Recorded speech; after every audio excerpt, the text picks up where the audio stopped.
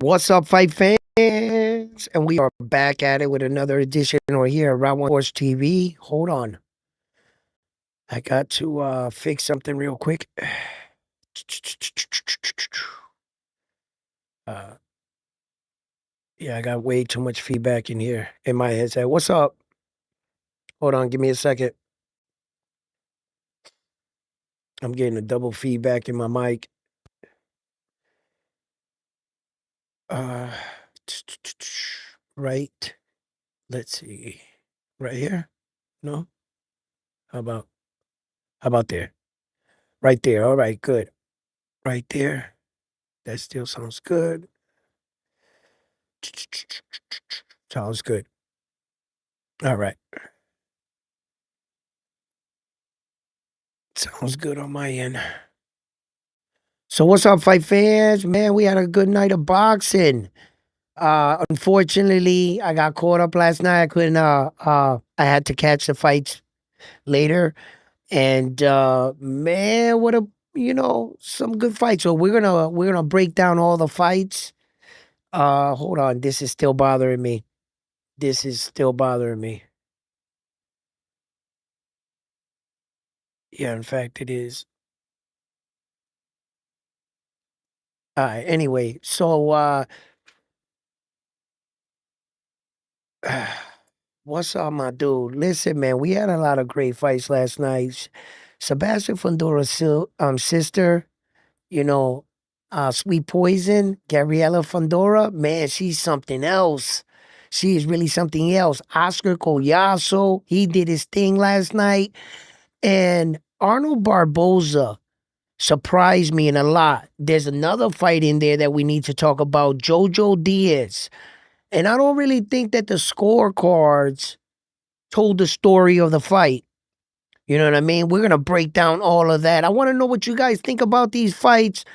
Um, who you think had the best fight last night, and where is the future of boxing with Oscar Collazo, Gabriela Fondora? What is she gonna do?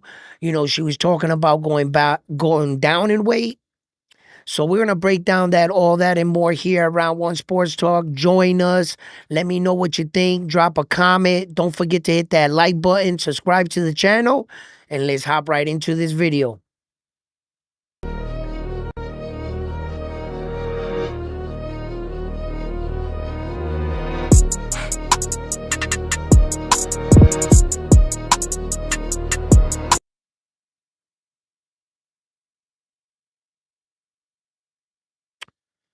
All right, hold on.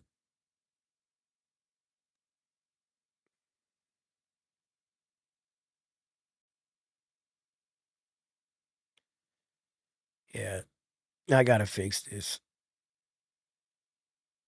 This is not working out for me.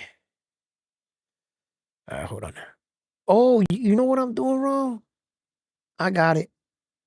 Got it. Bam. Perfect. All right. That shit was driving me crazy. All right, so let's break down these fights. All right, first fight that I want to talk about is Jojo Diaz fight. The Jojo Diaz fight, I think that, when you look at Jojo Diaz's record, it's not at the tail end, it's not that great right now. Meaning, in his last 10 fights, he's 8-2. Well, he's 2-8. He won 2 fights, he lost 8 fights. That that right there, like, is could be real discouraging because you see, Jojo, um, he came on. He started off good in his career. Jojo Diaz, right? Joseph Diaz. Matter of fact, let's look him up here. Hold up,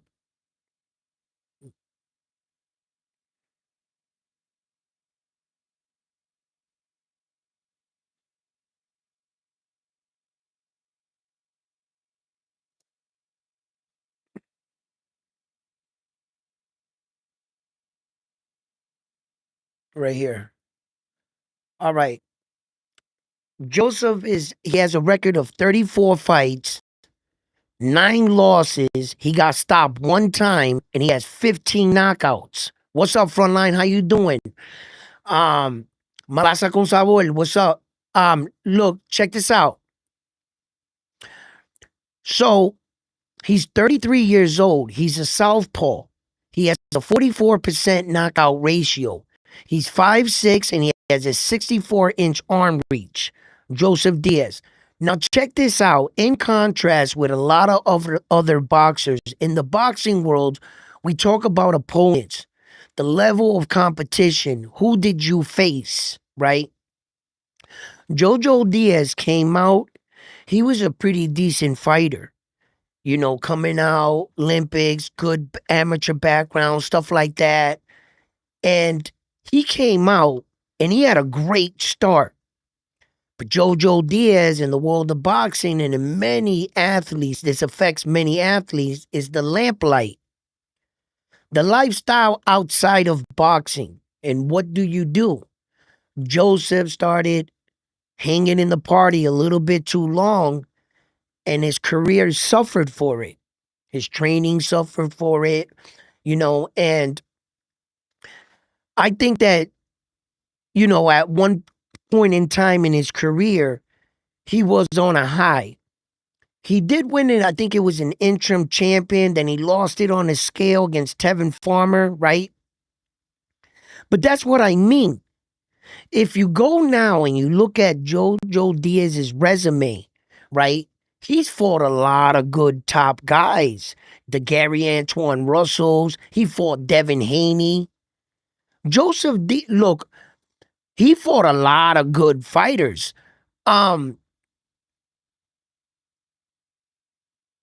He fought Dominican fighter too, Fortuna, Rafael Rivera. And then later he went and he lost to Gary Antoine Russell in a 12 round unanimous decision. Then he goes on a winning streak after that. Then a majority split decision he goes. Then he suffers his first loss, big loss to a big name, up-and-coming name at the time. See, Devin Haney wasn't Devin Haney at the time that he fought Jojo Diaz. He wasn't the WBC world champion, yes. But remember, the way everything came out with Devin Haney, Tank Davis saying that one-liner, he's an email champion. So when Jojo Diaz fought him, right, they went 12 rounds in a unanimous decision. But then Jojo Diaz goes on to fight William Cepeda right after Devin Haney. You know that William Cepeda, he's the guy, in the Guinness Book of World Record for throwing the most punches in a pro fight. So you guys got to admit the talent that Devin Haney is. So he fights Campos, Oscar Duarte. He fights Regis Progress, and then he just lost to Alex Rocha. So on his resume, Jojo Diaz, he's a warrior. He's got a better resume than a lot of these other champions. His resume is probably better than Devin Haney's. Devin got Loma because he got him as a win. And JoJo's got these guys, but he got him as a lost. So as it goes for names for trying to fight, JoJo's resume is better. But for the winning side, Devin's resume is better. Way better. Devin is way better, more accomplished. Devin is he's just better than Jojo Diaz in all around. The only thing that Jojo Diaz got is he took risk. And he got the names, but he got them on the losing side. So although it's honorable, yeah, you got good guys, good names, but you didn't win none of them fights. And that can be discouraging, especially for a fighter like Jojo Diaz coming back. Did you guys see him at the end of the fight? He raised his own hands. Did he think he was from Southern California? I don't know. Like, Joe, you really thought you won that fight? I think that the fight was a lot closer than what the announcers were saying. Yeah, the dude, Alex Rocha punch was, but Joe was out. He was working, working. In fact, I said it coming into this fight that I don't know what the people were seeing, but when I saw him fight Regis Progress, I saw a great version of him, a better. I saw a man trying to put it all back together at the, you know, hard times. You know what I mean? So that's what I felt. That's what I felt. And he looked good last night. Now, this can be discouraging to a fighter because you look at his record, right? And you're saying to yourself, the only win you got is over Diaz, right? He's got Diaz as a win in his last 10 fights and Perez, Jerry Perez. So in his last 10 fights, he lost to Devin Haney, William Cepeda. He loses to Machino. He loses to the other Perez, Campos, otherwise known as Campos, Oscar Duarte, and he just went on a losing streak, and then now losing to Alex Rocha, and then Regis Progress, and then he won the fight against Diaz. Montora, he lost that one. So that can be discouraging. You know what I mean? You just lost your last two fights on a comeback. You're 33 years old, but the skills are there. And this could break some fighters. It can make you feel like you're old. It can make you feel like you're done. Jojo Diaz has to be like recognize that the road back sometimes for some is not an easy one. But he still has it in him.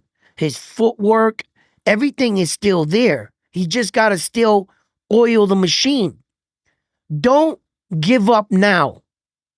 You come this far, don't get discouraged. I don't care even if you went out last night and got drunk and fucked up, still wake up and recognize you're still going forward. Just put more days in front of you doing good than days doing bad. That's it. And JoJo he's gotta do some soul searching. And I wanna see him again. I wanna see him again. You know, sometimes some fighters a career you could seem like you're done, you're finished, you're not gonna, you know, then all of a sudden you're Nonito Donaire. You're winning world titles.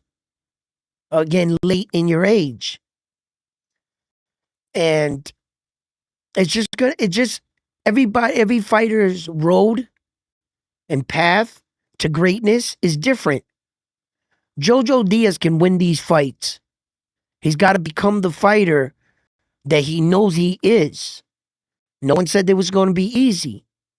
And I think that he still has enough in the tank to compete with the top guys. A little bit more fine tuning, a little bit more work in the gym, and he might just get there. He might just get there. He's not old. He's not old. He doesn't even have a lot of boxing miles, like in the sense of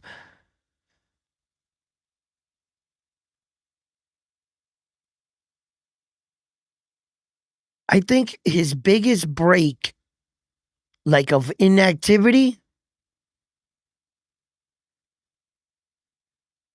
he fought 1, 2, 3 times in 24, 1, 2, 3, 1, 2 times in 25 early.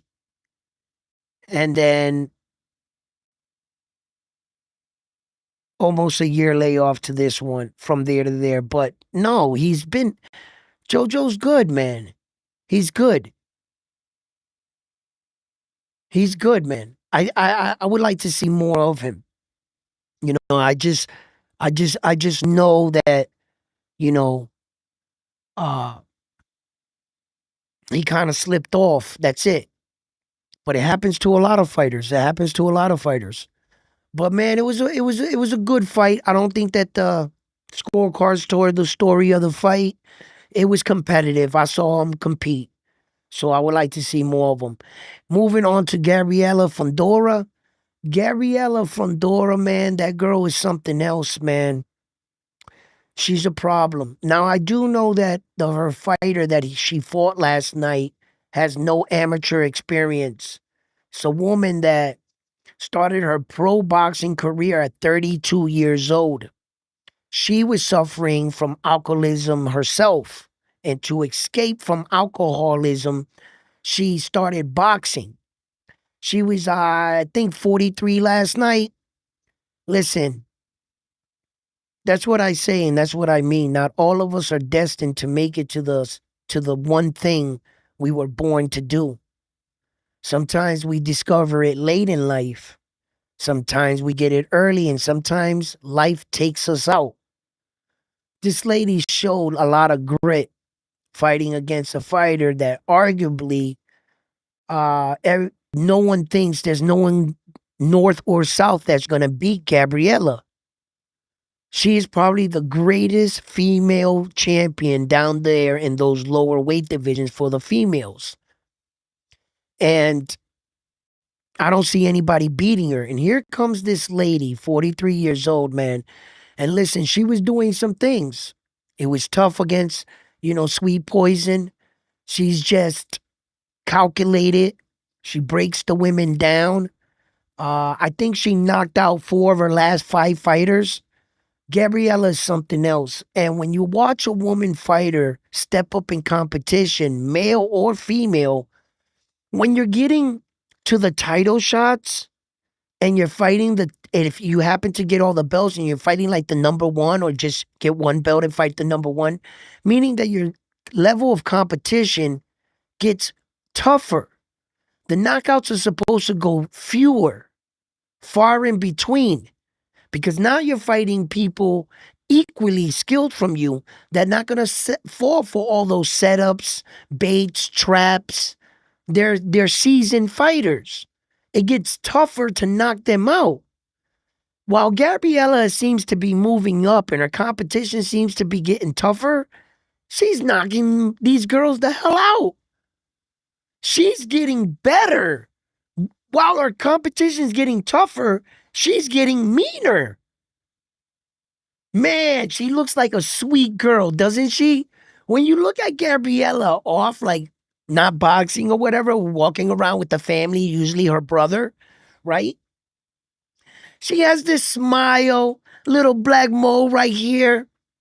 Yo, if you saw Gabriella, right, in a street alley and her Louis Vuitton purse was dangling and you was a girl and you thought you were gonna walk by and snatch her purse, run that, right?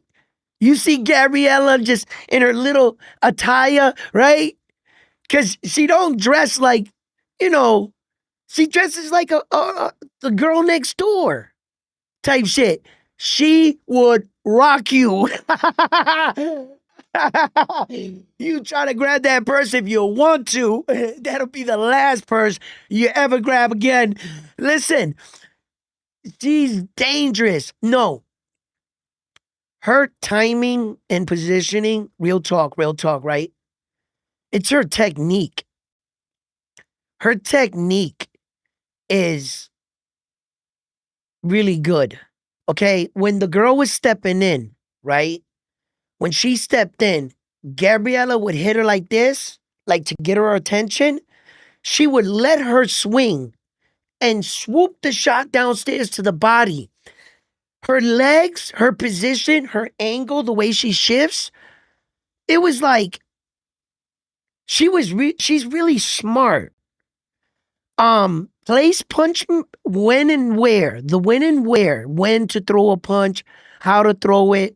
Notice that your punch is getting muffled, that you might need a little bit more distance. Her technique is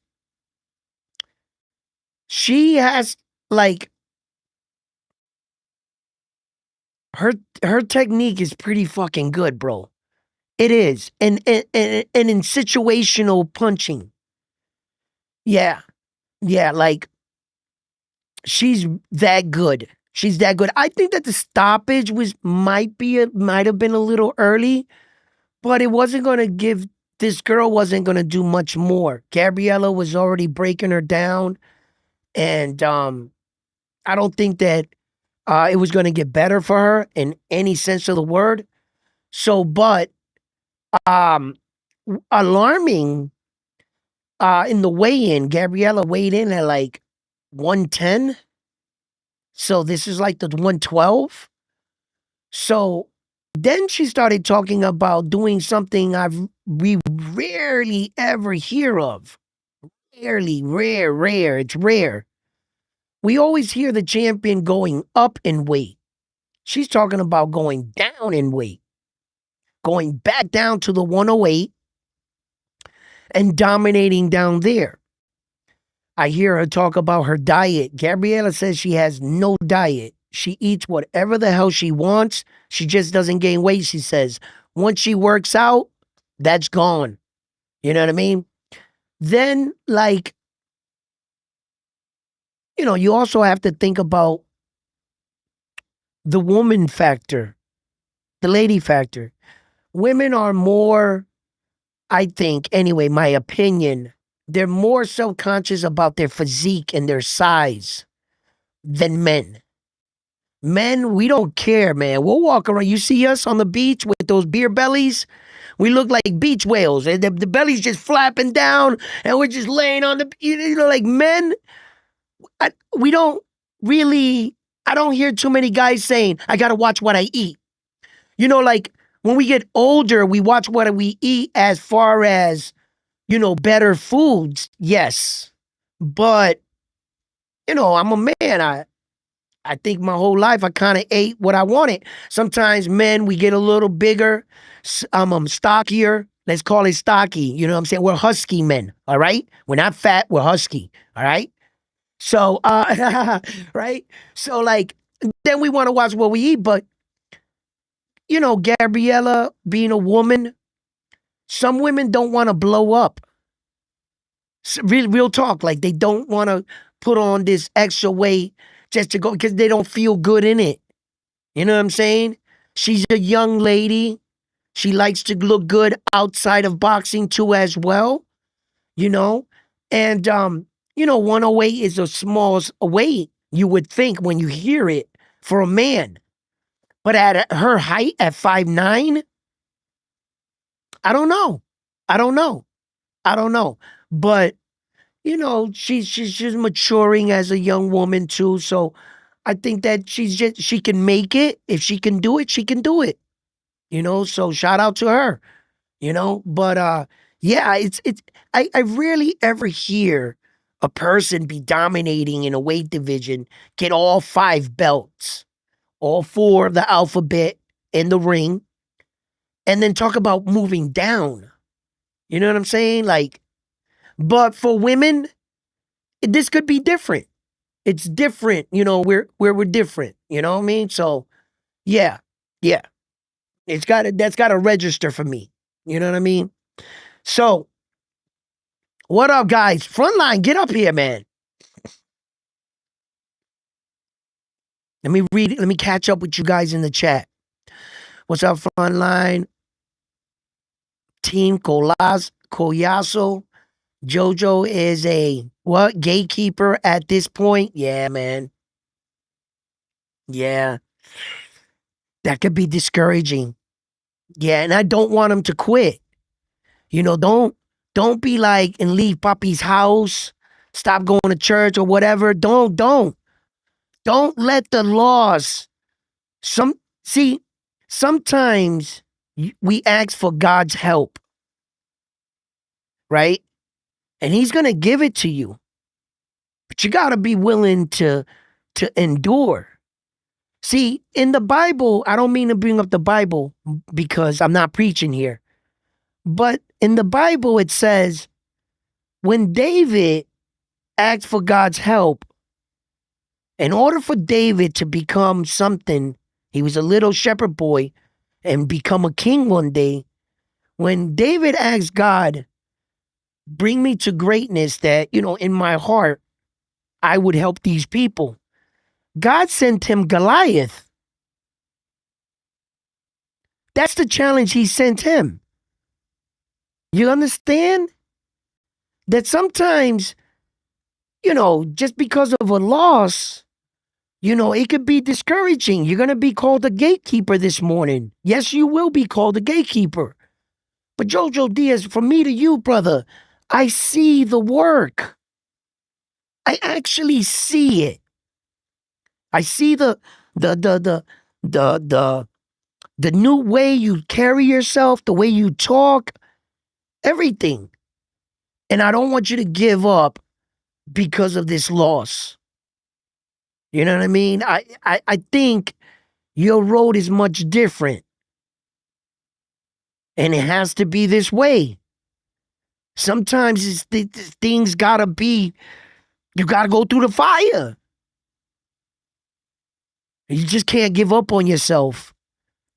That's what life has taught me. Sometimes we pray, we ask for things, but it's not always gonna come in the form you think. You're gonna have to go through some shit. And it's gonna look tough sometimes. But when you get through it and you look back, you're gonna know that it was all worth it. So, yeah, they're gonna call you a gatekeeper right now.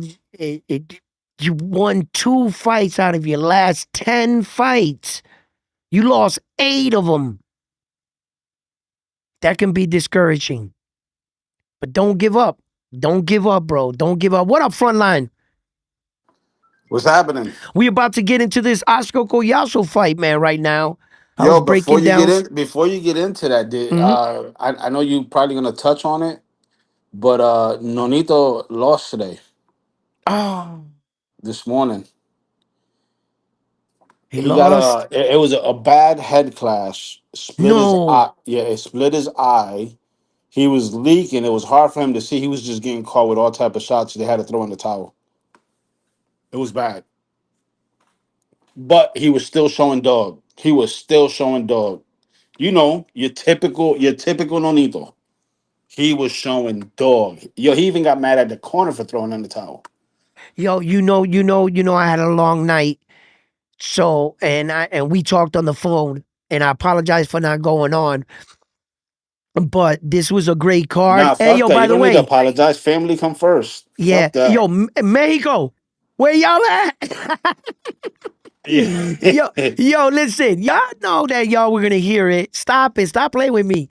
Low key says Collazo saved Saturday night for the boys. You guys were down bad after Italy 8-6 in Uh, the eh, eh, WBC. But look, listen, look, look, look, look. eight If to you want to six. talk That's a about baseball, go to a baseball channel. no, no, Right no, now no, we're no, no, talking no, no, about no, no. boxing. I gotta We're address it. Italy beat Mexico 9-1. 9-1. So hey, And they hey, have the hey, hey, nerve to talk.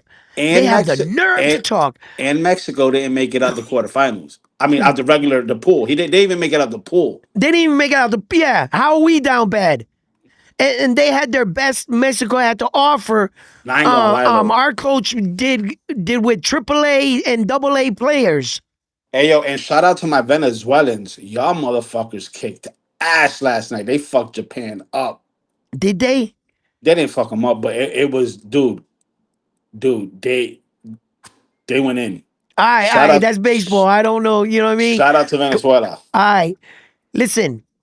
Check this out. I want to get into this Oscar Collazo fight, but I want you to catch up with the chats Let me real catch quick. up with the chat real quick. Right. What we got here? You read all the way up to. I said, shout out to Nonito for still getting in the ring, although he lost. Melasa said, Damn. Jojo Diaz and Pitufo Diaz are two of the best gatekeepers in the game. I'm just someone said he hit Rocha pretty good, just not strong enough for 47. The Yeah. competition in the female division is none, says Melasa. Hector Rivera says she's scared to go up. She said it yesterday talking about Gabriella. She's afraid of bigger people. Melassa says the competition for Fundura is easier. This time they gave her recovering alcoholic. Wow. She's scared, says Hector. I'm just someone says she spars Sebastian. She's not afraid. Just can't bully people in a heavier classes. Fundura fashion is so ugly, says Melassa. Bobby said women's boxing is against my religion. Hector says she's scared. Melassa said the Funduras always eat those overhead rights like fat kids eat cakes. Crazy that Rocha and JoJo got paid about 50K each, according to Dan Raphael. Says I'm just someone. Wow. Hot take: Gabby is more technical and skillful than Clarissa. Says it's me, Rock Lee. Bobby says Gabriella looks more like Sebastian than he does. I'm just someone. Laughing emoji at Bobby. Sebastian is the one with the mustache. Wow. Um, Gatekeeper make good money too, says Melassa. Low key said Collazo, I already read that. Round one in frontline, top of the AM, fellas. Nonito got stopped, says work hard, chill. Yeah. Mexico got squashed by Italy 9-1. Mexico has some of the best major league players and pitchers, says Melassa. Mexico had a better baseball team in the classics and got squashed. It happens at Melassa. Italy is a hot team, says low key. Lance is in the building. Edwin Brown one Sports Talk Frontline. What's Salute. happening? Barboza brought us back up, says low key. Yo, that was a hell of a. We're gonna get there though, but that was a hell We'll of a get there. performance by Barboza. Yep, good game, says For, oh, go ahead. Mexico baseball team was packed with major league superstars and didn't even get out the pool. Laughing emoji says Manasa, Italy is packed with American major league baseball players and some of the best pitchers in major league baseball. All right, caught up with the chat. All right. So, Shout first out of to all, Jesus Haro for a last minute replacement, mm, getting in the ring with Collazo and giving his best until his it was for, done first for as of long all, as it check this lasted. out. I'm glad you said that. Shout out to Jesus Haro. Yo, what's his name? Front truck? Yeah, The fun guy that truck. comes up here? Yeah, yeah, fun truck. Okay, front truck, right? If you hear this, your boy gave a great account of himself. That kid can fight. That's a world champion right there, a unified world champion, but it goes to show you they have the same amount of fights. They came into the fight, 13 fights, 13 fights. And it shows the level that Oscar's on. When you speak about guys doing special shit, remember Oscar Collazo is in that category of men that became world champions under 10 fights. Vasily Lomachenko, Naoya Inoue, guys like that. Under 10 fights, he became a world champion. Now, true indeed that in these lower weight division, there's fewer amount of guys. But what does that tell you? That tells you that your opportunities can come fast and you better be ready. At this level in the game, I was, you know, respectful to Fun Truck about his fighter, but I knew very little of him.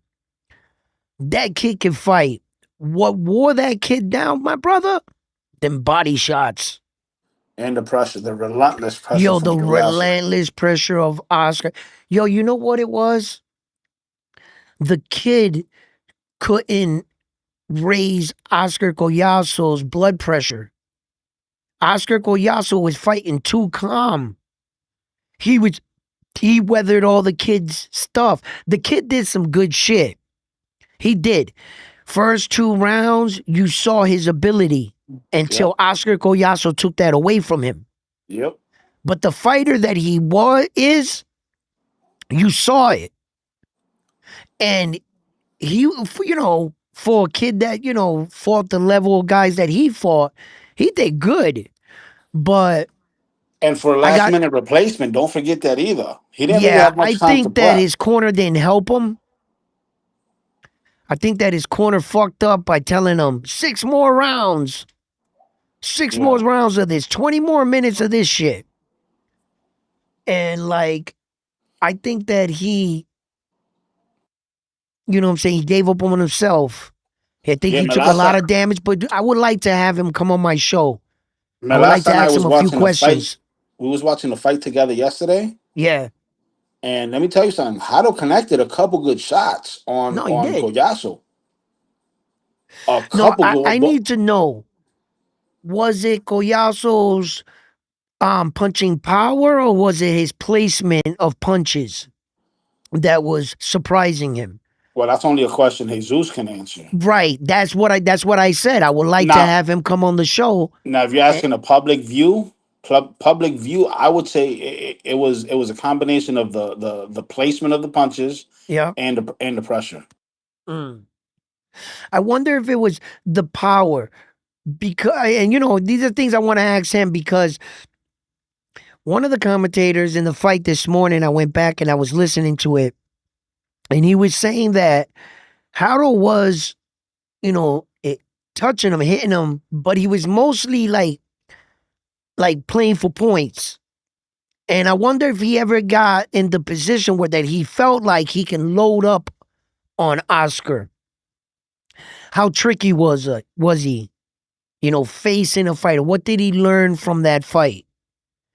At fighting and now going back when he goes back to the drawing board, he knows he's been in the ring with that level. He knows if he's going to be successful here, he's going to have to take it to that. You know what I mean? So yeah, there's a lot of questions I would like to ask the kid. I was a little surprised when he didn't come out. Um, I Yeah, I thought thought I that thought he was doing good. yeah, I thought that everything was fine. It kind of shocked me when they said, hey, I saw because I was watching it at first with no volume, and all I saw was Oscar stand up and go like this, and I knew then I was like, yo, what happened? And he just the damage was accumulating. It must have been.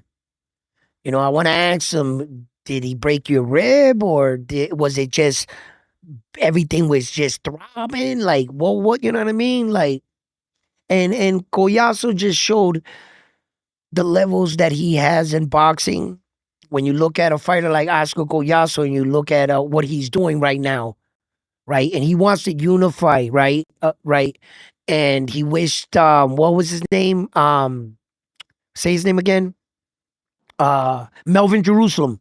Jerusalem, He, or you he got you got Pedro Taduran también. yeah, but he wished Melvin Jerusalem luck in May because I guess he got a fight scheduled in May. Yeah, yeah.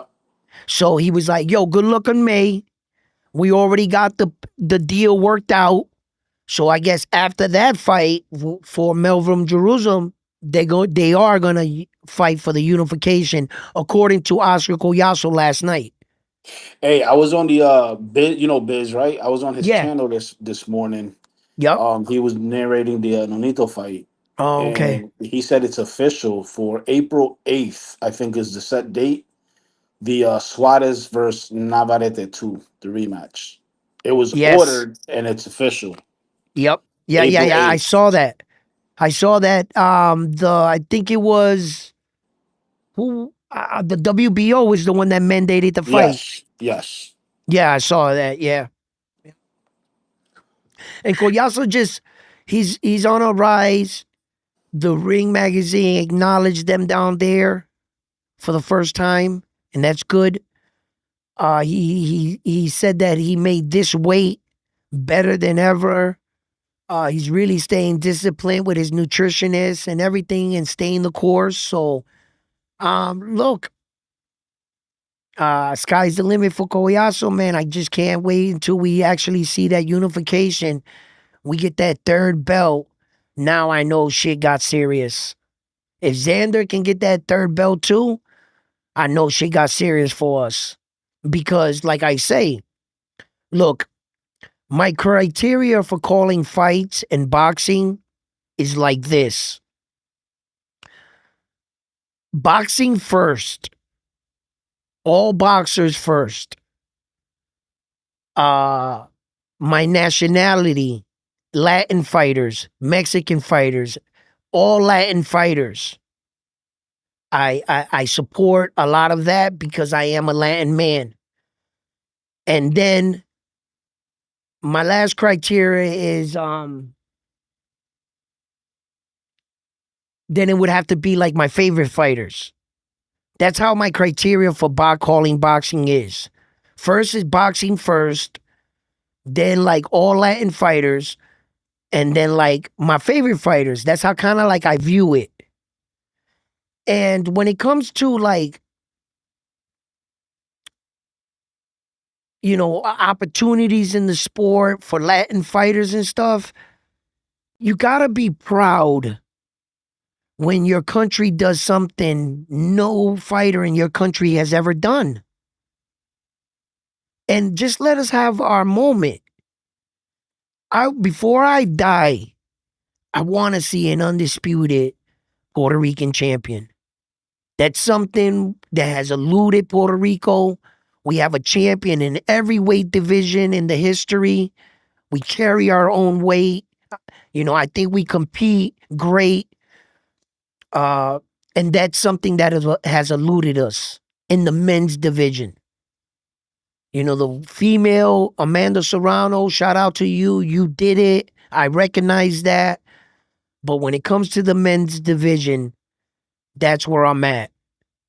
And I don't want you to get like, oh, this guy is biased. He wants to like, no, my criteria for boxing is boxing first. Doesn't matter where you come from, doesn't matter what nationality you are, what color, creed. It doesn't matter. If you can kick ass, you can kick ass. That's it. But that is something that I really want. And if Oscar Collazo can grab a third belt or Xander grab a third belt, shit just got serious. And I know I'm that much closer, and Puerto Rico as a country, we're that much closer from achieving that in the sport. So, I just am saying like wherever you come from in the world, this is not embarrassing to support your country. You should never feel like, nah, so that's something special for us. And if you're Puerto Rican, you would understand. Mexico, y'all got that. You know what I'm saying? Uh, uh, uh did Manny Pacquiao ever be undisputed? No, right? Nah, he was never undisputed. Manny Pacquiao? Yeah, No. no. So for the guys that have done it, you know what I mean? Like Ukraine, Usyk did it. America's done it. You know what I mean? Undisputed. So Let me catch up. Japan's done it. I'm Fucking, gonna catch there's a up with the lot chat. of, yeah, huh? Melassa says Collazo with his in and out and cutting the ring dismantled Haro. Collazo's a very skill is was very skilled compared to Haro. Superior footwork says I'm just someone in conditioning. Melassa Yeah, says I think Collazo felt the hands of Haro and was like, I'm good. He got nothing. That could be it too. yeah. Loki says Collazo showed why he's pound for pound. Great body work. Yeah, but it also showed, right, Malasa, Yeah, that was when low key. when he was fighting with Haro, he must have felt like, I gotta take this kid's upper game away. I gotta go downstairs to the body. This kid's a little bit more slippery and he can hang with me if I stay here all night and just box with him. It was evident that Collazo had chose to sap his energy and break him down body wise. That he didn't no longer try to play the upstairs game with him. He would exchange with him, yeah, give him something, stay still, and then go back downstairs to the body. So he had to take away the kid's body. Yes, I recognize that. That even, that speaks to Collazo's intelligence as a world champion. How much levels in certain areas he was over Haro. And this ain't no like fucking Devin Haney shit What Devin Haney was saying, I'm an A+ fighter, you're a C+ fighter, and the C+ fighter outfought you. He's proving that I'm this good for a reason, and I know what I'm doing. And for him to have an answer for everything that Haro, Collazo's smart. He's Yeah. very smart. And I was trying, remember this, here at Round One Sports Talk, right? No one really gave me any shit about it, but I didn't really get any feedback neither. When I said a few months ago, Oscar Collazo was on my pound for pound list. And who was it that was telling me to take Oscar Collazo off the list? Hugo? Some Mexican. Remember? They were saying, take him off the list. He doesn't You don't belong belong there. there. Yep. And I said, and I was saying, I don't think you understand his IQ. The when and the where. That goes with pound for pound. You as a whole. Footwork, speed, twitch-like muscle movements, everything. Where are you on different levels of everything? And he was like, take him off. And I was like, I don't think you see how good he is. I think you're just seeing him at 105 and you're discrediting them because they're little dudes. But actually, the way he fights, he belongs on that list. Yeah, He he does. belongs on a pound for pound Hey, list, definitely. real deal says that guy Haro looks like some Asian dude. Doesn't look nothing like Mexican at all. What's your take, round one? The thing is that Julio Cesar Chavez went on an interview and he started expressing that the Mexican boxing of today is not like Mexican boxing in the old, where they were more rock'em sock'em robots and they were kind of like durable, but they took a lot of damage. It became the Mexican MO. But today's Mexican fighters look like Bam Bam Rodriguez, look Well, like Virgil Ortiz. if history corrects me, or if I can, if Mexicans in the chat correct me if I'm wrong. Isn't there like a big ass city or a state in Mexico that's full of Japan from when that era they stayed there and they mingled with the Mexicans, and that's why the Mexicans have like slanted eyes and the chinky eyes and shit like that. There's actual city, if I'm not mistaken, in Well, Mexico. Mexicans come from the Aztec anyway. Right. They come from those they're kind of like Asian, yeah. Yeah. That but So it's a they will deep always root. look like that. Yeah, they have Yeah. always, yeah. There's different parts of Mexico, and then there's like the cowboy Mexican. You know what I Right. mean? There's the Indian Mexican, and then there's the American Mexican. You know what I mean? Yeah. It's like us, same shit. We Yeah. got the Same shit.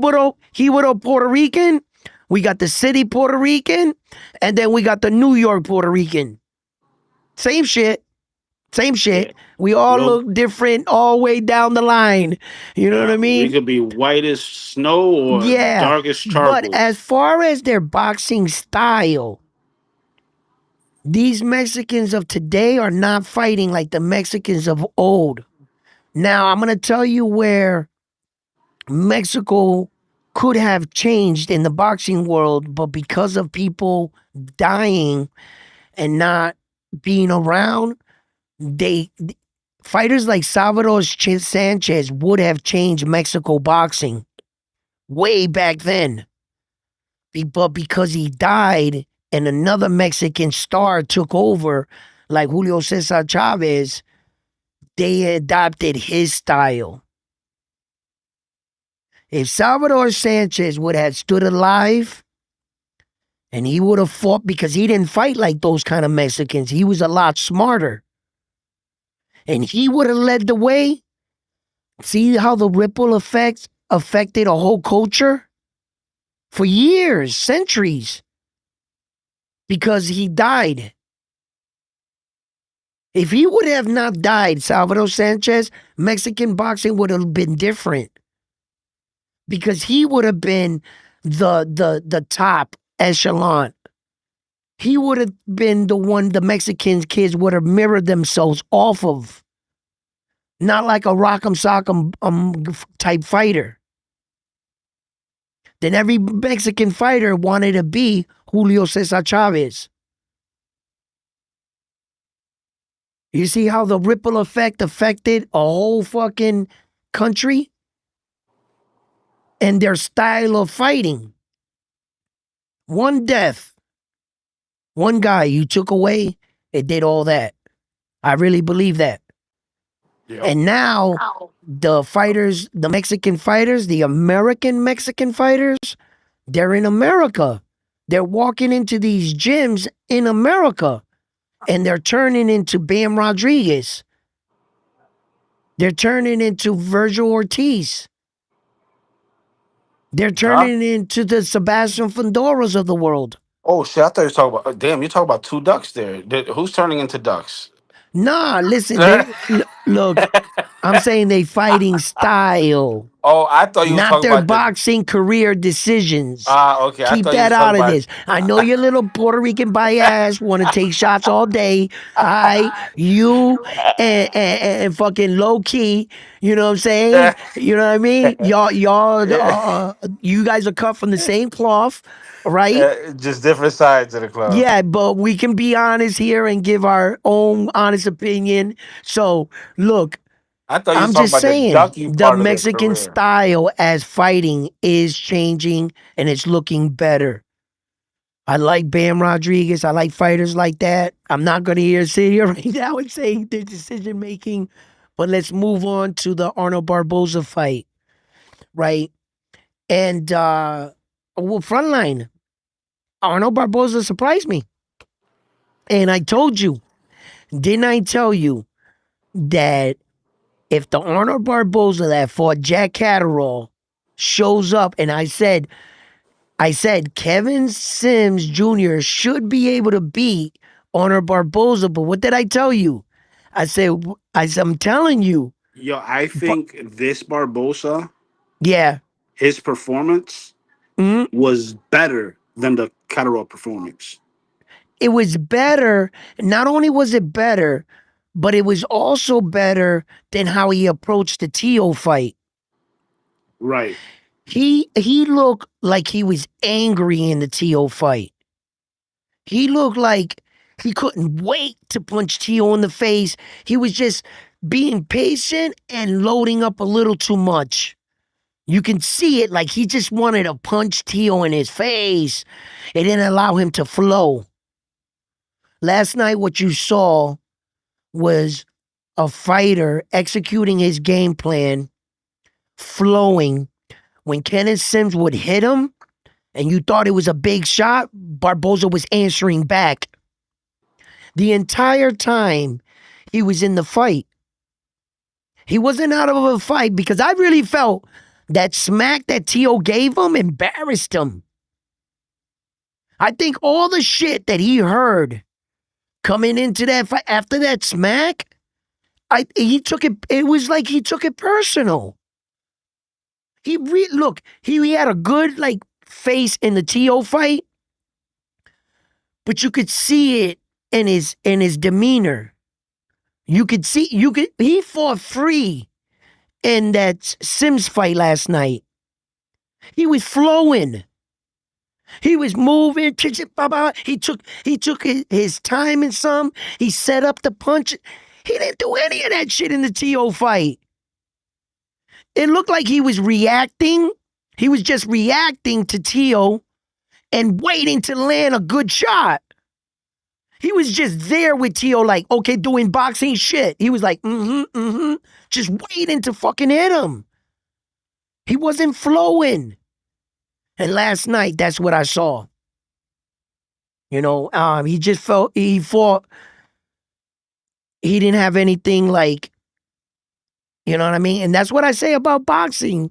There's a lot of things that go into boxing and that mental warfare, like the fighters like Mayweather would do to you, and you know, the talkers in boxing, you see them like, what was his name? I fucking hate his name he fought Felix Trinidad Mayoga. Yo, Ricardo Mayorga was Mallorca, one. Nicaragua. Yo, he would get in your head. Yeah, That he dude would. would say some shit. Didn't he say something about Oscar's wife? Yo, He was like, he smacked Sugar Shane Mosley's girl's butt. oh my God, man. Like, yo, Mayorga was crazy. Yo, you smack my wife's ass. And you know your wife is telling her, you better get him. So you're going to be in there like, oh, I'm going to get it. Yo, he's fucking with your head. You fucking thinking I about forgot getting who it it was back for your for. wife, thinking about the ass smack. And meanwhile, but Sugar whoop that ass. Yeah, I forgot who it was for, but he was smoking a cigarette on after the weigh-in or some shit like that, yeah. and With blowing the Don smoke King in on the their face. stage, he had Yeah, the white cigarette. He was like, yeah. Nah, listen, he was like the Ryan Garcia back then on steroids. Like Ryan Garcia was smoking weed, acting like he was drinking a beer that could have been apple juice. We don't know, right? But all the antics made Devin not take him serious. Mental warfare. Dogman says he called out Keyshawn. Easy work for Keyshawn.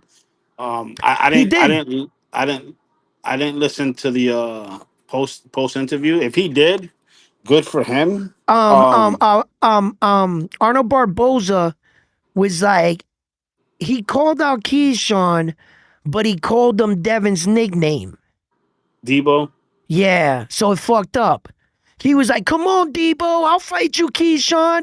You said you, because Keyshawn did the clip where he went looking for Debo. Debo, where you at? And I think, Well, Barboza fucked it up. he could have said it double meaning though. He could have said, "Come on, Debo," talking to Haney, and then he's like, "I'll fight you, Keyshawn," like basically saying, "I'll fight you too." I guess, I mean, we after a could fight, try to wrap it up like that. But he was calling out Keyshawn Davis. He also But wait, called out everybody. wasn't this fight at 47? Yeah, it was for like the WBO World Interim, title. interim. No, it wasn't an interim. Oh, so it's even a lower belt. Yeah, But it was at 47 though, right? yeah, right. So he moved up from 40 to 40. That's he. I was gonna say because he looked stronger last night. He looked more comfortable in the ring. Let me get that for you. Let me see what. Um, Because if it was at 47, Keyshawn's at 40. The only ones at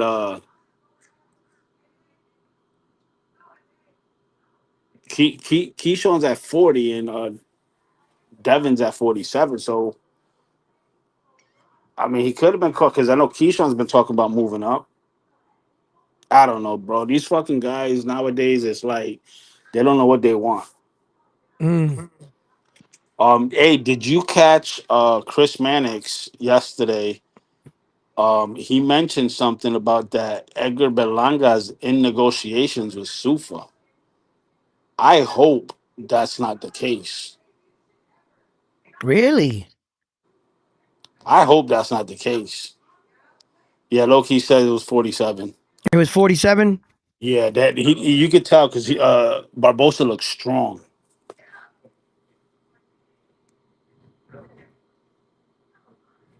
Hmm. Who would we like to see him fight at 47? I mean, not for a championship right away. Connor Ben is still listed at 47, but he's fighting for Sufa, and I'm not like, nah. He already fought Jack Catterall, Brian Norman Jr.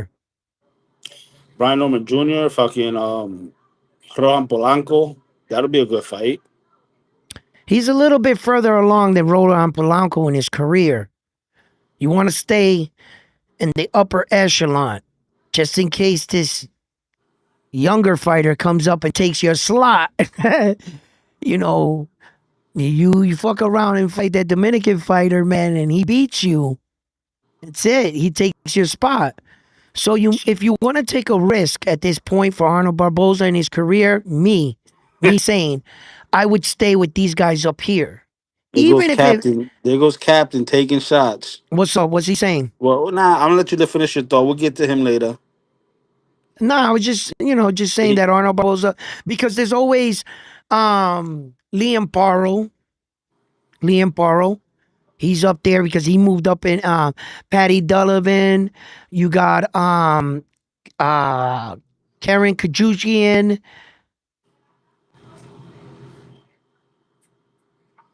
Let me go to boxing and see. Uh,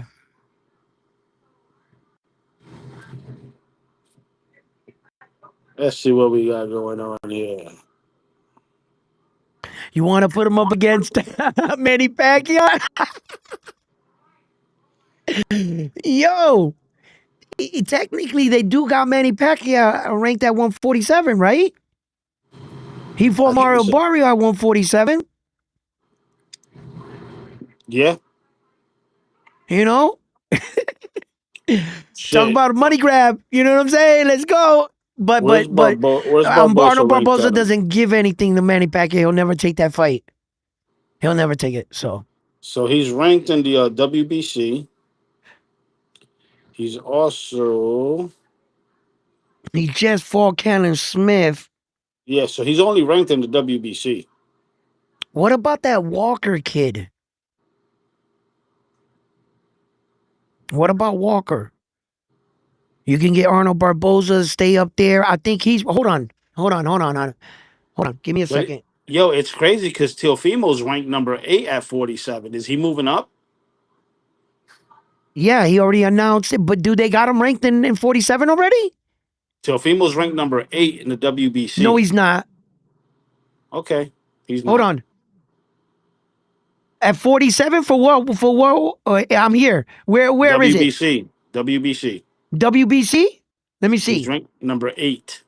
And he Teofimo Lopez and he is and he's ranked ranked number 8. and he's ranked number 3 in the WBO. Sure is. Oh shit. He coming for Devin Haney. He coming for Devin He's coming for Haney. Devin and Ryan. Yeah. Yeah. Let's see if Devin Haney and Rolly fight can kick off. Maybe he can fight Lewis Crocker and get a belt. If Lewis Crocker survives his next fight, right? In a good world, Lewis Crocker makes the title defense. Tio moves up, fights Lewis Crocker. The winner out of Devin Rowley can fight Tio for unification. Those two big names with belts, mega fight. In a good world. How would you guys like to see that play out? Now, either way, I'm not going to disclude Rowley. My bag for Rowley for thinking like it made him mad. It sound like Rowley's just going to lose to Devin. No, Rowley's in that fight. In boxing, I've seen it. Anything can happen. So whoever wins from Rowley and Devin would, then fight the made up fight with Lewis Crocker. Yo, shout out to Mr. Miyagi with a $2 super chat. He says, "Salute, have no fear. Miyagi is here." Yeah, Mr. Miyagi, what's up, brother? How you doing, Mr. Miyagi? Hey, and Loki mentioned it earlier, but shout out What? to Anthony La Princesa, and I don't want to butcher his name, Olachuan or some shit like that, Mm-hmm. Olasquaga, some shit like that. He got a, I want to say it was a 7th round stop, bro. He lumped that Japanese dude up, lumped him up. It was a good scrap for as long as it lasted. Mm-hmm. Yeah, well, that's something we want to see, my man. What's the homeboy's name here? He got a whole bunch of letters mixed up. My eyes. Which one? What does it His say? right here. Haney would punish Teal. That's preciseconstructs.com.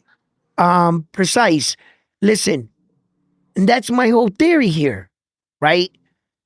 What are some of the biggest fights we wanted to see in boxing? We wanted to Isn't see Crocker the IBF though? this era's four horsemen fight each other. Out of the four horsemen of this era, Tank Davis, Devin Haney, Ryan Garcia, Teofimo Lopez. Out of those guys, Shakur was the fifth wheel. and Shakur's taking over. Shakur done took over Teofimo Lopez's spot for the Four Horsemen.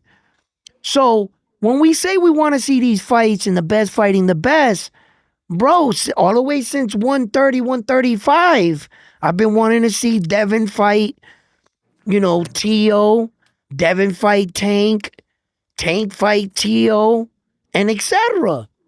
So if Teofimo Lopez can get the Crocker fight the way I set it up and get a belt, and then finally two of the horsemen fight each other, I'm for that. I'm definitely for that. Now, whether or not Devin whoops Tio's ass, shit, I gotta see that shit. You're gonna have to show me that. I can't just sit here and go, you know what? You're right. Devin would just fuck Tio up. Well, have you ever seen that firsthand? I would like to see it. Because Shakur outclassed Tio. If you can't do what Shakur Stevenson did to Tio, well, in that moment, it would tell us Shakur's better than you. So all this shit about Devin being butthurt where Shakur Stevenson is at right now on that pound for pound list and how the world is viewing Shakur over him. Devin's down there saying, yo, look at me. Look at me. I was the youngest undisputed champion America's ever had. Look at my accomplishment. And Shakur Stevenson saying, and 4 divisions, buddy. 4. Count them. 1, 2, 3, 4. I have 4. You have 3. I have more. I'm better. And Devin doesn't feel that way. Devin feels like, all right, you got 4. I don't care, but you've never been undisputed, so I don't give a fuck. So why are people viewing Shakur better than me and got him placed way higher than me on the pound for pound list? So Devin's mad. Devin wants to be the face of boxing. Devin wants to be Floyd. And in order to do that, you got to do Floyd Mayweather shit. You see? So, look, I want to see them fight. And for as much as Tio's down right now, he's still great for the sport. That's a big name.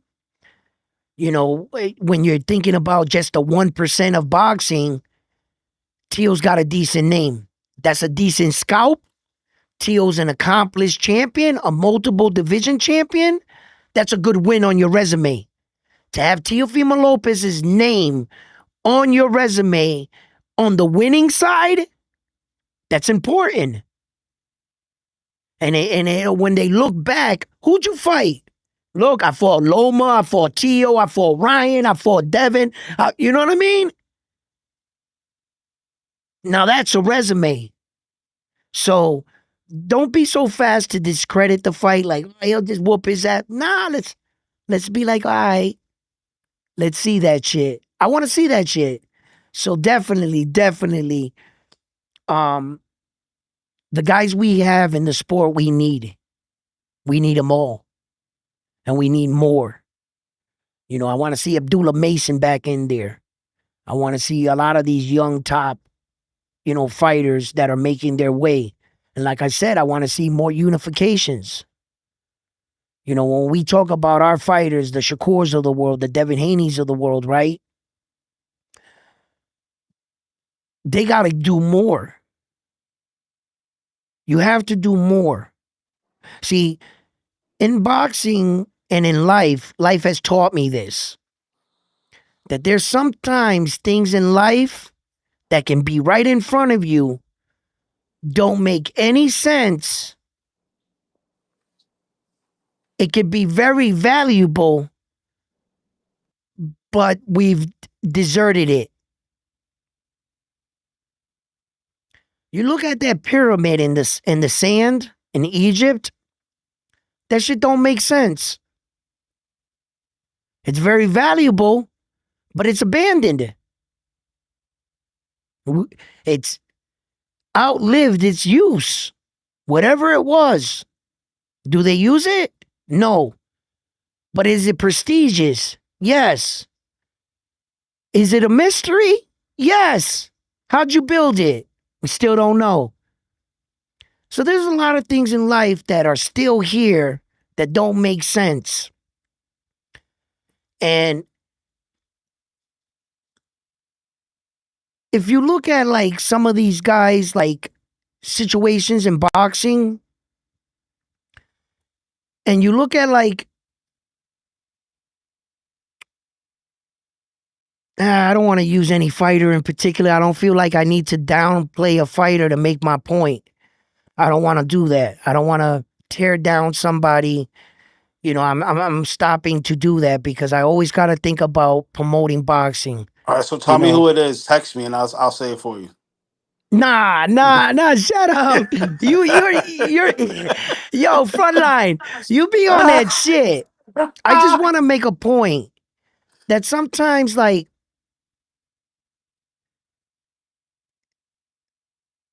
look, if I have more than you, right? You have to value that I have more than you. Sometimes you talk about things and shit don't make sense. Like when you talk about a fighter like Jerron Boots Ennis.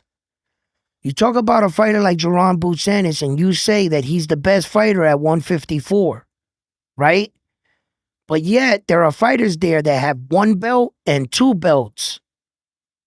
But yet he's viewed as the best 154 with Virgil.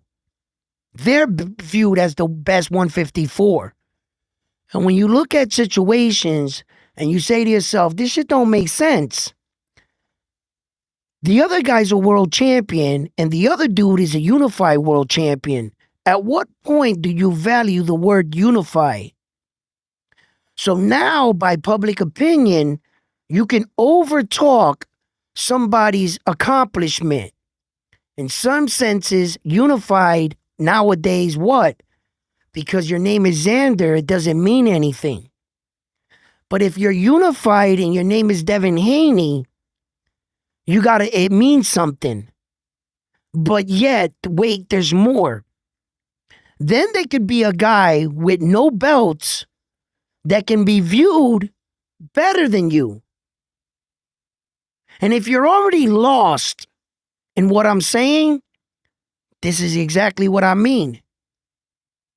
Sometimes you look at things and you're like, that don't make sense. That's weird. That doesn't belong there. Why are you viewing this like this? Right? You look at situations in boxing and you say to yourself, how the hell does Jerron Boots Ennis be awarded the best boxer at 154 and they got his picture on BoxRec? Because of an eye test? You no longer got to do, you don't even value the word undisputed. So getting two belts now in boxing don't mean shit. I thought in life, if I got an apple and you got two apples, you have more than me. That's what they taught me in school. It's called math. And if the math don't add up, that means something's wrong. But in today's world, I really think that a lot of things are broken. I went to a store to buy a boxing poster. I said, do you got a boxing poster here? He said, sure do. Come right this way. And he showed me a boxing poster of Creed. I looked at the guy and I said, you realize that's a movie. That guy has never actually fought or boxed. He's not a world champion. But according to this guy's a hero. And I'm looking at him and I'm saying, the world is broken. Sometimes you can have shit right in front of you. Right in front of you. And you're looking at it and you're saying, that don't make sense. How the hell is Jerron Boots Ennis better than Xander? How? Xander's unified, you have nothing. As a matter of fact, you do have something. You have the interim belt to Xander's belt. Now, had that been a regular belt, I want to ask a question. Could ever, in the history of boxing, could the Super WBA champion challenge the regular to take his regular belt so that there's no more regular in the division? I'm not sure in boxing history I've ever seen that. I've seen the regular champion challenge the real champion. Yes, but backwards. Do it backwards. What if Xander was to challenge Jaron Boots, and on that day, if Xander won, does he take that belt from him, or does the belt just become vacant? Or does he have the option to take it so that nobody else has it? Could you do that as a champion? Could you take all the interims, everything away from everybody? I've never seen a guy actually try to do that. Because why would a champion want to fight for a lower belt? Doesn't make sense, does it? Sometimes you see shit in life, and you're like, that don't make sense. Right?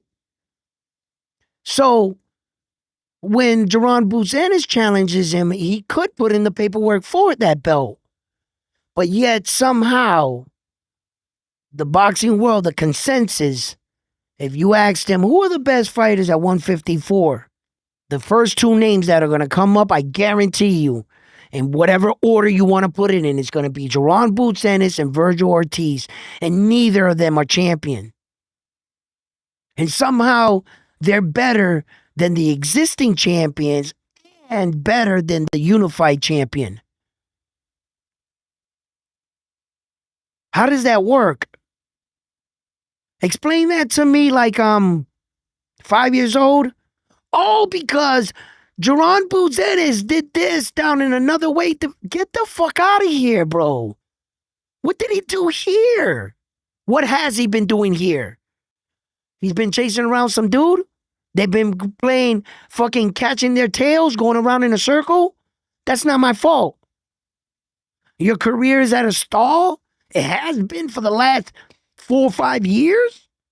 It's not my fault neither. An eye test or how flashy he looked in the ring should not award you better status than an undisputed a unified champion. Just because you're flashy, you do some good shit, you knock people out, that's all it takes to be talked up over a regular champion and a unified champion. Now, the possibility of him beating everybody up there is really high. Do I think he can do it? Yeah, he's got the skills. Has he done it? He hasn't done it yet, right? So what the fuck are we talking about? We're talking about talent that has potential. How many times have we seen that in boxing? AB. At least he accomplished some shit though, right? But and then you see talent go the other way. You understand? How do you know that Jaron Boots ain't gonna fall off?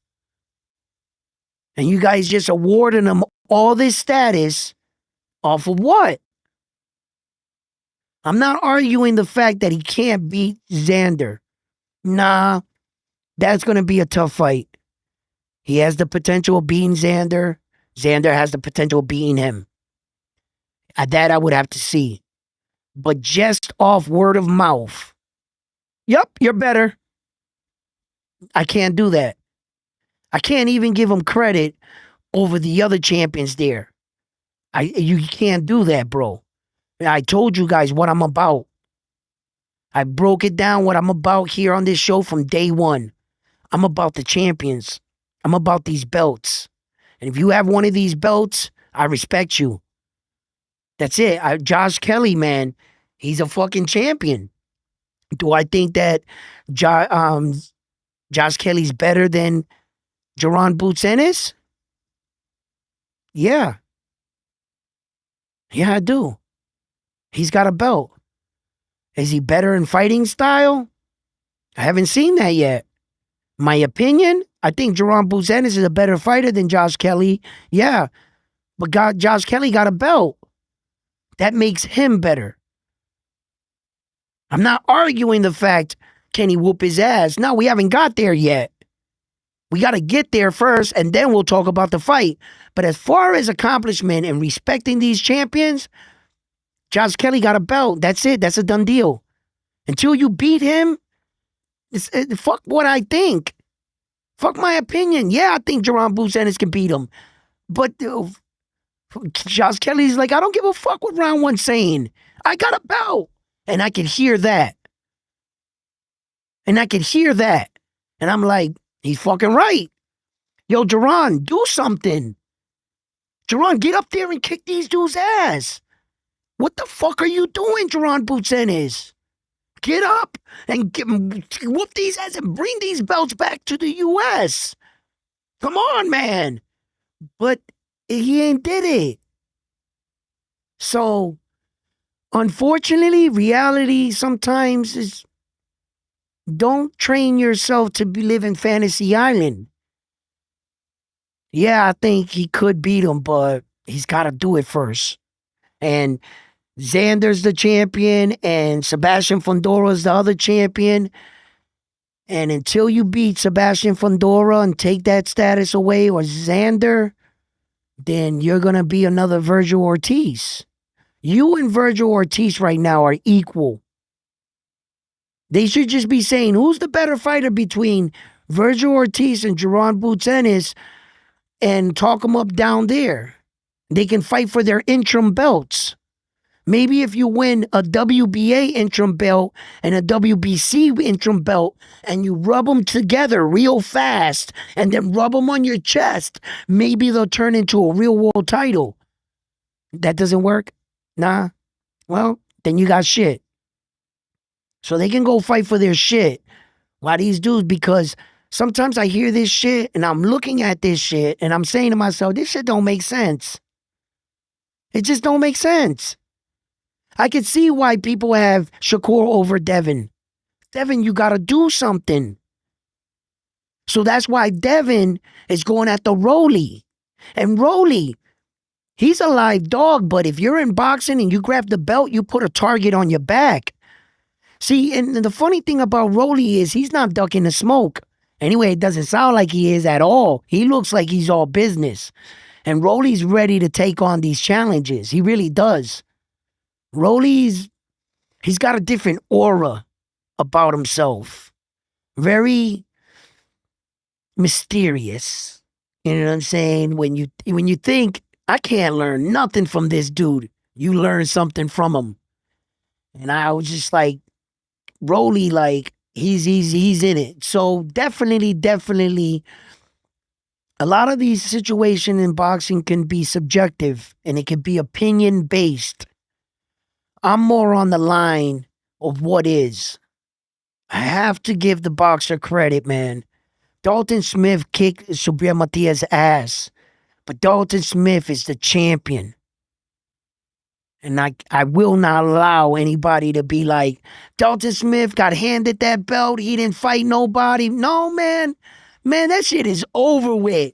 Ryan Garcia is the WBC world champion, and that is final. I'm sorry, man. I understand championships. Sometimes some, can be won under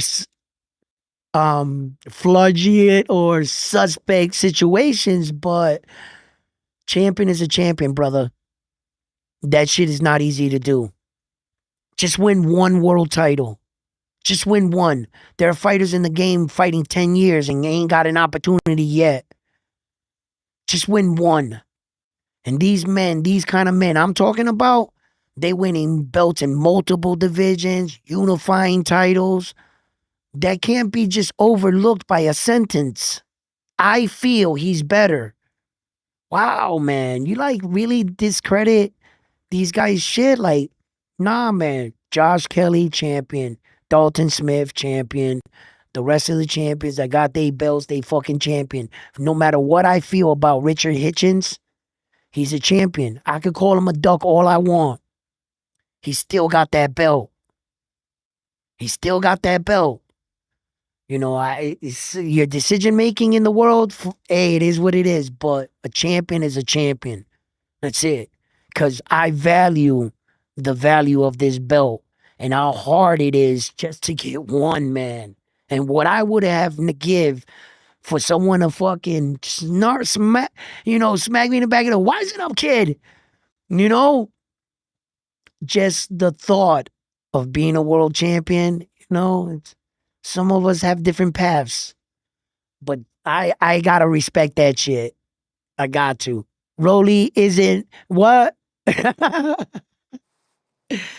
me back up though. Rolly isn't busy enough in the ring. Look, he's getting better. He's getting better. Go ahead, read the chats.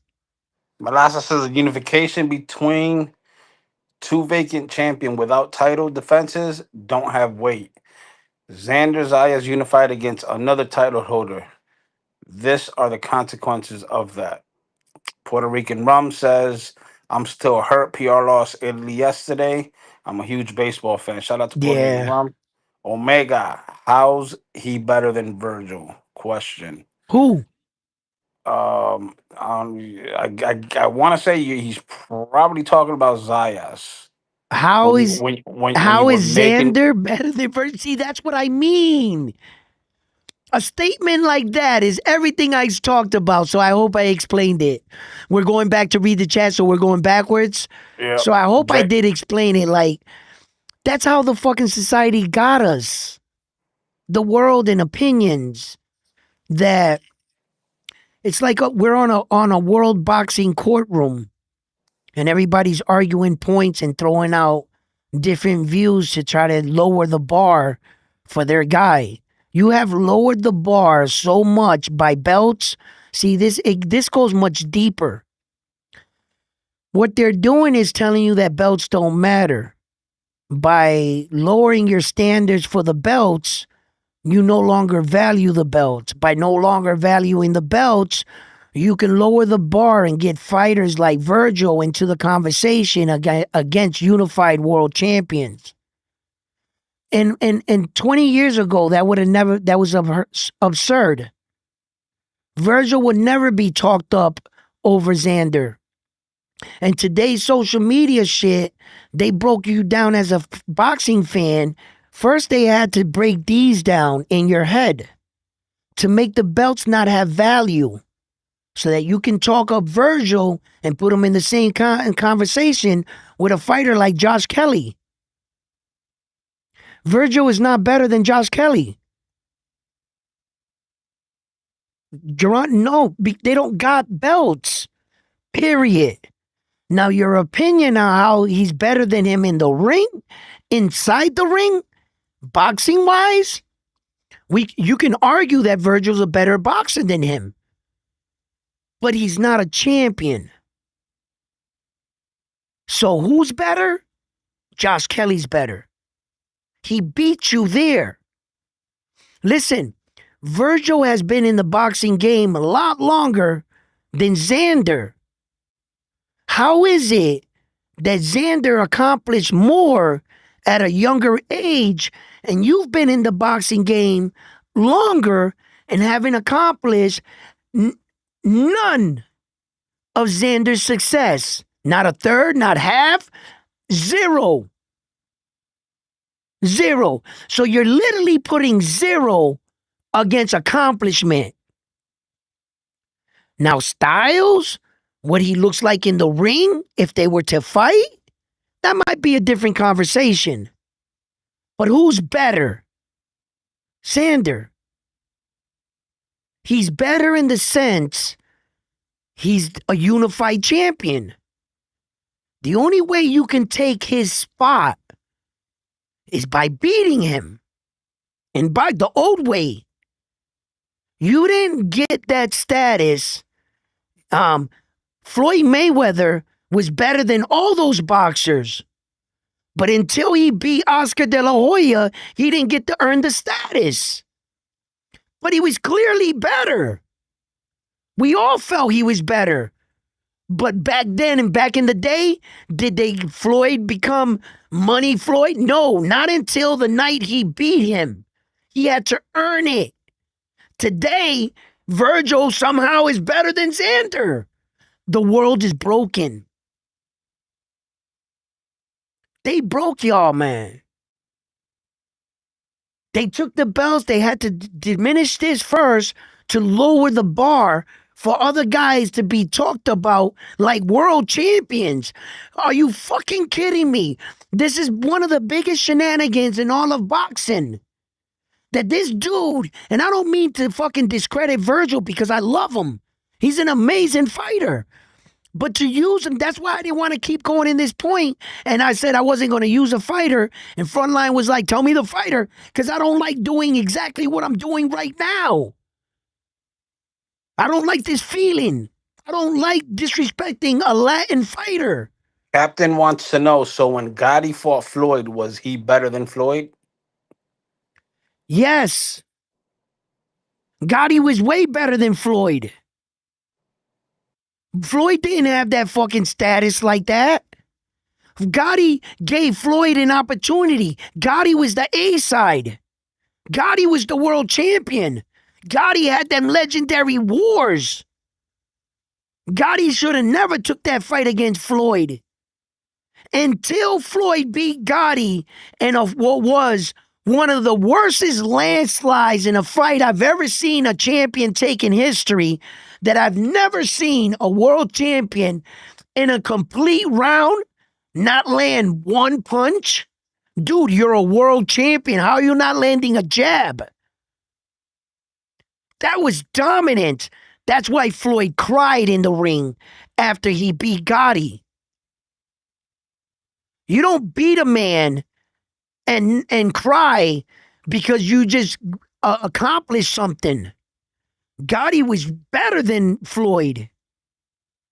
As far as star status, respect, the champion, see, back then, we knew Floyd was better than Gotti, but he actually had to beat him. After he beat him, everybody was like, God damn, is he better? Hey, shout out to Jason, He but earned it. Captain, to answer your question, he's like, but talent wise, he was nowhere near Floyd. That's Oh, of course exactly what not. Edward just said. Of course not. When you talk about Virgil, when you talk about Zayas, That's exactly what I'm talking you want to about. have a different conversation when they That's get a in the different ring. conversation, right? But Frontline. outside, as far as accomplishments goes, Gotti Zayas is was better. better. Gotti was better because he was a champion at the time. Yes, he was better than Floyd. But Floyd had to beat him. You had to earn it back then. Once Floyd beat him, Floyd became better. Yeah, but the whole world knew. We were like, yo, Gotti, you crazy for taking this fight. Floyd's going to wipe. We didn't think he was going to wipe him down that bad, but Floyd really showed his ass on that fight. He really showed like his superiority. But even when back then, look how tough it was to get recognition. That Roy Jones Jr. had to get knocked out in order for Floyd to get the pound for pound. When Roy Jones was already moving up to heavyweight, coming down, he was at the tail end of his career. And they still didn't give it to Floyd. Then Floyd took the torch and never looked back. See, back then, that's what I talk about. Shit had to be earned. We all knew Floyd was better than these dudes, but until he beat them, he didn't get that respect. Oscar was a bigger star than Floyd. But we all felt, yeah, Floyd will fuck up Oscar. Right? Yeah, you think Virgil can beat up Xander. But the boxing world back then didn't just give it to you because of little shit talking. Even though they saw the talent, they viewed Floyd like they do Jaron Boots Ennis. Not that they're in the same category, have the same skill. No. I'm saying same situation. You're looking at Floyd saying the next great thing, skill. Duran Butenis, the great next thing for Phenon, right? But until he went and beat the fucking Xander of the world, you're not going to get that status. So Floyd went and beat Oscar and beat the rest of them. Even though we knew on an eye test, when Floyd fought Hernandez, his first world champion, the first belt Floyd ever won at 130, that performance against Hernandez, bro, nobody ever beat Hernandez in that weight division. As a matter of fact, Hernandez was Floyd's idol. He fought his idol. And he dominated him, he made him quit, retire out of the game. He retired Hernandez. From that moment on, we knew that Floyd was the shit. He was going to be a problem. So it wasn't like no one was saying Floyd wasn't that dude. When have you ever heard anybody going into a Floyd fight saying they got the other guy? When? That's why I'm telling you, Arturo Gatti, you know what I'm saying, was at the time, he was better. Floyd went, taxed that ass, and showed, no, I'm taking his spot. And he took his spot.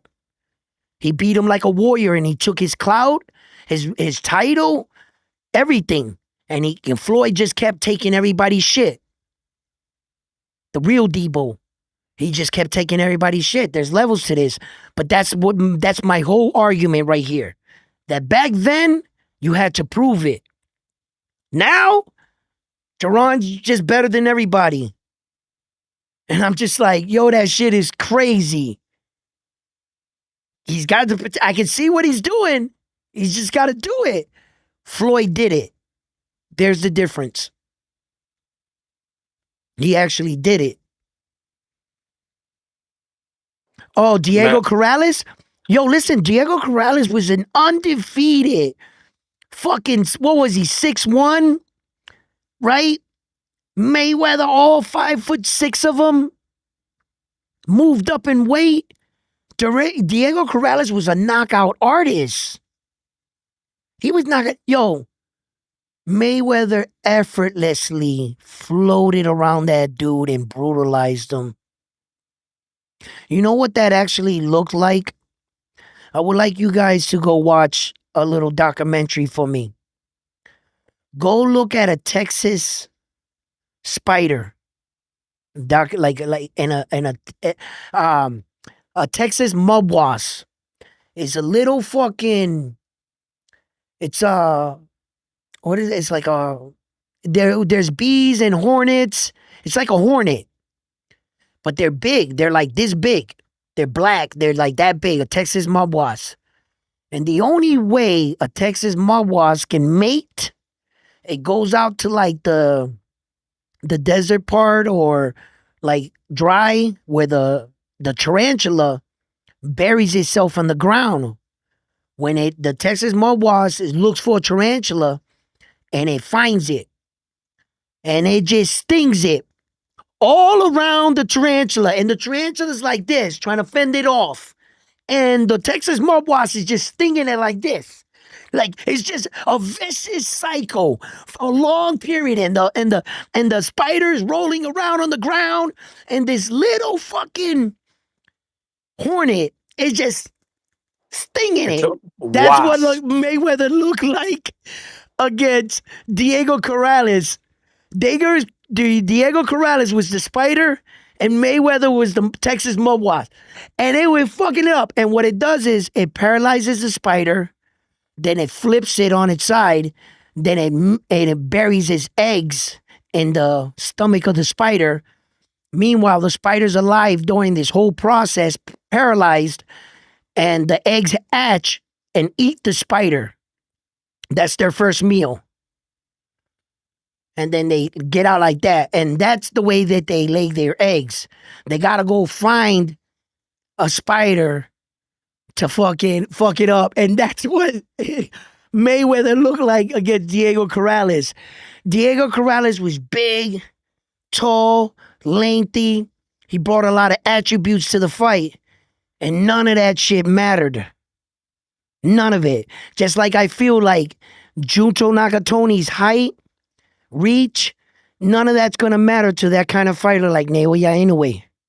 I'm trying to tell you, the special ones, Diego's power, he was just like Junto Nakatomi. And Floyd represented Naoya Inoue. Floyd was, a different style, of course.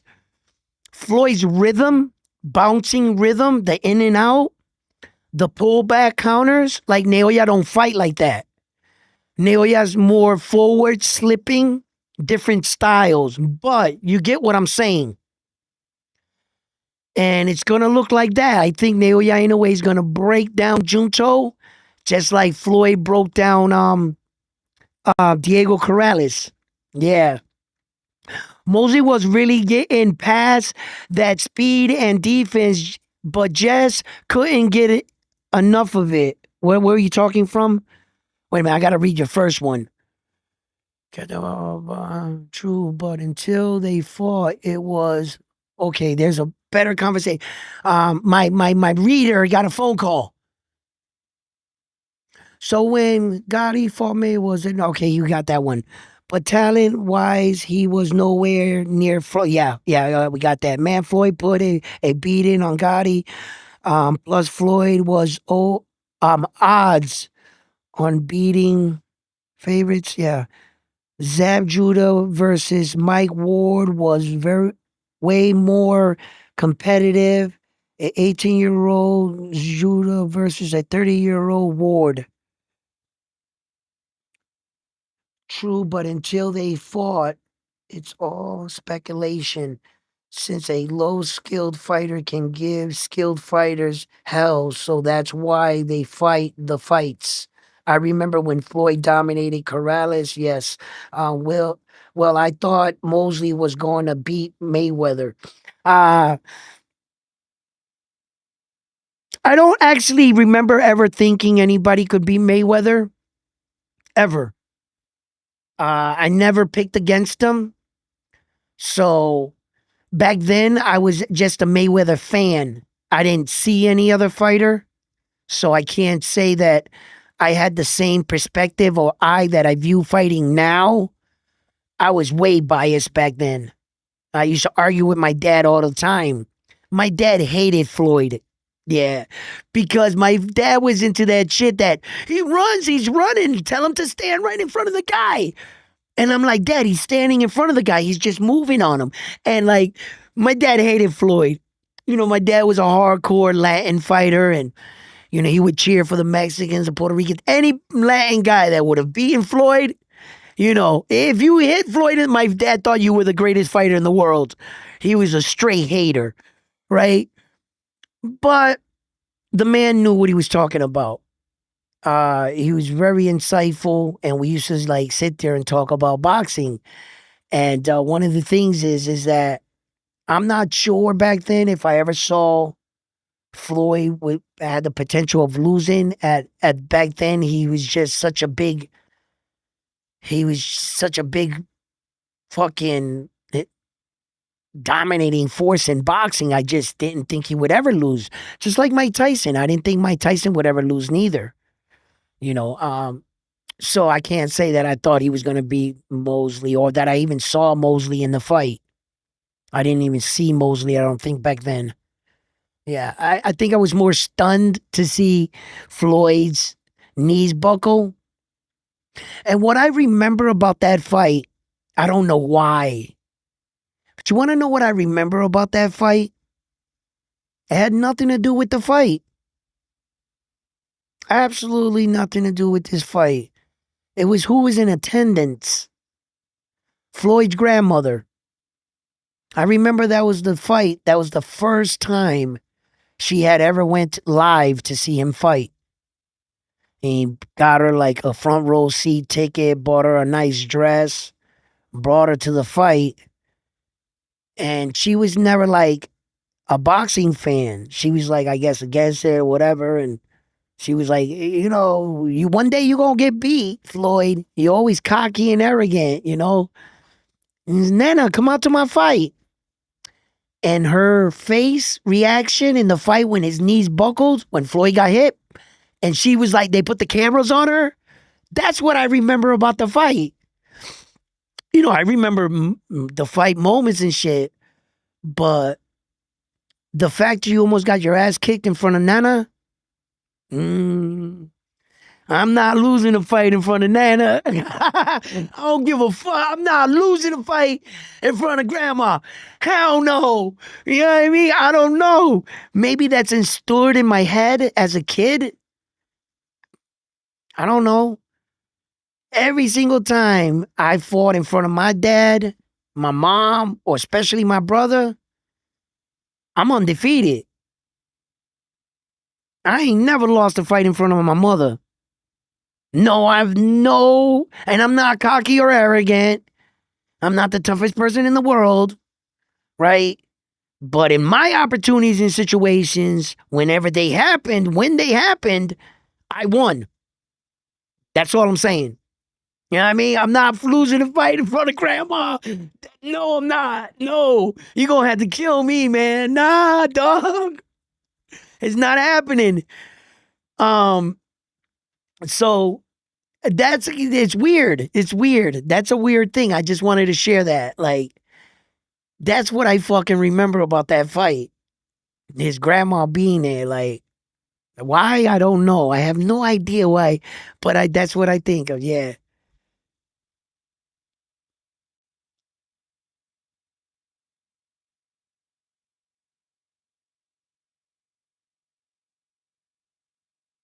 It's gonna be Dominican Republic versus Italy. And that I told Frontline that I thought that it might have been Japan and Dominican Republic. That's what I thought.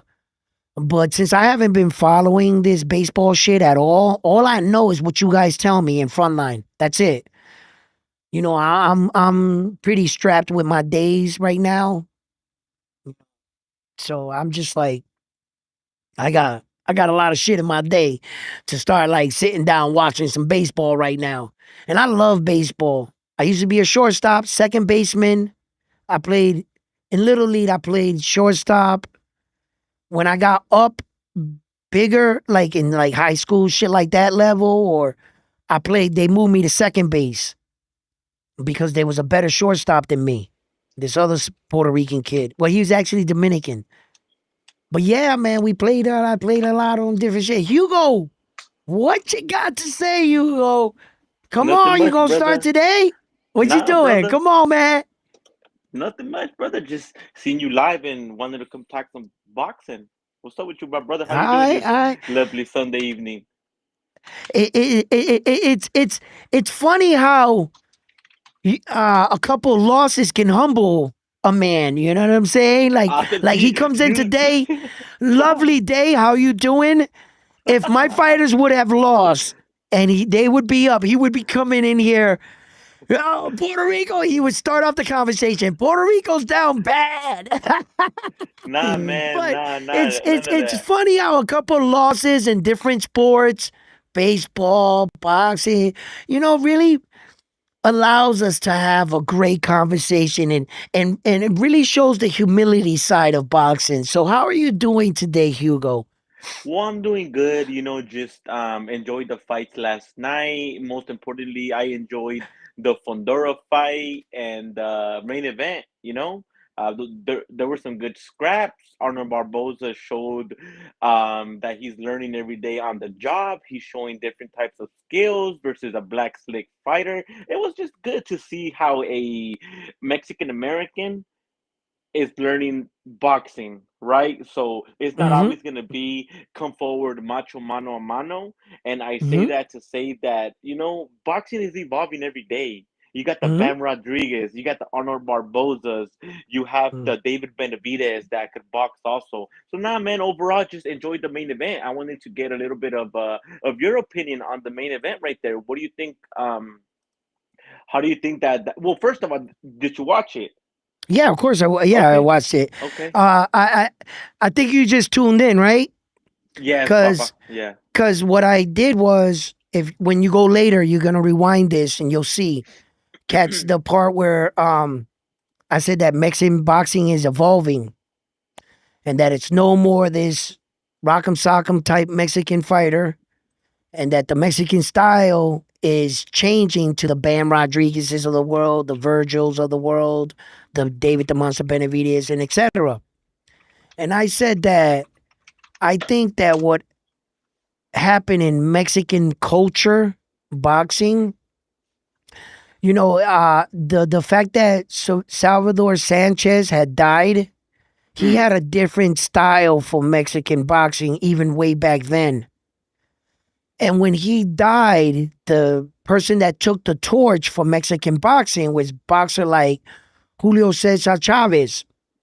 And he became more rock'em sock'em, in your face, putting your head on your chest, top fighter. And he seemed to pay the way. And all the Mexican fighters looked up to him and to mirror his style, to be the next Julio Cesar Chavez. So he can show you how just one man could have affected the sport. And by Salvador Sanchez dying, the ripple effect that he would have been the Mexican fighter and chop, and the kids would have looked up to mirror his style. You understand? So it yes. took a long time for Mexican boxing to evolve, but it's beautiful. It shows No. that the fluidity of them not being stubborn, them willing to adapt new styles and incorporate it in the next wave of boxing to elevate their guys, because they're seeing other countries do the same. Japan.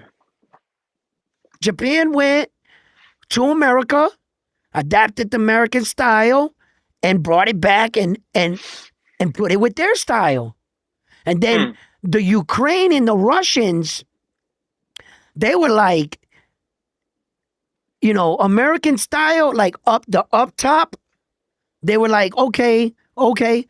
But the Russian style, they developed their own concept. They're rhythm fighters, like Demetrius Bivol.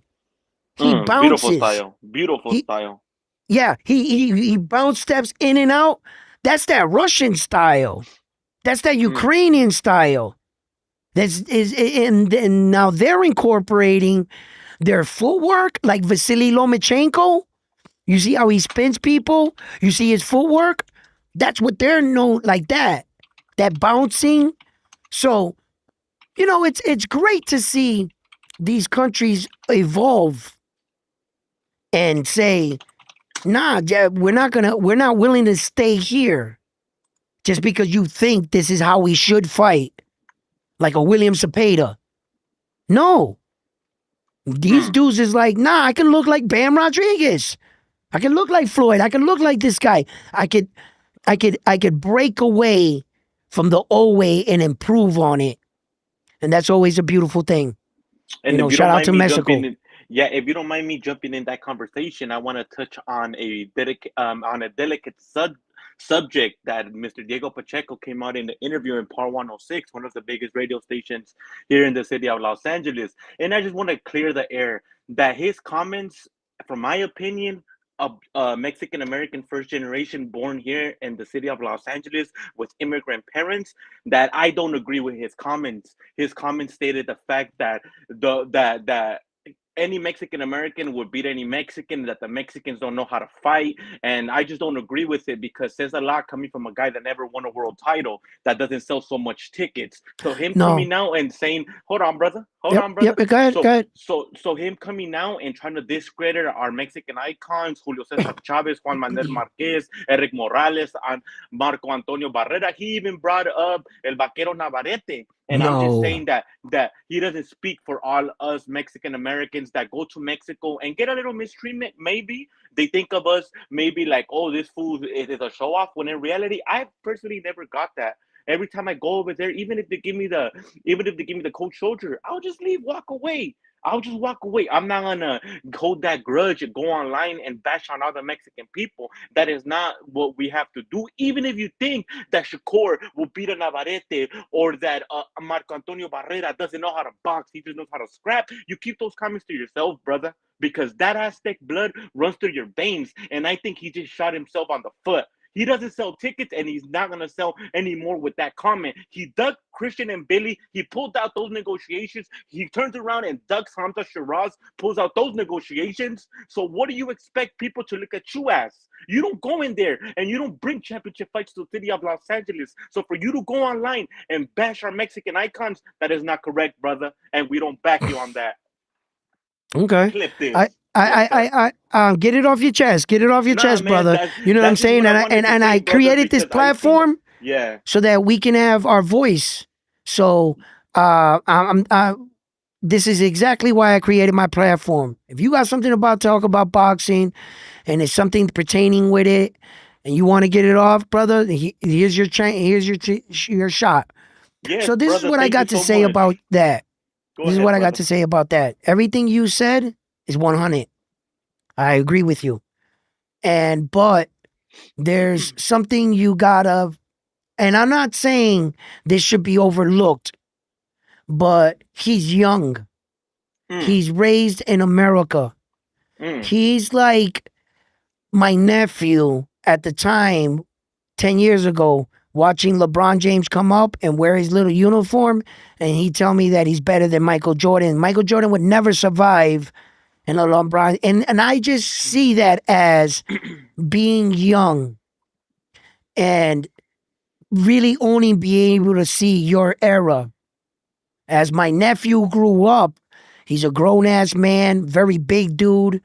He's in the military.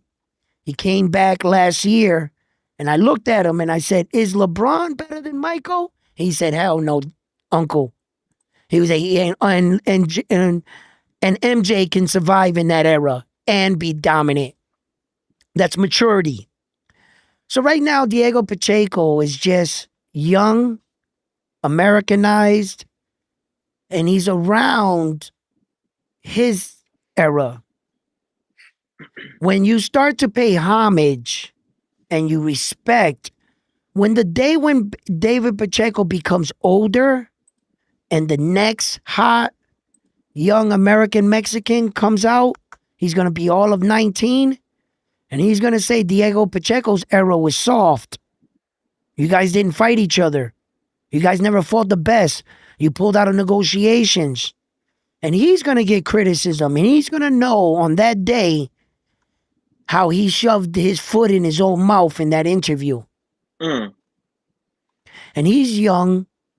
He'll come around and hopefully and somebody will knock him off that high horse. And he'll respect the men and women that paved the way for him to be a fighter today. Rather than, like you said, you get it. If you don't feel that vibe, just walk away. Just walk away. And maybe he was treated as such. And, look at Oscar. He did a lot. They never accepted him. That could hurt you. And can make you the pain go inward. You know how that is, brother. So you start to become something and you got a microphone in your face, in front of your face, and all of a sudden you think you speak for all the Mexicans in the world. When in fact, you should have kept it to just yourself. Exactly. Those are And comments say, that I that like feel like yeah. I'm better. I feel like I'm evolving. I feel like I don't fight like, don't drag the entire Mexican race with you and speak like you're speaking for all of them. That's called being young. Hopefully he'll learn from this, but it's, I'm old enough to know, but I'm not going to excuse it. Just because I can acknowledge that he's speaking from a young point of place, I will still check it. Because that's how you have to teach your young guys. You got to pass it down. Hey, young man, show some respect. Pay homage. Yes, sir. Of course, man. you So know? when I started to So, see little clips of those interviews, I was like, man, he just yeah, messed up. He shot himself on the foot. I went through the comment section, and they were bashing him, right? Because he yeah, says that he went to Mexico, that he tried out for the Olympic team, and he didn't feel welcome. And it's like, bro, like you're Mexican American. Like I like you gotta get more familiarized with the Mexican culture on how they're gonna look at you, right, brother? mhm, And like I mentioned, like you don't go online and bash all the Mexican legends thinking that you're gonna get an increase in your stock. No, you're gonna get a right. decrease in your stock. You don't sell much tickets. You only headline once over here, and it was a good scrap. But Mm. you just doing that, man. You're digging yourself in a hole, man. And yeah, man, Okay. just wanted to come out. Yes, sir. Hey, look, I just in front of us. Oscar Collazo. Mm, Oscar Collazo is not a born Puerto Rican. He was born in Newark, New Jersey. mm, He's not an island born Puerto Rican, but he lives on the island. He lives on the island. He trains on the island. He fights for the island. That's why we embraced him. Had Picasso there, Diego Pacheco, I mean, sorry, Diego Pacheco, maybe moved to Mexico or moved in with the Mexican culture and was raised in that environment and earned his way, that they would accept you. Because there are rare cases where that, you see, what made Oscar de la Hoya, the Mexicans push away from him, he was too Hollywood. He mm. was never connected with the, he didn't go down there and pass out chickens and give out free pay-per-view. He didn't do that. He didn't connect with them. They didn't embrace him. But if you embrace with your people, you have a good point. And I'm telling you situations that actually exist like this. Because I'm going to tell you right now, I go to Puerto Rico, they call me a New York Rican. And in some parts, they give me the cold shoulder. You know, and some parts, they respect me. You know, but it's wherever you go. There's some places I can't walk into. I'm just being honest.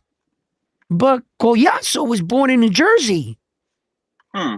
but he was raised in Puerto Rico. And they embrace him. He's our guy through and through. So when you connect with the people, that's important. That is very important. You can't be Diego Pacheco chilling with the homies over here and never actually embrace with your culture. You embraced it with the American side more than you embrace with the Mexican side. They won't accept you. And that's what I think is missing, the connection. No, man, I agree with you. I totally agree with you. But yeah, man, what was I about to say? What fight was the fight of the night for you yesterday? Uh, the Gabriella fight was good, but the age factor was what took it away a little. The Oscar Collazo fight was great. I think the Oscar Collazo fight was pretty good. He stopped the kid. It was kind of Mm, unexpected that he didn't answer for the bell. yeah. He was a lot beat up than we thought.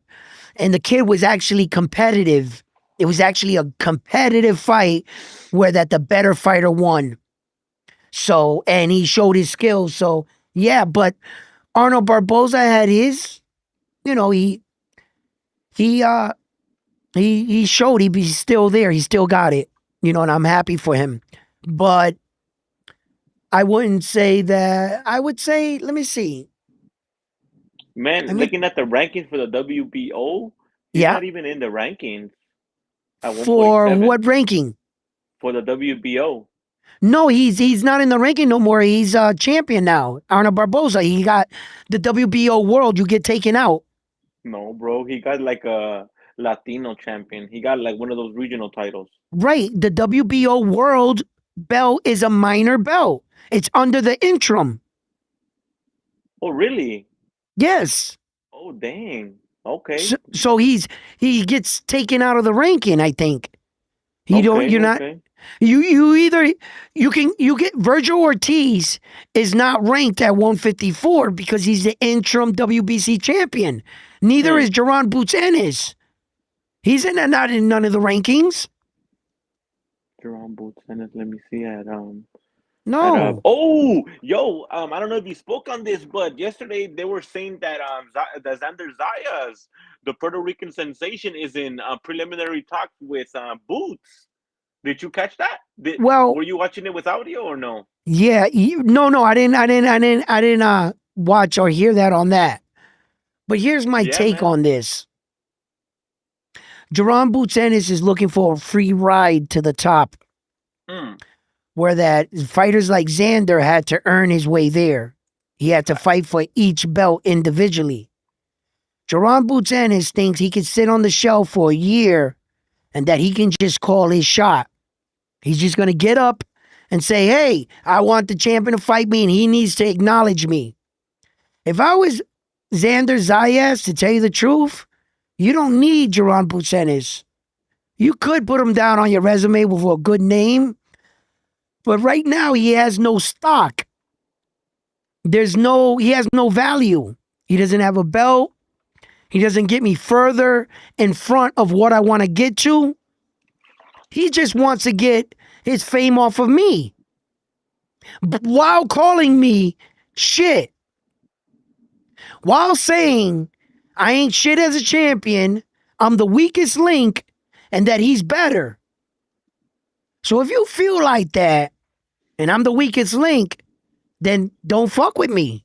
Why don't you go that way, and I'll go this way, and we'll see who's the best. Why don't you go do some shit? Actually, if I was Xander, I actually wouldn't fight Jerron Boots Ennis for a couple reasons. That's a good-ass fight. And it can even be better if Jerron Boots Ennis go get a belt. Then I'll whoop his ass. Then if I was Xander, I would whoop Jerron Boots Ennis' ass after he gets a belt. So what? Because now you're bringing something to the equation. So now you're valuable. But as of right now, all you got is opinions, your mouth. That's it. Because you ain't fought nobody. Well, to be fair, round one, Boots was the man at 147. See, here you go. Trying to win today's game off yesterday's score. He has a big fan base. He brings revenue. He has a big promoter. Where's this imaginary fan base? Philadelphia. Where? Where, in Philly? Yeah, in Philly. Okay, Philly. one part. Yeah. Well, Xander's a star in New York, and Puerto Rico, and Boston, and we know him everywhere. Yeah, no, bro, you're totally correct. But the thing is, if Xander Zayas can't unify with anyone and doesn't have no big opponents, who else can he fight? Who can replace a pay-per-view fight versus him? You see, business-wise, management-wise, you see, if you leave it up to Xander, he'll fight him tomorrow. See, Xander's just a fighter. Xander's just going to fight. He ain't scared of none of these dudes. But I'm thinking better, right? And I got to be honest. Either there's 3 fighters in that division that I'm worried about for Xander. That would be tough fights and worth it. And he's going to take them. But you got to take them at the right time. What are they right now? Jerron Boots Ennis, Virgil Ortiz, and Sebastian Fundora. Sebastian Fundora is busy, and Okay, but wait. I'm just saying the toughest guys. I'm not saying their schedule. Yeah. I'm just saying those are the guys those are the big ones right there. Those are the big ones. Now, you're going to take those fights, but it's at what point in your career? See, Xander's going to take the Jerron Boots Ennis fight. He's going to take the Virgil fight. But they can be big. Now, Sebastian Fundora got a belt. If he beats one-time Keith Thurman, stays champion, he holds his value. Josh Kelly got the other one, right? Yeah. So it's up to Virgil Ortiz and Jerron Butzenis to attack Josh Kelly. Whichever one of them get to Josh Kelly first, and if they were to happen to beat him, because you can't discredit Josh Kelly, because Josh Kelly can he's got skills. We saw that. So they gotta beat Josh Kelly first, because I'm not counting Josh Kelly out of this equation. If they beat Josh Kelly, get a belt, then Xander, if he was successful against Sebastian, a unification against Virgil, a unification against Jerron Butzenis. Now we talking. And the other way, these guys are just begging for handouts. Both Virgil Ortiz and Jerron Butzenis got their hand out like this, asking for handout. Please help me. Give me a shot at your titles. You're Well, in my begging. opinion, Josh Kelly, if wants a homecoming, they're gonna milk it with him. He's gonna go defend in Oh, the UK. yeah. So Yeah, then that's he's real busy. boxing. That's real Yeah, boxing. yeah. I'm just talking about situations that hopefully in a good world could happen. But what I really think's gonna happen, Charlie Kelly's gonna run for the hills with that belt. Well, he is entitled for one voluntary, and then after that, he won a vacant title. So I'm sure that they're gonna enforce Who the won a vacant mandatory. title? Josh. Oh no, Josh Kelly No, didn't win a Josh Kelly vacant beat. title. Oh, so like even better, so even more, he is entitled to one title defense, No, voluntary he title has an defense. op. Yeah, he has. Yes, he has a title defense he has to do, right? And then he Yeah. gets his voluntary. Once he gets that out the year, basically it'll clear up. Because you get one mandatory a year. Mm. So But all you're gonna have to do is answer that mandatory, and your schedule's gonna open up. yeah, So but if you and win a vacant remember, title shot, you're obligated for two mandatories, if I'm not mistaken, right? Or one mandatory okay, for a yeah, vacant but there title was no shot. vacant belt here. That Exactly. situation doesn't exist. Mm. So I what I'm mean, saying to you is this: Josh Kelly's real responsibility is only to the IBF. There's no law in boxing that will make the WBC champion be your mandatory. The only way that happens if the both fighters got the same goal in mind and they agree to fight each other. But you can't make one champion fight the other one. There's no rule in boxing that says you have to fight the WBA champion, the WBC or the WBO. All your obligation is to your ranking system. So technically, all Josh Kelly got to do is fight Brandon Adams, right? And then he could either hit the rematch with Bakram or Tasuki. But those are the guys in the ranking, like fighters like Tim Tszyu, those guys. So all those names, notice not one of those names is Virgil Ortiz or Jerron Butzenis. And what they actually did was Jerron Butzenis and Virgil, they fucked themselves over by actually winning them interim belts because it actually takes you out of the ranking system. Because now you got an interim belt, so you're locked into the WBC and the WBA.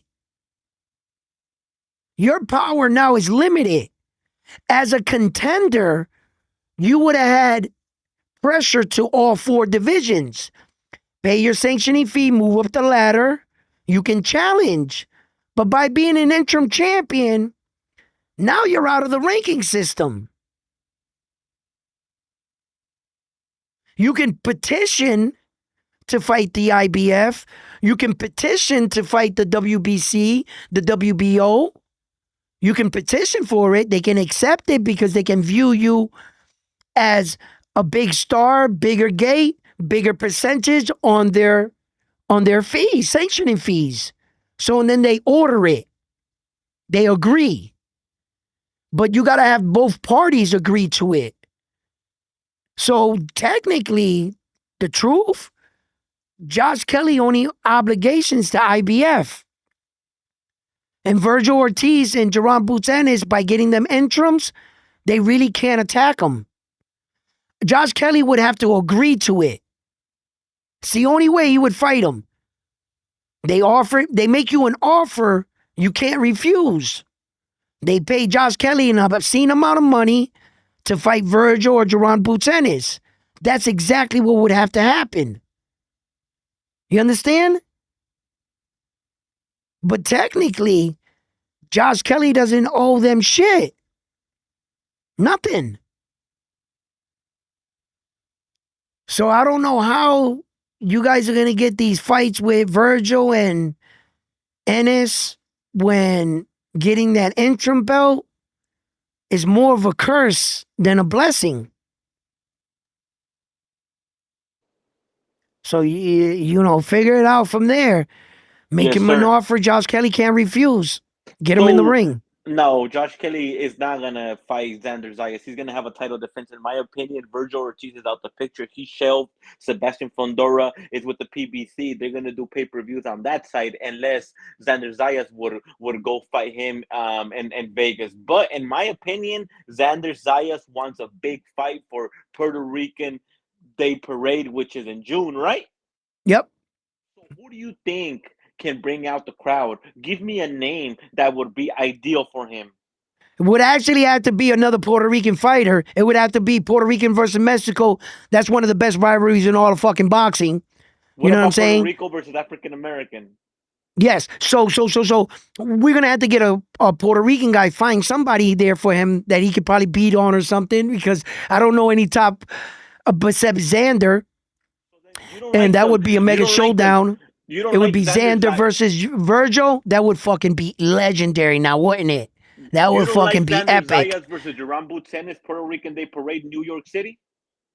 Yeah, but Jerron Boutenis he's American, but he's not Puerto Rican. Just But like when they got Naoya Inoue, a fight in Las Vegas in Cinco de Mayo, they put him up against a Mexican so that they can bring the Mexican fans out. If you're gonna have it on Puerto Rican Day Parade, you're gonna want to put a Puerto Rican guy on the card to bring your fans out. so You Puerto can't Rican on think, Puerto Rican violence. yeah, you can't think I'm gonna put two Russians to fight on Puerto Rican Day. Why would you do that?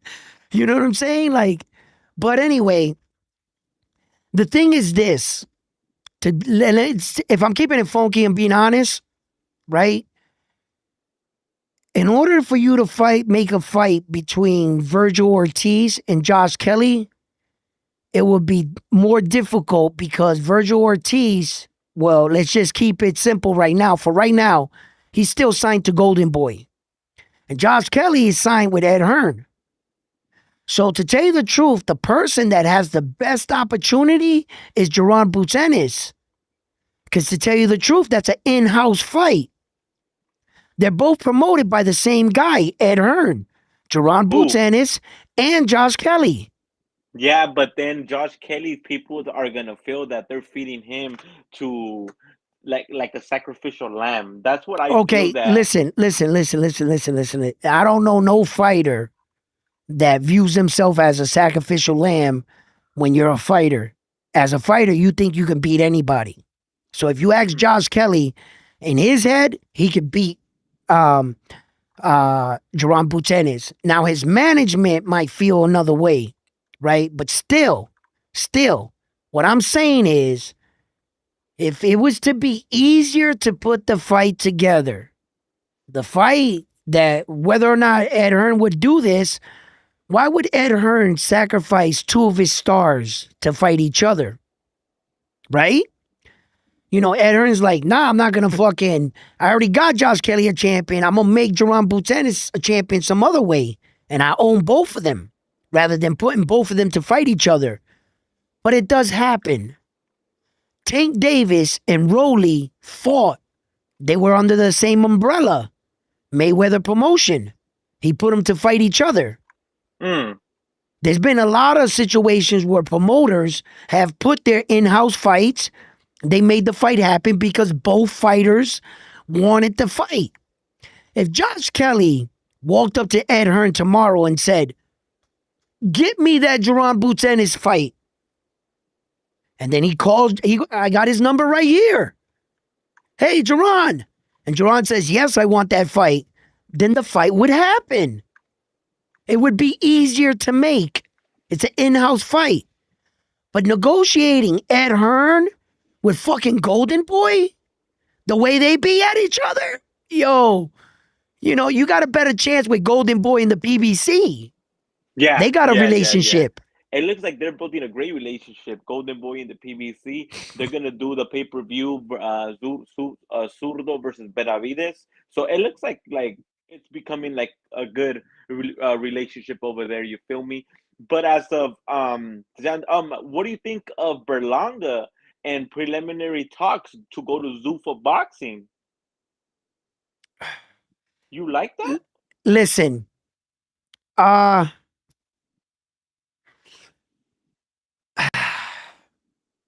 this is opinion based right here, but I don't think Zuffa Boxing is going to be around much longer. Stop it. Yeah. Why? Yeah. Okay.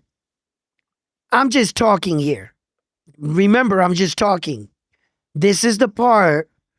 Mr. Miyagi, thank you for this $2 super chat, and I agree with you. The thing is this, right? That in my life, American history taught me shit. We go through a war, they usually do certain things.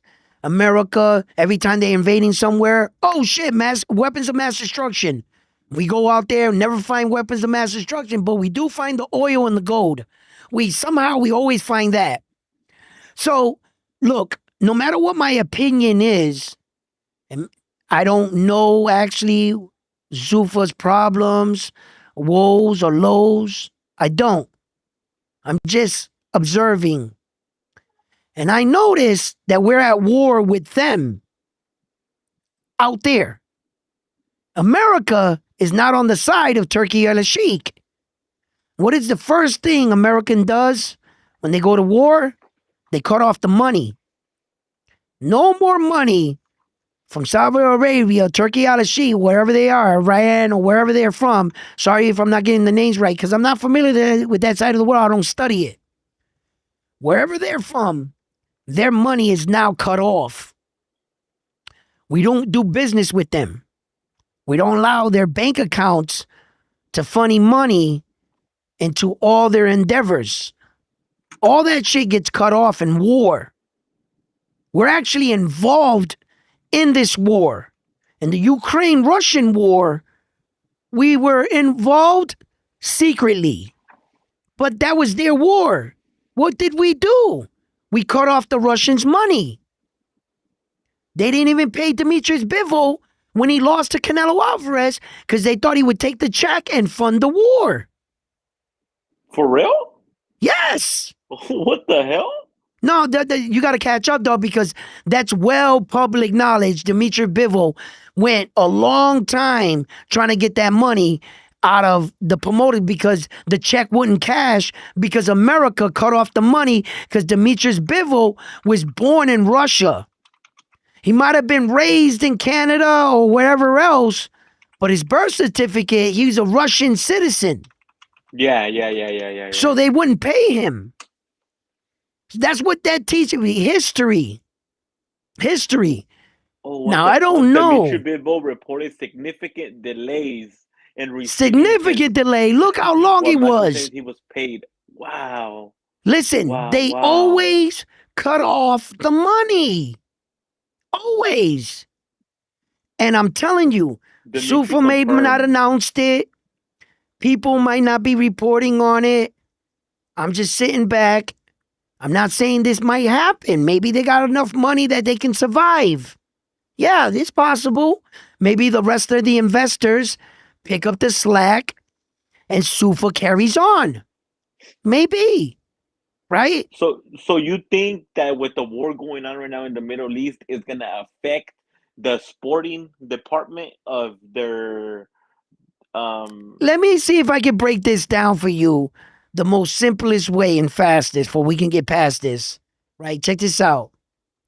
You mean to tell me that your country's at war, your airport just got bombed, and you're going to start pulling in all your resources, and at the top of your list, wait, let's keep Sufa boxing alive. Let's keep funneling money into boxing in America when we need everything we have for our country.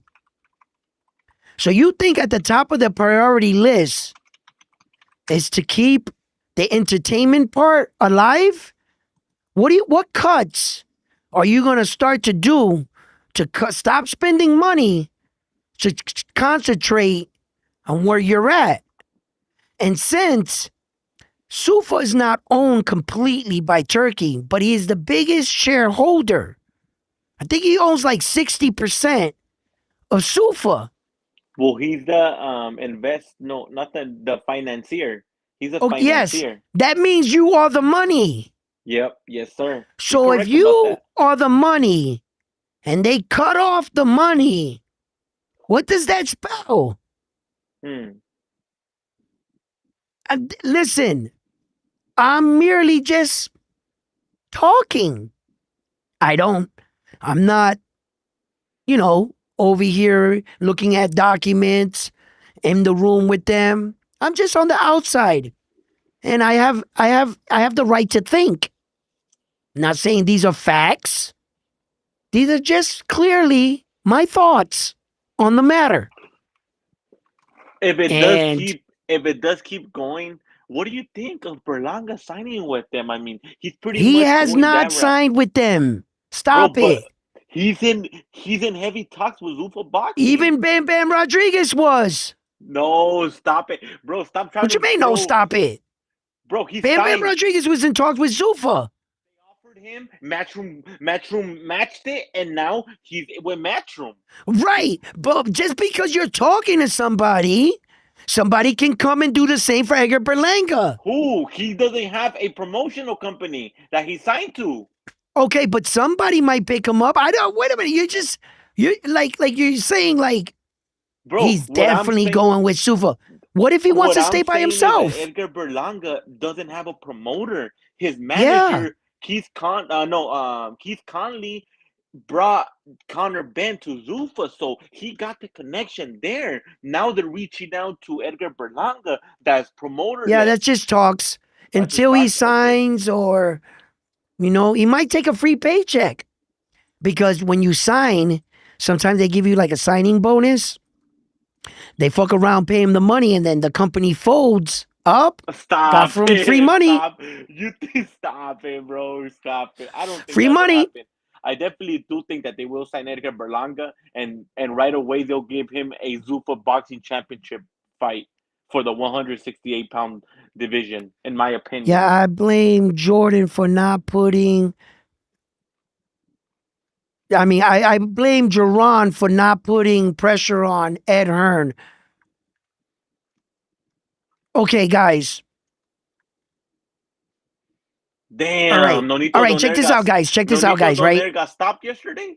Man, that dude's still fighting? Hold on. Before I answer that and everything, the Jerron Ennis situation. Check this out. Jerron Boots Ennis, word on the streets in Philly.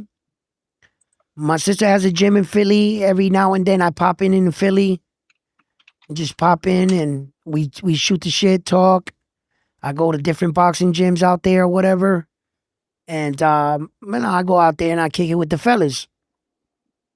According to word in Philly, from Philly fighters, from Philly gyms, people I've talked to in Philly, Jerron Boots Ennis is too busy with his new little fucking girlfriend. This distraction, this period of him not putting pressure on Ed Hearn, he doesn't want to fight right now. He wants to play with his girlfriend. And from what I'm understanding is Jerron Boots and his father didn't allow him to date girls and have relationships while he was coming up in boxing. He raised him like a military fighter, like kind of like Floyd. So till like Jerron was like 18, 19, 20, he didn't have any relationships with girls. He might have had like one girl that he meets around here that wets his whistle, but no real solid, because his father viewed that as a distraction.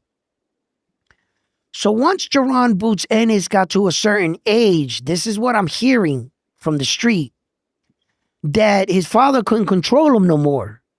Jerron Boots Ennis, dad, I'm my own man, make my own decisions, and I like her. Unfortunately, it seems like the girl he picked is taking him away from the sport. She's like, I don't like your friends. I don't like that. I don't want to be in the gym. That shit smells. I want to be here. I want to be cuddled with you, this, that. And I guess once she wet his whistle, he fell in love.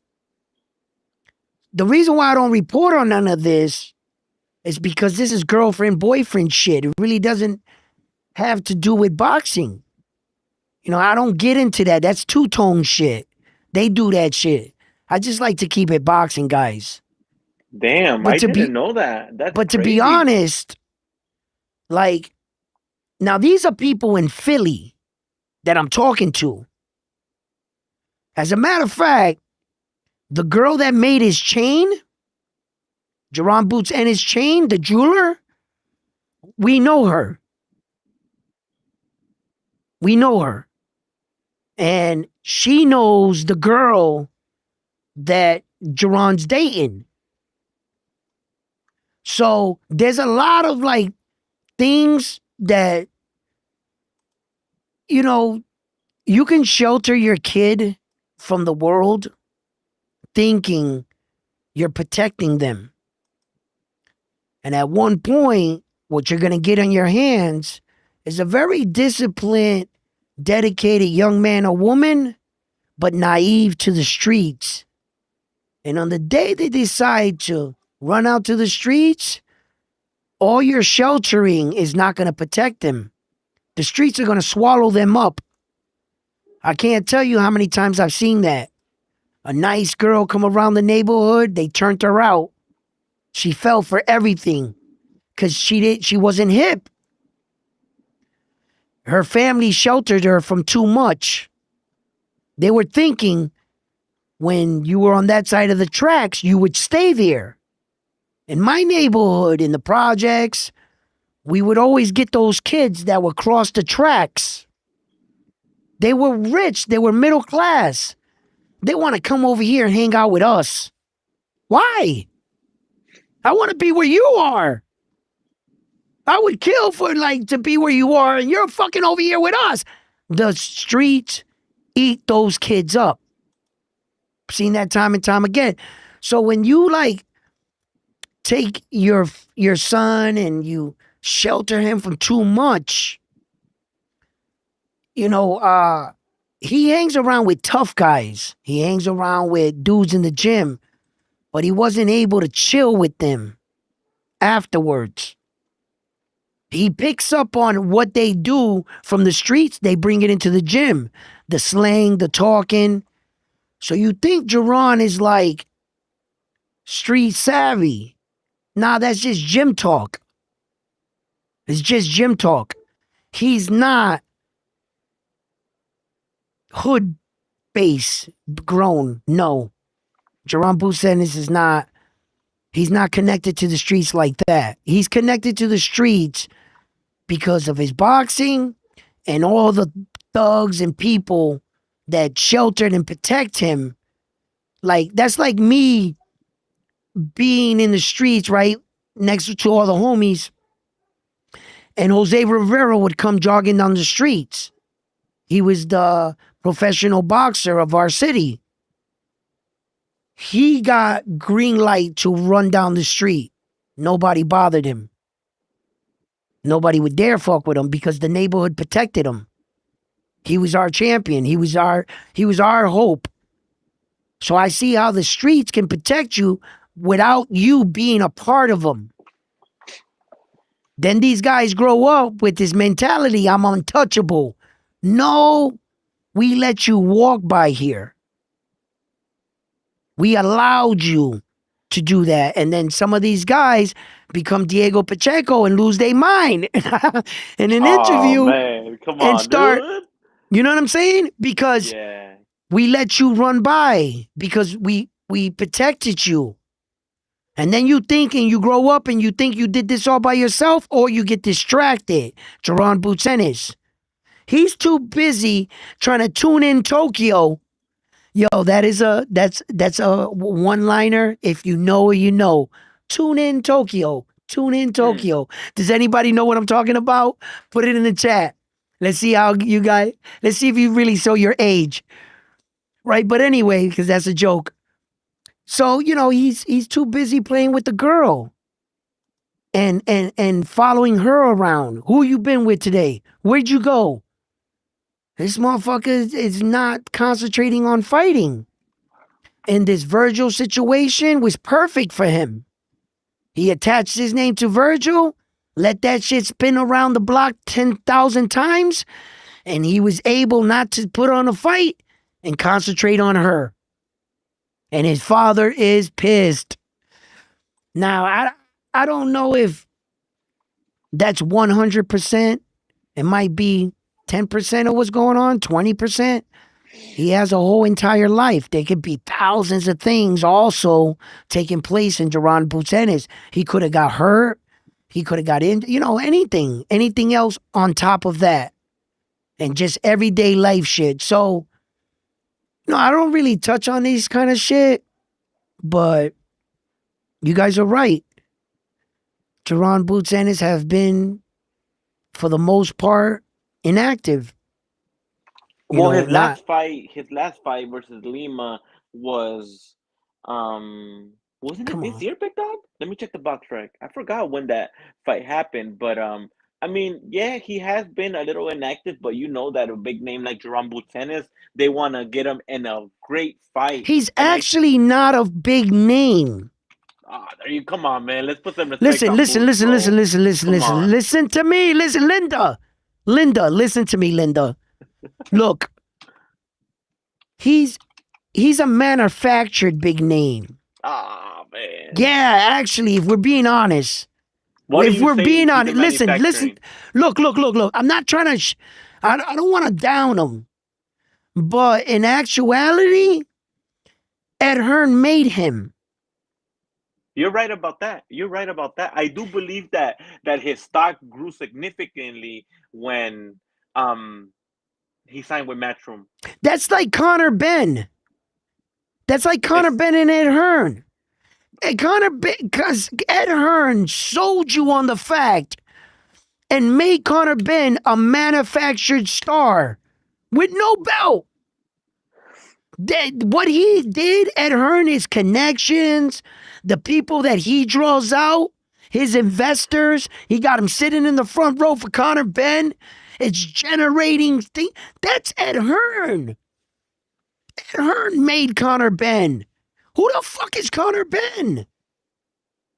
He ain't fought no one.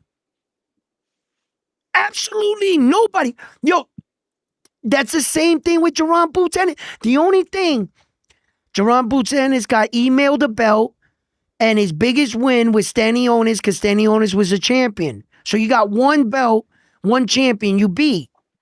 With one belt and one champion, excuse me, say that again? He's a well, star? but okay. So who's a bigger star, Jerome Boots Fennis or Xander Zayas? Xander's a way bigger star than him. What's his biggest win? What's Xander's biggest No. win? You didn't. Even though Xander got better wins than Jerome Butzenis, By I'm not who? want to dog you What's a there, better but you win? said star status. Just because a couple Americans know who Jerron Butzenis here is in America, you want to know the harsh reality and truth? I fucking dare anyone, go to Philly and say Jerron Boots Ennis. I fucking dare you. They don't know who the hell he is. Ah, man. Bro, he sold out the Wells Fargo Bro, no, you're not one. understanding Dude. me. The Philly streets, I'm not talking Philly downtown and somewhere that he might have his poster on some wall. Bro, there are a lot of gyms that do recognize him. They know him, certain circles, because they promote. You got to understand, the people that got their ears to the street are obviously going to know who he is. Obviously. You go to Philly streets, you go downtown, you go in the middle of fucking Philly, and you just pull someone over. Hey, you, who's Jerron Boots Ennis? They're not going to know. Nasty. Yeah, that is the truth. I've done it. I've literally been on Philly streets myself, just stopping people. Hey, excuse me, you know who Jerron Boots Ennis is? No. And they know who Xander Zayas is in New York? You say Xander Zayas in the Dominican section in New York, they know who he is. You say it in the Chinese section, they know who he is. There's a difference. There's a difference. Brother, you think I'm just talking shit, huh? I swear to God, if there was anybody with a cell phone out there, I'll put the live in the chat. My show is free to join. Go live, right? Or make a video. Then come on my show and show me that you're stopping people in Philly right now and just, hey, excuse me, tap on my shoulder. Excuse me, can I have a moment of your time? Do you know who Jerron Boots Ennis is? Just do it. Anybody, prove me wrong right now. Prove me wrong. You know why? Because I actually did this. No. They're not going to know. He's not that kind of star. He's a star, yes. Some Philly areas got his bag, especially the part he's from. But Philly as a whole, that when the entire Philly knows, that's when you got real star status. That's when you're like a real star, not a manufactured star. There's a difference. Ed Hearn made him. Made Jerron Boots Ennis. Made Connor Ben. That's promoter. That's promotion shit. He's not like the kind of star like, let's see, shit, he's not a star like Devin Haney. He's not a star like Shakur. See, Shakur's a star outside of Newark, New Jersey. You could put Shakur anywhere. You could put Devin anywhere. You could put Tank Davis. Tank Davis is not a star in Baltimore. Tank Davis is a global star.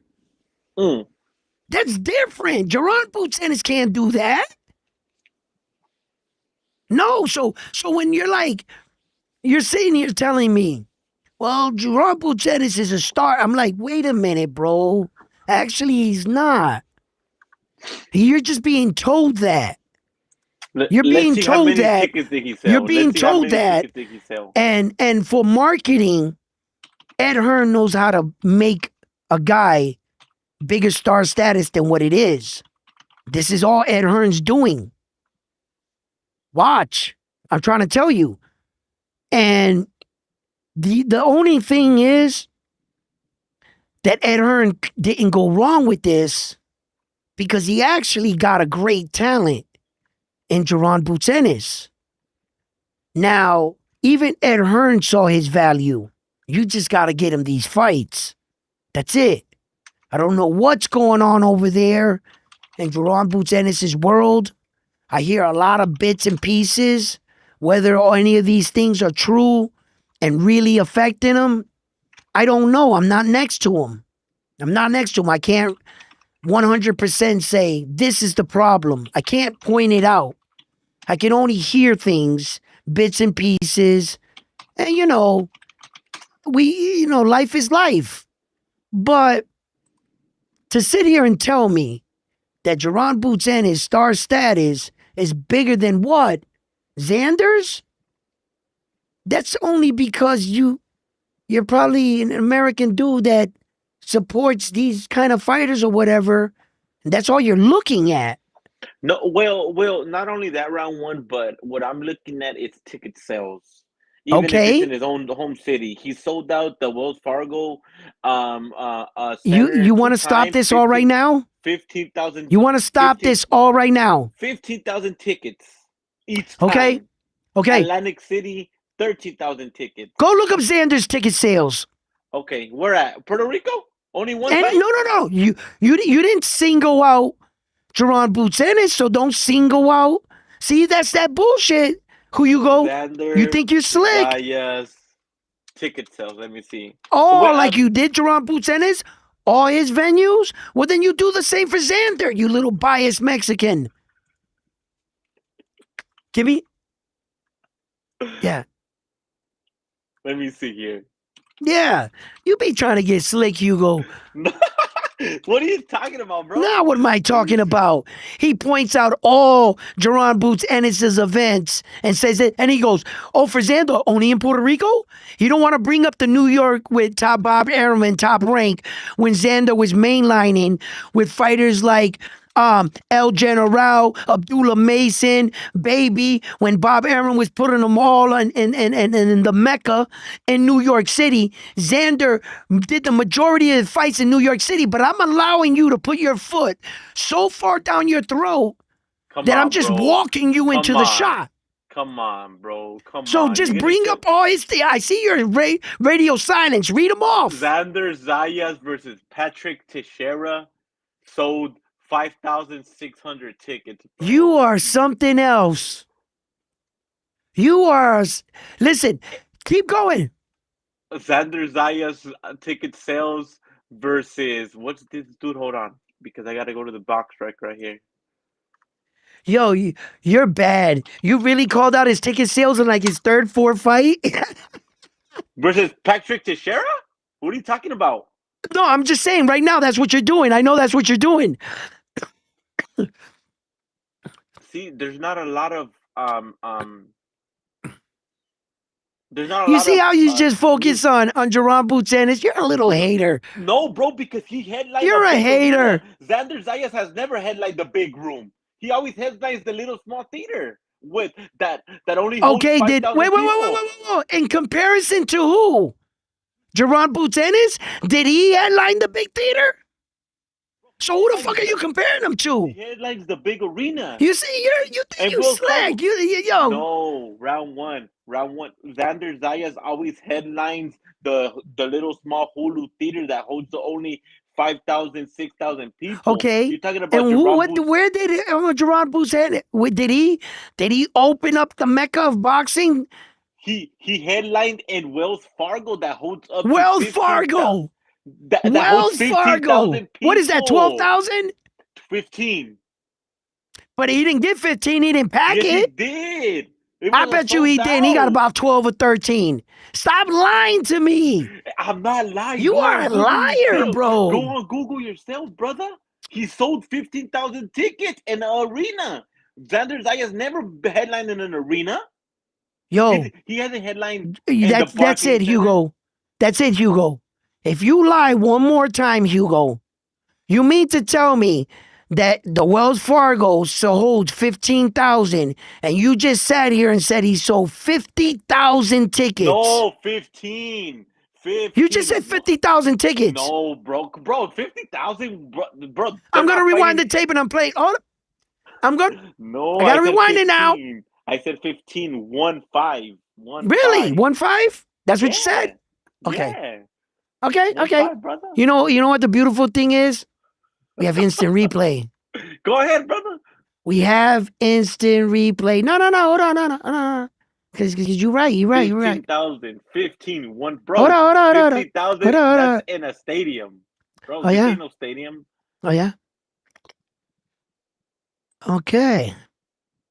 Okay. Oh, shit. That's our show right there. Why don't we rewind this shit? Instant replay. No. Hold on.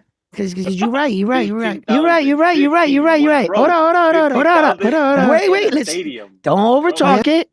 Let's. Yeah. You be trying to get slick, Hugo. Watch. What are you talking about, bro? Now what am I talking about? He points out all Jerron Boots Ennis's events and says it, and he goes, "Oh, for Xander, only in Puerto Rico? You don't want to bring up the New York with top Bob Airman, top rank. Wait, 5,600 tickets. Bro. you are something else. Wait, you are. Listen, keep going. Xander Zaya's ticket sales versus what's this dude? Hold on, because I gotta go to the box right here. Yo, you're bad. You really called out his ticket sales in like his third, fourth fight? Versus Patrick Teixeira? What are you talking about? No, I'm just saying right now that's what you're doing. I know that's what you're doing. See, there's not a lot of there's not a You lot see of, how you just focus on Jerron Boots Ennis? You're a little hater. No, bro, because he headlined. You're a hater. Arena. Xander Zayas has never headlined the big room. He always headlines the little small theater with that only holds 5,000 wait. In comparison to who? Jerron Boots Ennis? Did he headline the big theater? So who the fuck are you comparing him to? He headlines the big arena. You see, you think you slack. Yo. No, round one. Xander Zayas always headlines the little small Hulu theater that holds the only 5,000, 6,000 people. Okay. You're talking about and where did Jerron Boots Ennis? Did he open up the mecca of boxing? He headlined in Wells Fargo that holds up Wells Fargo. Wells Fargo. What is that, 12,000? That's right, bro. 15,000, man. Let's stop this, bro. But he didn't get 15. He didn't pack it. He did. I bet you he did. He got about 12 or 13. Stop lying to me. I'm not lying. You are a liar, bro. Go on Google yourself, brother. He sold 15,000 tickets. 15,000 right there. Never headlined in an arena. 15,000. You said 15,000. You're a little liar. Rewind it. Bro, I just heard it. You didn't say, you don't try to like flip it like you like said 15. No, you said 50,000. I said 15, brother. Yeah, we just heard it. I heard 15. I don't know, brother. Oh, yeah. What you mean? Know, what did he say, people? Did he say 50 or 15? We just heard it. Hold on, we're going to rewind that. We're going to rewind it. We're going to rewind it. Go ahead. It's right here, because we're right here. Hold on. Yeah. Take it, woman. We're having fun over here. Pup. 6,000 people. Okay. You're talking about and where did Jerron Boots head? Did he open up the mecca of boxing? He headlined in Wells Fargo that holds up Wells Fargo. Wells Fargo. What is that? 12,000? 15. But he didn't get 15. He didn't pack it. He did. I bet you he did. He got about 12 or 13. Stop lying to me. I'm not lying. You are a liar, bro. Go on Google yourself, brother. He sold 15,000 tickets. 15,000. You there? He said it again. Stop it. Yo, you're down bad, Hugo. Bro, the Hugo, chat, you're down bad. With me. Look at the chat. Bro. Just come on. Let's stop. Yo, that dude is Mexican. Shut the hell up. Bro, it said it twice. He said, yo, 50, you be trying to boost it up. You're a little hater. Xander is just better. Bro, stop. Xander's a bigger star. Xander's a bigger star. That's it. Okay, bro, but like you're like trying to put him in a protection program. Let him fight both, bro. You don't like you're so. No, I'm putting Xander in the accomplished program. What can you accomplish? Not go backwards. Not go backwards for a fan. I'm putting him in. Let's get some shit done. Going backwards to fight Jerron Boots Ennis for what? For this to be on his? I'm just gonna make the path easy. You can sit on your ass playing grab ass with Virgil Ortiz and just get up and demand a fight, and I gotta acknowledge you? Who the fuck? Where does that work? I don't need you. You need me. I'm the accomplished one here. I fought for 2 world titles. You fought for none in this division. Fuck out of here, bro. He has no bro.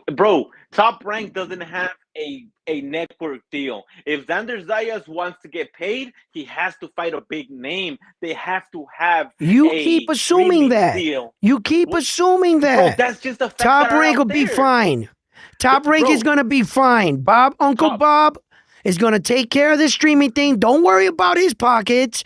Don't worry about the future. You ain't got no crystal ball.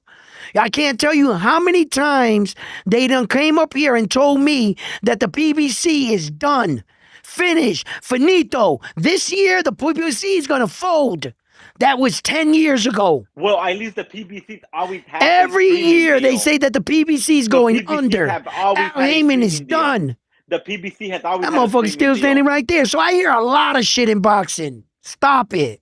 Xander Zayas, the biggest fight for his career, the biggest name for his career, the biggest accomplished fighter for his career, and the biggest payday for his career is going to be in Jerome Tennis. That fight's going to take place in Puerto Rican Day Parade and the big room of MSG. They'll sell that motherfucker out, 20,000 people. Let's get it popping for that weekend. Yo, you notice Wizard said, I heard 15, right? Hey, yo, when I played it the second time, Wizard, you know you heard 50. Because it was clear as day. He was like, 50. Really exaggerating 15, there. 1-5. Really exaggerating. 1-5. Bro, who sells 50,000 tickets other than Canelo? No one sells 50,000 tickets. Watch your mouth. Watch your mouth if you don't know your history, because Naoya Inoue sold 54,000 in the Tokyo Dome. All right. So right. Yeah. All right. And Tyson Fury and AJ, 80,000. Tyson Fury for what fight? Tyson Fury, I think he fought who was it that he fought out there? Tyson Fury had a big one. He had, with Usyk. He had that one with Usyk. That one was a big one that the turkey threw for him. And then AJ, he had a monster one in a soccer stadium. He had a monster attendance. I remember that. Okay, now, I'm those sorry. are the big dogs. Okay, I'm sorry. I should have said this another way. Who sells 50,000 tickets in America? In America? Yeah, in America, other than Canelo. That's a tough one. Exactly. Bro, why would I AJ. say 50? AJ. In America. That's it. Like a heavyweight, one of those heavyweight guys, in America? They could probably do it. But ain't no 50,000 people in America gonna buy tickets for AJ. Come on, in America? Bro, in the United States. Okay, but wait a minute. Wait, just wait 1 second.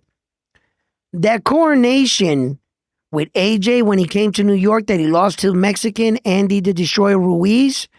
Can you pull up that attendance? Yeah, for sure. That was in the MSG, right? Sure. I just want to know. Yeah. If it was an MSG, it can't be more than 20. How many? Because it doesn't fit. The capacity is not that nowhere near 50. So I'm already going to get my answer. I just want to know if it was sold out. That was a late sold out the arena with an official attendance of 20,270. And that's with a late replacement. Yeah. That's with a late replacement and max capacity. Yep. So if you had a building that I think he could have pulled off a good number in America, I think you're wrong. He's going to sell 50,000 tickets. AJ? From the UK? I don't know. Hey, wait a minute. Okay. Maybe not the version of AJ that fought Ruiz, but that AJ that knocked out Jake Paul? Yeah, he can do it. Yo, women were throwing themselves on him when he came out the ring. It's like they finally saw him. You seen the women's reaction in the crowd? They were like, yo, he, like on that night for breaking Jake Paul's jaw, bro. For some reason, and then he got in a car accident. 2 of his trainers fatally passed away. My condolences. But maybe AJ could pull something around there. You get a big enough venue in America, yeah, he might be able to do it. Saul did it. Yeah, Saul's biggest ticket sales were 70,000, but that was with Crawford. The second one was Billy Joe Saunders, 66,000. The other one was Callum Smith, 40,000. Damn, he do big numbers. He do big He do number, big big games. numbers, bro. Yeah, He doing man. big numbers. Devin and Devin Haney and Tank ain't doing that kind of audience. Bro, Devin Haney has never sold like a lot of tickets. Like No, well, he he's not like fucking Saul level. Come on, right? no, but But like he I don't does even think he's decent. like I don't even think he's like a tank level. Shut the fuck up, bro. Stop disrespecting Devin Haney like that. Don't Bro, do that. what's his biggest ticket Don't do that. sales? Then look it up. Look it All up on right, the I'm gonna thing. You look it look up up. every other fighter. Just don't guess for Devin Haney, bro. Don't do I that. I don't think Speak with people are. facts. If you're gonna rock him with facts, not with your guesses. You get Okay, so lazy when you just want to talk. When it's for a well, Mexican, you fucking look up his archive. the approximately 11,400 tickets were sold, For with what fight? 1,000 for the Garcia fight. For the Ryan For the Garcia fight? Yeah, for the Ryan Garcia fight. And another report specifically came out and said that he sold. Well, I mean that's not too bad. 13,000 tickets versus Regis Prograis with 5,000 tickets complimentary passes. So I mean, he gives away a lot of tickets too, right, Devin Haney? So I mean, I just don't think he's like selling out stadiums. I mean, selling out arenas like Tank Davis is, bro. You know, Tank Davis is. But yeah, man, How much was the Brian Norman? bro, that was in Saudi Arabia. Yeah. We know tickets are not that big over there. Like, you feel me? Like, they don't really care about gates over there, bro. It's in Saudi Arabia. Maybe the pay All per right. view What about numbers the did Loma good. fight? The Loma fight, that one they said that it did pretty good. What? Lomachenko, What's the number? that one was 9,000 for my source. For my For source. your box rec event? That's where you're going? No, I just AI get 8 See, once again, you're guessing. AI, bro. How can you get, bro? Boxrec doesn't sell the. Boxrec has the ticket information. No, I they got didn't the know. event. Yeah, bro. But I mean, It'll say like promoter Bob Arum, Lou Develop, Devin yeah. Haney, and then it'll say like MGM on the top for the event. Devin Haney versus Loma, and then it'll be like the doctor, the matchmaker was Yeah. Brandon Goodman. But it has ticket sales there too. View on ESPN. Wait a minute, let me see here. They don't have the ticket like the. But if it was in the GM, let's see if was it sold out. MGM. Oh, fuck you. They want me to sign up to their website to find out. I'm not doing that. All right, so I would just have to like Google it and shit. Yeah, that's what I did, You know, right? I mean, that's what I'm doing. no, you're Googling it on a Mexican AI Ah, come on, translator. bro. That Come your on, stop it. AI is Stop it. Mexican. He's biased. The AI you're using. I'm You not know what biased, bro. I'm not I'm saying? biased, bro. But wow, it Hey, said that yo, even your AI is biased. Shut come on, up. brother. Come on, man. I just don't think he's a big star. Like, when has he headlined and you've seen like people going crazy, right? Like, it's just not something that I remember, respectfully. I'm But not yeah, playing man. hard to get low key. Fury versus Dylan White sold over 60K, I think, said Mr. Miyagi. Okay. Yo, listen, I'm not protecting no fighter.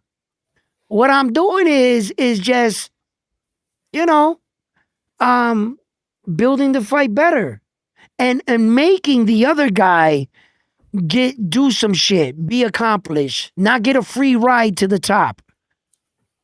You know, earn your way too. If I had to win these belts individually, well, then why don't you go win one yourself? What is that wrong to ask for?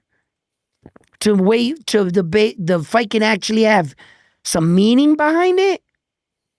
Mr. Miyagi, I want to hear your thoughts. Yo, how's it going? Yo, What's up, Hugo. brother? What's up, brother? Yeah, no, it's I don't know about ticket sales in Yeah. US wise, but the fact that Tyson Fury was able to sell 85. I just looked at the numbers. It was Jesus 85,000 Christ. for just for Dylan White. No one wanted that fight, but yeah, they took 85,000. Damn, And those Mm. tickets, a lot. you know, everyone talks about the tickets in the UK, yeah, and they say, "Oh, these tickets go for like £80 a seat." I'm like, yeah, if you're right up at the top, like where you need binoculars to see the ring. Yeah. Like, yeah, but then you get down to the first and second levels, they're all like, I mean, second level, you're talking what, 400-500 quid? Wow. And if you it depends, because it changes all round depending on where you are, whether you're directly in front of the ring or you're Mhm. like off at an angle, because everywhere's got different vantage points. But I don't know, is it common in the US to really have like the state? Because I mean, the UK, any big fights, it always goes to a football stadium. Right. No, Not I in mean, America. here in Not the here. US, like the only stadium fight that I could recall was in the Legion Stadium, Canelo Crawford. Another stadium was Crawford, which is kind of, yeah. I mean, it was a stadium. It was a soccer stadium. Crawford, what is that? Madrimov. That one was a stadium. And then Canelo just gets the AT&T Stadium, the big stadium where Right. where the Dallas Cowboys play. He sold that out like twice, I believe, versus Billy Errol Joe Spence Saunders. did that, right? Oh yeah, Errol Spence also did a stadium fight. Yeah, Mister Miyagi, but it happens like once every. Yo, Hugo, I think that the reason, see, Las Vegas, it doesn't have a big capacity, right? It's not like 30,000. You don't have anywhere that will accommodate for 30,000 people or something like that. I don't think. Yeah, yeah, you do. You have the Unless you T-Mobile get Arena. like to like the big fucking. But I'm just talking about just like the regular hotels in Vegas, right? And then like even the MGM is not that big. So when you get these fights there, yeah, they might not be 70,000, 80,000. But what you're getting is the first, I would say, 2 or 3,000 people, those seats in the front, those are movie stars, actors, NBA players, NFL players. The kind of people that you pull out to Las Vegas at once upon a time, the tickets were being sold for 14,000, 12,000 a seat, 23,000. Just one ticket for one seat would fill up a section in that fucking football stadium or soccer stadium. It was just the amount, the dollar of value of you getting fucking, stars at that time. Like, I'm really showing my age now, right? But when you would look out into a crowd in a Mike Tyson fight, you would see Robert De Niro, Sylvester Stallone, Madonna, fucking there was no telling. It was just like a star party. Like the stars would meet up at like a heavyweight match, and then the ticket sale they skyrocket. Once upon a time, there was a lawyer guy that he bought 2 tickets for the Floyd and Manny Pacquiao fight. He paid, I think, $250,000 for those tickets. That was crazy. Like, so when you say Americans don't come out, no, we're American. We're hard to impress. But if you catch the eye of the wealthy, they'll come out. They'll come out. You'll see fucking fucking Donald Trump at a UFC event. Yeah, UFC. Yeah, he comes out to those events. Like, Yeah. when you start pulling out people like that, they got friends. Who do you think Donald Trump's friends are? All of a sudden, you start seeing a couple like the people with the things, and like Asian people, and then like, but rich, all the wealthy of them. Those are his friends. What do you think Mayweather brings out when Tank Davis was fighting? They weren't coming out to see Tank in the beginning. They were coming out to look at Floyd. Then Tank did what he had to do, and then he went off from there. But you went to that fight because Tank was fighting? No, you went there because Floyd was there, and Floyd called all his friends, and they called all their friends. Then all of a sudden, the entire fucking first row is a bunch of actors, movie stars, NBA players, NFL, the who's who. When you got that kind of status, 14,000 space is just fine. Just fine.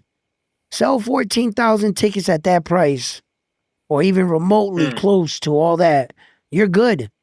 So everybody's, the venue, just because it says 80,000 to versus 20,000, okay, now you got to see what kind of 20,000 was that. You understand? It might be smaller venues, so the numbers don't always tell the story. No, because Mayweather fights, his gates are still legendary. His pay-per-view sales are still legendary. They're still at the top of the food chain. He didn't make $1 billion fight with Manny Pacquiao for no reason. It generated a lot. They paid him like fucking, what was it, 300 million? They paid him. So, and the place they fought in wasn't that big. But the But ticket sales, but the ticket prices were expensive, I bet, right? I listen, they still haven't posted that shit. Them shits had to be so expensive, right? That the elite. Didn't they wait till like the last week for the ticket I sales to I drop? can't remember. Oh. I've never attended a Mayweather fight. A little out of my price range. Yeah, That Saul Canelo Alvarez fight was too. For Terrence Crawford. Expensive.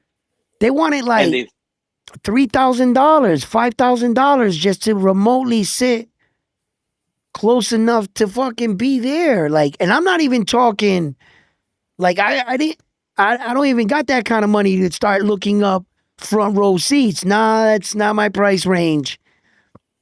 I just couldn't go to that Terrence Crawford Canelo fight. I wanted to. Too expensive. This is why I think, especially in America for you guys, I do think like the fighters need to get paid what they're worth. Well, I think just in general, fighters need to get paid exactly what they're worth instead of these overinflation prices. Because the average boxing fan, I bet they'd love to take their family out and go and watch a live fight with a star boxer. But when a ticket up in like second or third row of an arena is like $800 or something, the average family that watches boxing and supports it, they can't afford that. No. But I bet they would love to go out and see. Hell yeah. Yeah, well, from the types that I'm sorry, but from the times that I've been to the boxing events, I don't really see families like kids, mom, dad. I usually see like boys, like like hanging out with the boys type of thing. Nah, you're wrong. You're wrong. Well, there has never been a brother. boxing match ever I've ever attended that I didn't see a family at. For real? Yeah, never. Okay. I've never been in a boxing attendance where someone didn't bring their kid. No, well, never. Kids, yeah, well, kids, but there's always a section where like the youth or the boys club, someone's always bringing kids to a boxing match. So That right there, my boy, I don't think you're too connected with the boxing world, like in that sense. There's always a section where you got some school or some guy bringing his kid to a School? boxing match for the first time because he wants to bring it because he was a boxer. I see that all the Exactly. time. But do you see mom, daughter, sons, Well, and maybe not dads? too many moms. I've seen a That's couple. what I I'm know a saying. couple in That's Philly. exactly what I'm saying. Wait a minute, That's hold on, exactly hold what on. I'm Because in saying. Philly, in my sister's gym, I can't tell you how many single mothers bringing their young kid to the gym, to my sister's gym, and they sit there and watch their kid train. And their kids are like 9 years old, 10 years old. So as far as a mother bringing her kid to the gym, I've seen that thousands of times too. Mm. But I feel like Yeah, in the UK for the big stadium fights, like Mr. Moyagi was saying, my bad for cut for butting in, but I feel like in the UK for the big stadium fights that the tickets are affordable, that they bring mom, dad, daughter, son, cousin. I don't know So if I'm right, it's Mr. Miyagi. it's more because obviously a lot of people like I mean the cost of living over here is getting crazy, but um, you know a lot of people just go just for the atmosphere, because you would basically be watching the fights on the TVs that are around the stadiums, but it's just the atmosphere, isn't it? If you wanted a night out and you see, oh, we can get, a few tickets, they might be like up on the upper bleachers, on the nosebleed sections. But, for, a couple £100, you can go and take you, your son, your missus out and go and watch a bit of violence for a couple of hours. yep. How are those stadium fights? Are they like like the atmosphere must be crazy, right? Yeah, let me ask you It, about that. Like a Have you ever Dubois been to one of versus those stadium fights, Mr. like a Miyagi? Dubois versus I haven't been to a box. I was going to get tickets for the Anthony Joshua Dubois Okay. fight, but where I wanted to sit, I didn't want to sit up in. I wanted to be up on the first row just before, because where they put the ring in the middle of the pitch, Right. not the seating on the floor, but where it starts on the stadium. You got the Right. first The 8 stadium rows part. of Right. That seats. would be, I yeah. wanted to go in there, but it was like £800 a ticket, and I Wow. wanted to pay for my dad and my brother to go, and I was like, oh, I had some money back then, and I was like, do I do it? But then I fought against it. I was like, nah, fucking, I ain't gonna do that because traffic's bad, especially when Yeah. those stadiums get kicked out around London. So I just had Yeah. a watch party at mine. okay. And Nah, you know man. I've there's been to gonna a be few a fight football broken games. out, one or two fights in the crowd. You know, Yeah, there's although always gonna be London, a fight out there. Come on, stop it. it's not well. They're quite strict in the stadiums. Lots and lots of Yeah. security and lots of police. Mm. So you'll get kicked out. If something like that happens, you'll get And a taken lot of the out cops straight out away. there don't have guns, right? Nope. They have like billy clubs. That's it.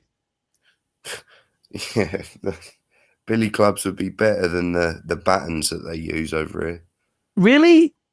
Yeah, because the billy club was like a solid steel. It was basically a solid steel pipe. These batons now are like aluminium, so they're Yeah. lightweight. And you Oh, just so they see can it. swing it longer, faster. Yeah, but it's just you're trying to take someone down. They're hitting them around the knees and that. I'm thinking the old billy club would have shattered your kneecap with one go. Hell yeah. Hell yeah. Hell yeah. A billy club is no joke, man. The batons back in the 1980s, like in New York, when the cops would walk around, they would like slide it right there. You don't see that anymore. No, You know, it's like the like billy clubs and shit. You don't we see that in they would come in the neighborhood and put it right here on your neck. They would like go like that and hold you up against the wall and shit. Yeah. the olden day police. I can't remember what time it was from. It was probably like my grandparents' time.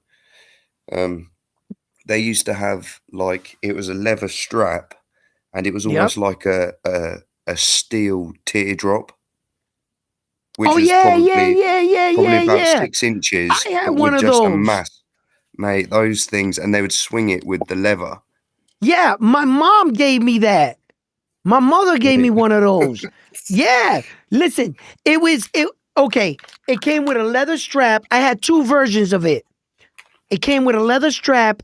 It came down. It looked like a teardrop. And it had it was leather and it had like a weight inside of it. Then the other one she gave me was the one with the leather strap, but it was only this big. It was like that big, and it was solid. It was made out of like I can't explain the material, but I think it had like a metal rod in the middle of it. It was like You get, it was like a pocket size one. It was only like that big. I used to carry that with me all the time. Yeah. I think Yeah. that was like the, like when you see in movies, people put money or rocks in the end of a sock. Yeah. I think it's literally exactly like that.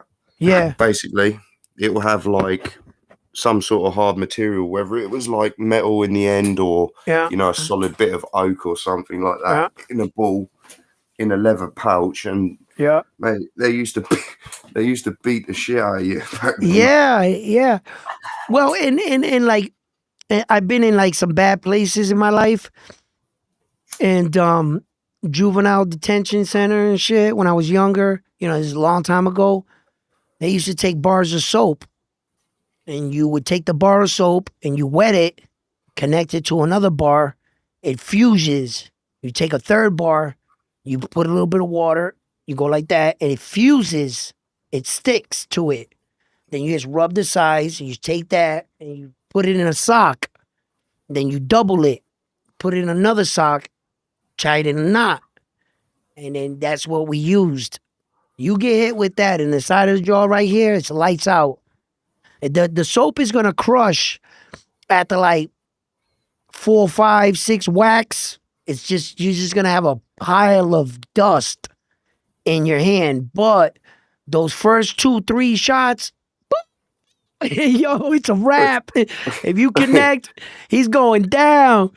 And like military bunkers and shit, we used tuna cans.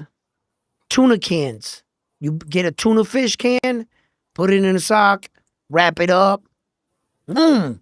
I seen a dude get hit in the mouth with a my bag, I'm sorry, not in the mouth. He got hit in the eye cheek. His cheek swole up so bad that when he was squishing it like 2 days later, it was coming out of his nose and his mouth, the blood. Ooh. Yeah, and we was trying to hide it, the injury from like the drill sergeant, and then he would know that they got in a fight, but he couldn't hide the injury. He ended up getting kicked out with the other dude and shit like that. But yeah, I've seen like shit like that made. So tell me, I from what I understand out there, they don't carry guns, but there is certain level of law enforcement that does. And when does that require out there that they use that?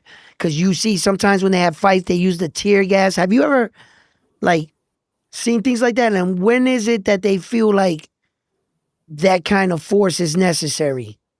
Oh, they'd use it. We got our regular police. Yep. Which is the guys that you see walking around. They'll have a baton, and their handcuffs and that. And then you get taser trained police, and they'll have their, the taser. And then you get what you call your firearms officers, which is all the armed guys. And they usually any sort of if a call comes in and they say a person's got a knife. Anything from a knife up, so like a guy walking around. Then you'll get an armed guy go there. Yeah, and they're quick as well. They'll turn up fast. Oh, okay. Wow. Riots. I can't remember the last time we actually had a proper riot. Not like. I think the last one I remember was in London quite a few years ago. Or was it was during COVID, actually. It was all when the Black Lives Matter stuff was happening. It all trickled over into this country, and they were just going crazy in London. Oh. Because the reason why I ask all of this is actually, for me, going to tie in to a certain event in boxing, in fact. I wanted to know firsthand from a resident out there how things are run. Why? When we hear stories like the Schofields, when Schofield started saying that people went into his hotel room, took his passport, took pages out, and when he was out there, that the cops drew guns on him. And my problem with his story was, hold up, the cops out there don't have guns. When you're saying that they drew guns on you out there, the cops have the billy club guys, the taser guys, then the gun guys. But you didn't have a weapon. Why would the gun guys, and why would they automatically draw guns on you? Why? Because you're black? Unfortunately, there's black people out there. And out there, they really don't see skin color. Black and white hang out all day, from what I see, right? So when Schofield says, out in their country, I was treated a certain way and they drew guns on me, and then they found drugs in my car, and then not only on top of that, then they let us go. Because the tow truck driver said this car hasn't been turned on. So when you hear stories about other countries, it's good to hear it from somebody from actually out there. What was and that? To see how What? things are conducted. Was You know, that- rather did than he going say off somebody else. Go ahead. Did he say that about coming to the UK? Yeah. That's ridiculous. The only thing is, you do now and again, because I've been pulled over a few times when I've been out on my motorbike. You do run into armed officers every now and again. Usually, you end up getting pulled over by some random, you know, in America, how I don't know what the standard cop car that you see. Mm-hmm. Yeah, but just imagine that in the UK. Usually, we have Skodas. Right. Volkswagens, BMWs are a That's big the one one. with the lights on it, just to be clear. Right? Yeah. But Okay. sometimes you get pulled over by like a Mitsubishi Evo or something like that. Something random with lights built into it. Right. You wouldn't think anything of it looking at it. You just think it's some guy racing his car. And then next thing, you got armed response guys jumping out. Ooh. And they give you a speeding ticket or something.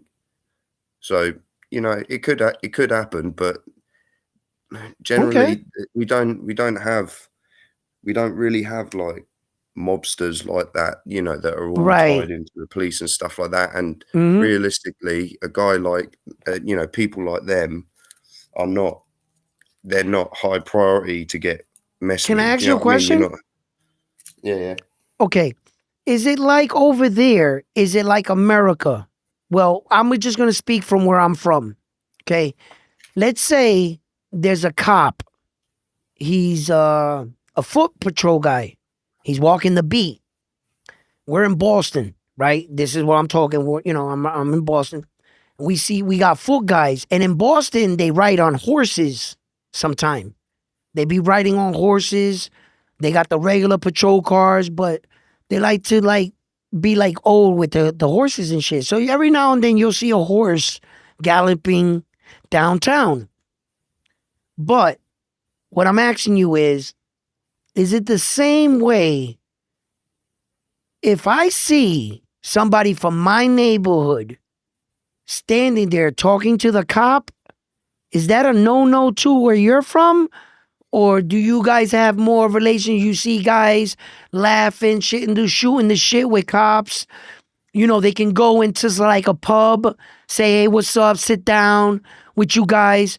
There's certain neighborhoods, a cop can go wherever he wants because, but there's certain place you're not gonna get us to talk to you. Is it like that over there? Is it the It same? there's definitely area like generally. I think the view towards police in this country has got worse over the last Okay. 10 years. But I mean, down where I'm from, I'm like on a coastal town, so I'm about Okay. an hour's drive from London. Um, so it's not too bad. It's not, it's not really like that down here. But London, Mm, you wouldn't expect to see coppers come into your local bar unless they've had a phone call with like a drunken disorderly or something like that. mm, Because generally people are friendly with the cops here, but um, it's I don't know. It's people don't because there's been a lot of like scandals in the mm, last few years with police. mm, So it's changing. It's changing a bit, but it's nowhere like it's depends where you go really. mm, Like certain areas in London, like they just don't fuck with police at all. But mm. down where I'm from on the coast, it's fine. It's more laid back, right? Okay.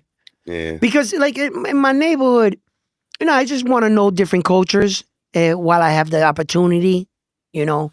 Um, and I know there's a boxing channel and everything, but I like to know about different ways of life. And where I'm from, it varies. It seems like these fuckers, like these cops, like they're always walking in the bar or whatever, like scoping shit out. They're not getting a drink or anything, you know, but you'll see them pop their heads in here and there, or walk in the street, and it's like here, anyway, from my side of the world, it seems like we're on two different sides, and we're treated as such.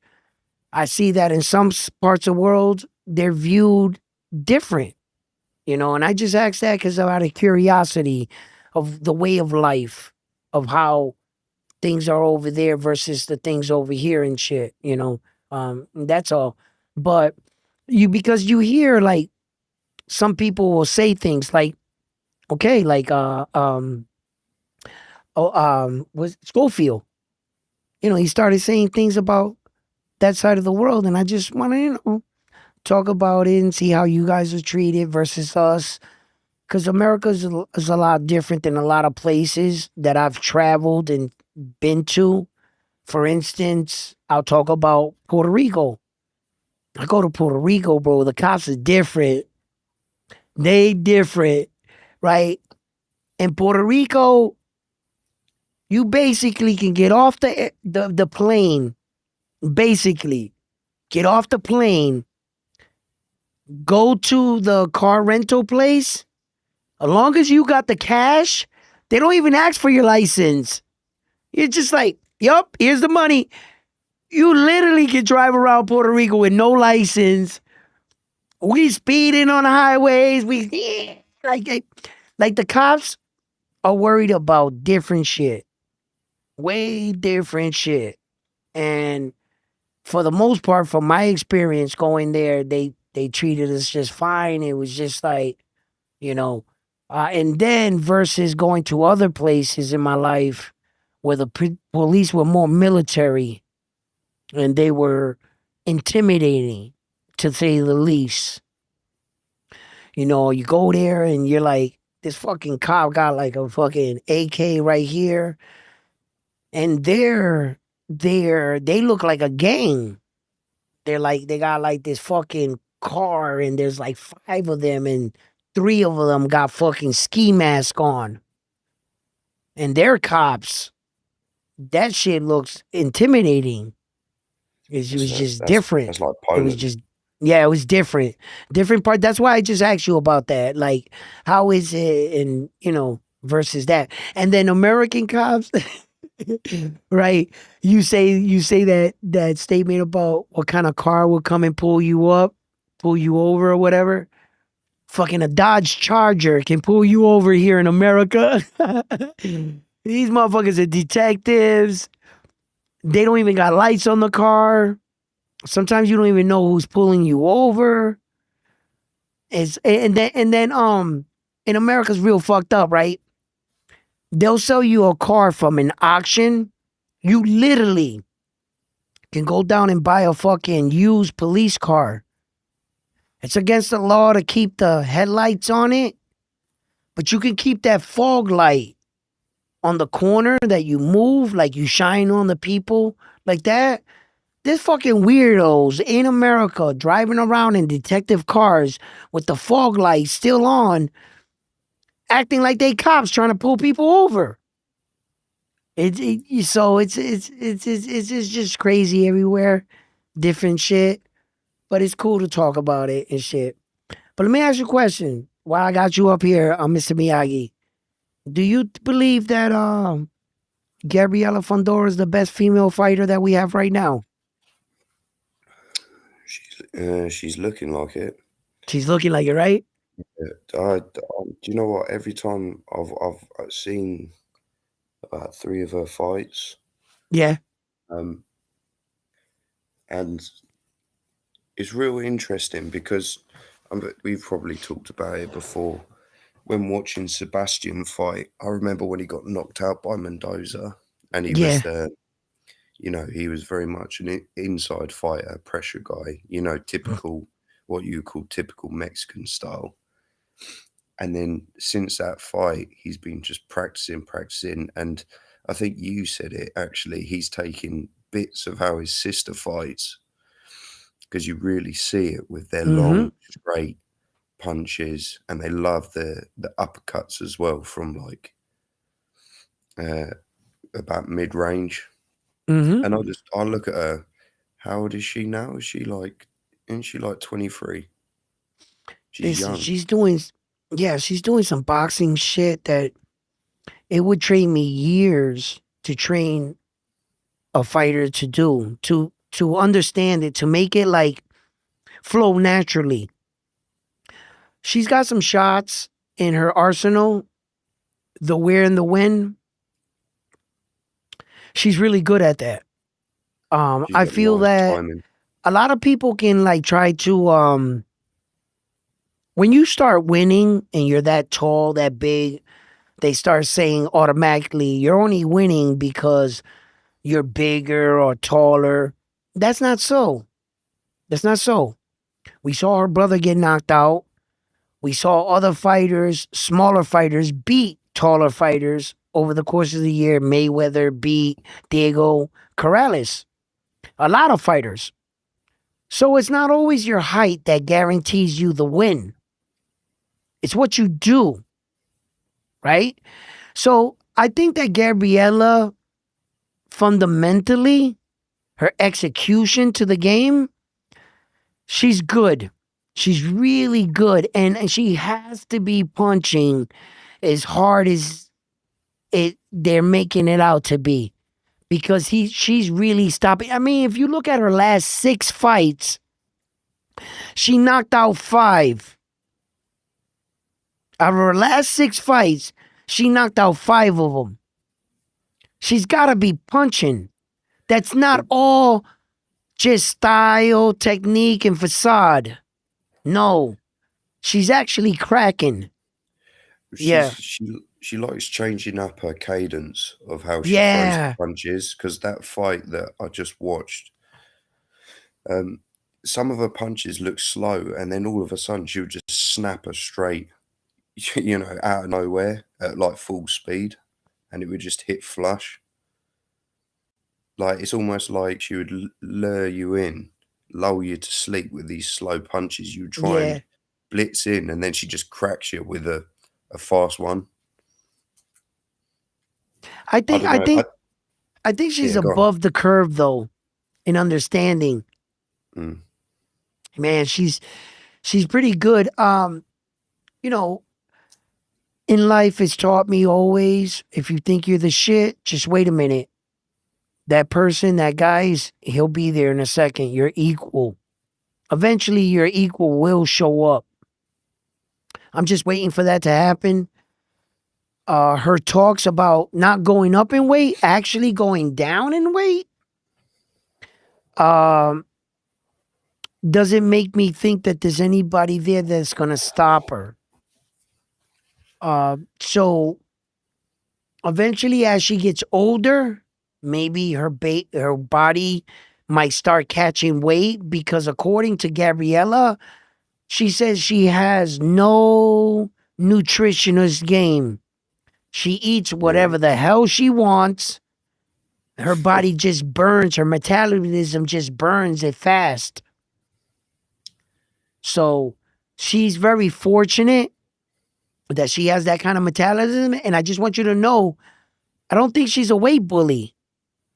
I just think she's a flaca. Flaca means skinny girl.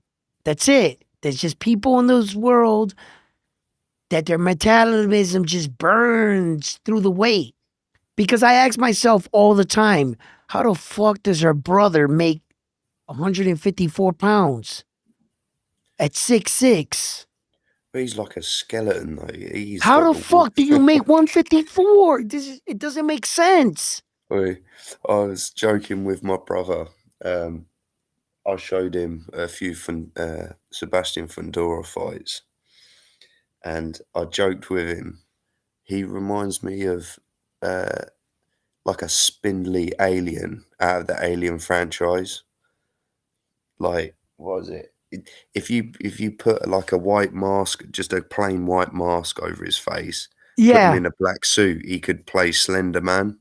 Yes, he can. Yes, he can. Yeah, because he's got them weird dimensions. Like his arms are Yeah. just crazy. Yeah. Just put the mask on him with the fucking smile and the suit. Boop.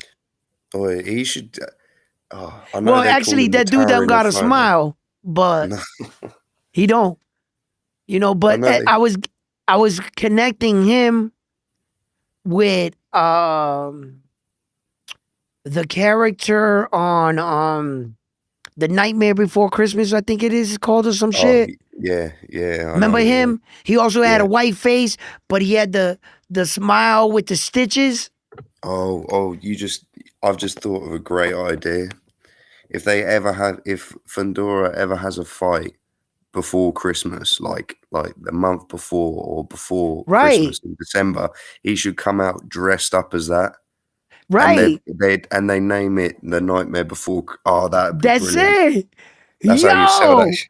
that would be crazy. Yo, put him in the suit with the pinstripes and shit, and Yeah. put the mask on it. Yo, perfect, Oh, perfect. he's got to come out. He's got to come out to that song as well. As it's Yeah. this is Yo, that Halloween. would be a Halloween. good theme. That would be a Brilliant. good theme. Yo, that'd be Yeah. crazy. A Nightmare Before Christmas. Yo, but Sebastian, man, look, he got a tough fight on his hand. One time, Keith Thurman. I want to know what your thoughts on that. Who do you? I mean, do you really think one time Keith Thurman fighting 2 times since 2019 to 2026, fighting 2 times? You think he can be an active champion like Sebastian Fedor and that he actually has a real chance in this fight after just beating Brock Jarvis? Um, I don't it's know. possible. He's explosive. Yeah, But he once I, was. He once was. but even I mean, you can't really go off much with Brock Jarvis, but that That's was what I'm his first fight saying. back after so long. So I expect to see a bit of rust and that. But I think how Fundora's progressed with his range control Yeah, and that and even if Furman gets on the inside, that was Sebastian's bread and butter for years. I know. He And started his career rock'em sock'em. yeah, He didn't use any of his attributes. He fought like a small guy. and that's what makes it scary. That's why fighters like Espinoza, the fact that he can fight on the outside, but he's not. If you get someone that has freakish, like a close enough reach to him, you'll be able to outbox him without letting him get on the Well, you saw inside. what But Robese Ramirez did. He dropped him in the fight. funny enough, that is like that exactly. When I saw that fight, that literally reminded me of the Fundora Mendoza fight. The same looping hooks, caught him straight on the chin. Except the only difference was is that Espinoza went down on that first hook. Unlike Yes, Sebastian, he set it up. stunned, and then he got hit with another two, and Yes, then he got did. put out. Yeah. But I guess. You know how when like we look like fighters like Naoya Inoue, for instance, throughout his career, we've seen it. He's been hit with that left check hook throughout his career. That was a shot you could hit him with. We knew it. That ended up being the shot that put him down. That ended up being the shot that put him down twice. So when we think about that, we think about certain shots that can put down a fighter or whatever. When I think about Sebastian Fundora and Gabriela Fundora, I guess the only shot you can put them down is that overhand because their jaw is up there. Yeah. So it's going to be the only shot you're going to be able. And then you would think like, yeah, that's going to be their crit. And it ended up, in fact, yes, because that is actually the only shot you can connect on such a tall fighter. It's the shot that they relax to because they're thinking about fighting downwards. The taller fighter is fighting down. You would have to fight up. Yeah. And in cases like Gervonta Davis found a lot of success against taller fighters. He can get underneath you and hit you with that uppercut. He would find your chin anywhere. But when he fought a guy like Isa Pitbull Cruz that was shorter than him, he couldn't find that uppercut now, could he? He couldn't get under Isa Pitbull Cruz. He had to actually fight him, box him up top. And then Gervonta's trained to even punch taller. Then he had to adjust. He broke his hands. He kept punching him on the forehead because his target was off.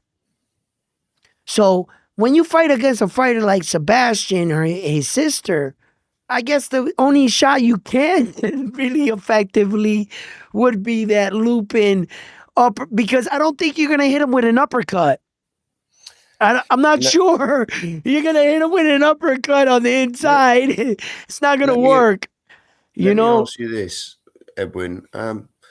When was it? Because I can't remember off the top of my head any fighters like this. When was the last time you saw a tall, like spindly, like lanky fighter get put down by body shots? Because I can't remember. I remember seeing lanky fighters getting knocked spark out with hooks to the head. But I can't ever remember someone ripping them to the body and putting them down. Same way Paul Williams got knocked out. Right over the top. Boom. But not a body shot. No, I've never. Their bodies is like Fundora and Espinoza as well. Their bodies, even though they're like tall and spindly, and there's a lot of thing there, it just seems like that's where all the muscle is to hold up their frame, because their legs are like sticks. Yeah. So all of their strength in that must be in their core. Well, because no, not a real tall guy. No, I haven't seen that.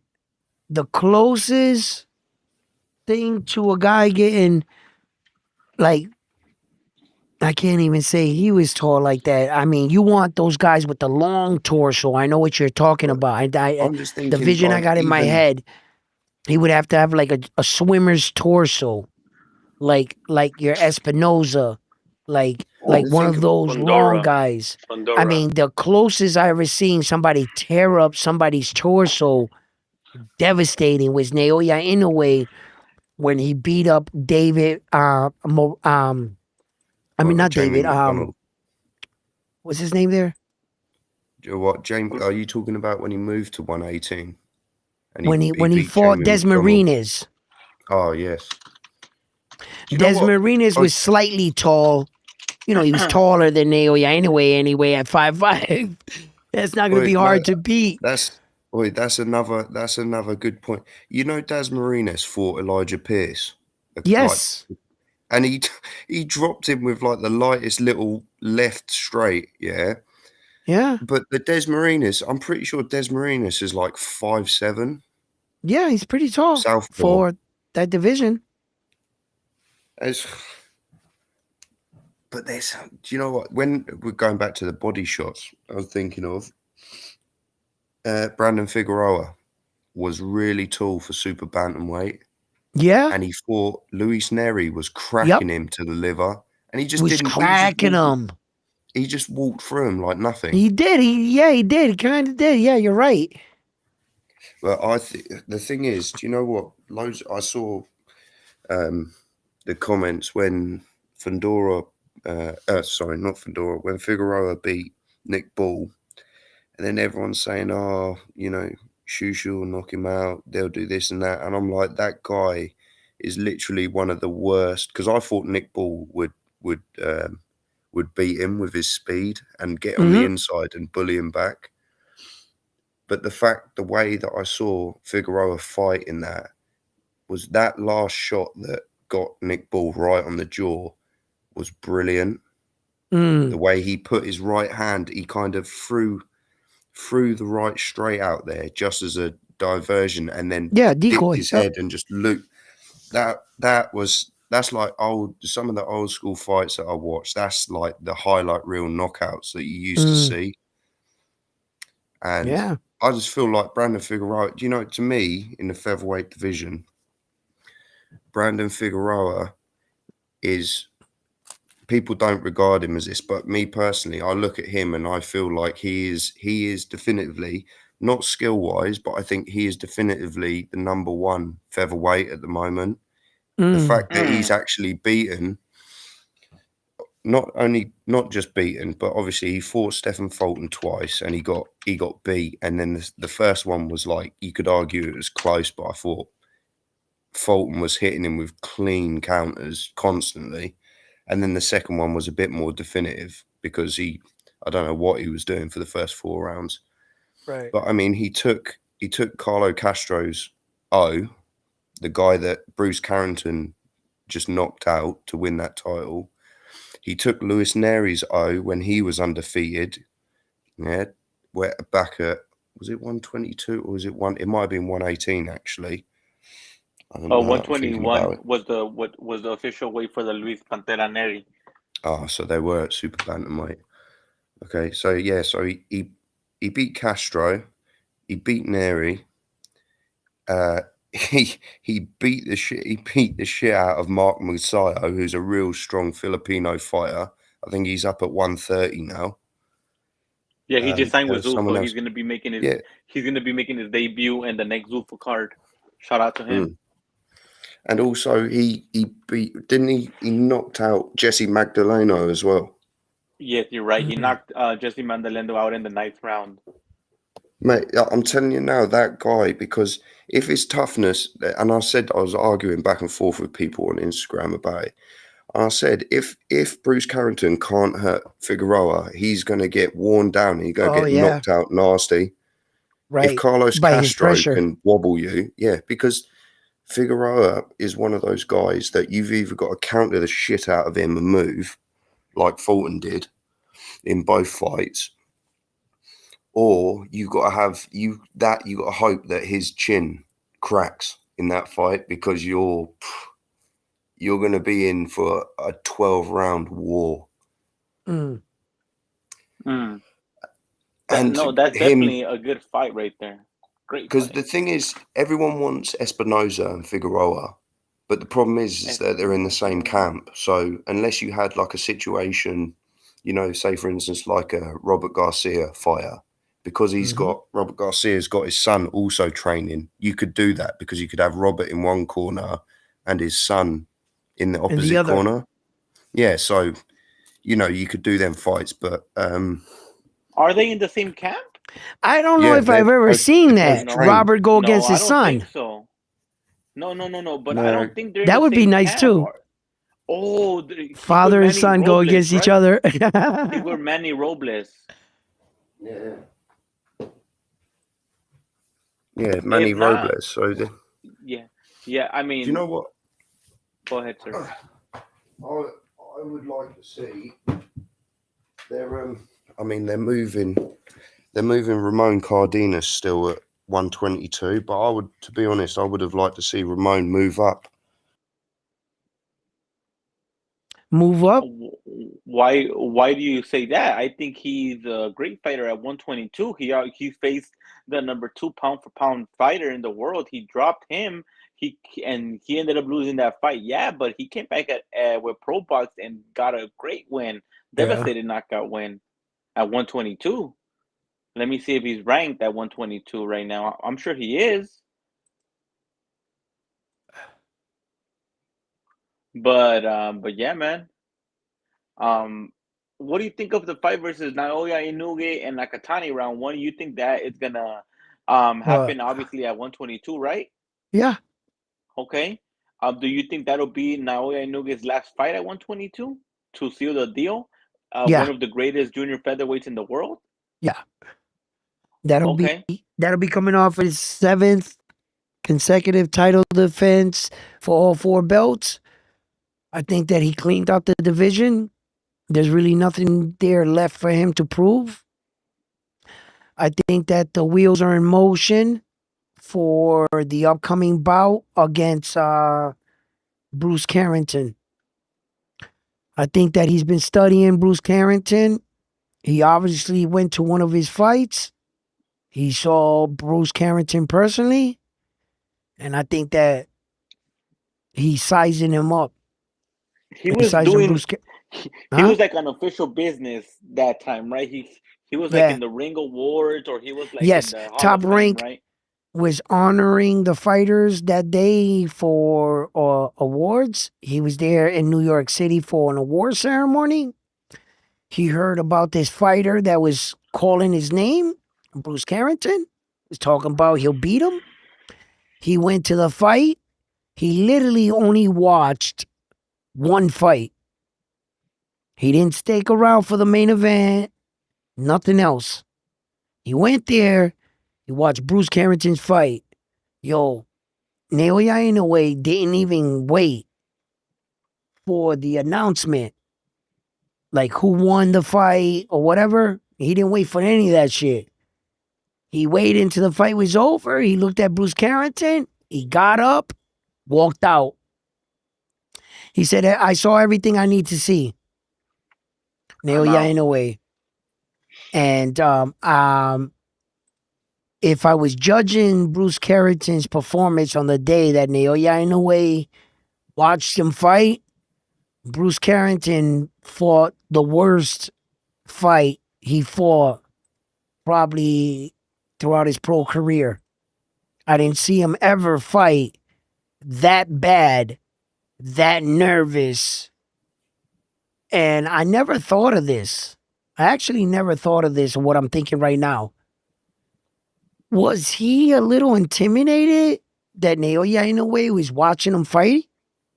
Such a decorated champion was watching him? Did he let the nerves or something? Because, you would think, let's say you're a young man, woman, and you're, playing a sport, and a scout was to come to watch you. You're going to want to perform the best. But sometimes finding Of out course. that that scout is actually watching you, you have one of the worstest games ever. So I'm not sure how to view that, but I do know that's what happened. Bruce Carrington had a bad performance the night Naoya Inoue saw him. What my impression was, what Naoya Inoue saw, he was not impressed. The fact that he's going to pack up Junto, that if you're asking me, it'll be his last fight at 122, I really think so. There is not a fighter at 122 you can name that you can sit there and say, yeah, I want to see that fight. There's nobody. There's nobody there left. That's it. I think he's done with 122. As far as Naoya Inoue's history, he fought, what was it, 8 times at 118. Hold on. Let me not guess. Hold on. I'll tell you right now. Right here. There's my boy. All right. So he fought, let's see here. All right. So to put it in his perspective, right? He's had 8 fights at 122. In his last weight division, he fought 7 times. The one before that, he fought 8 times. So at 108, as a champion in championship fights, only championship fights, he fought 2 championship fights there. Then he skipped the 112, 115. He had 8 fights, championship fights. Then at 118, he had 7 championship fights. And at 122, he has 8 championship fights. So on schedule, from what he's showed me, whatever the information I got to go on, this is when he makes his next weight jump. He's right in the ballpark with making his next weight jump. So I only think he stuck around for one more fight to make it 9 fights for Junto, because it was worth it. The fight's worth it. It's worth it on a lot of levels because it proves who's the best Japanese fighter actually is. And he's the type of guy that he doesn't like to share the throne. It's me, and that's it. It's the kind of fighter he is. He's mean. He's very, very mean. He doesn't get that name, the monster, for nothing. What do you think the betting lines are going to be for that one? Do you think it's I going have to no be idea. I have no idea. But like from your They've personal already opened opinion, up. do you think it's a 50-50 scrap? Hell no. Not after that performance with Hernandez. Junto shot himself in the foot with that performance, to tell you the truth. If he didn't have that performance against Hernandez coming to the Naoya Inoue fight and most betting odds, they probably would have had it a 50-50. They might have. Me, I never had it a 50-50. Not me. It was always been a 60-40 fight for me. Always. I think that Junto's good talent. I think he's great. I think Naoya Inoue's a level above him. That's what gives him the 60-40. They're not equal. They were never equal in my head. I think Naoya is a better polished fighter than Junto. He always has been, and I always viewed him that way. So for me, I've always been 60-40.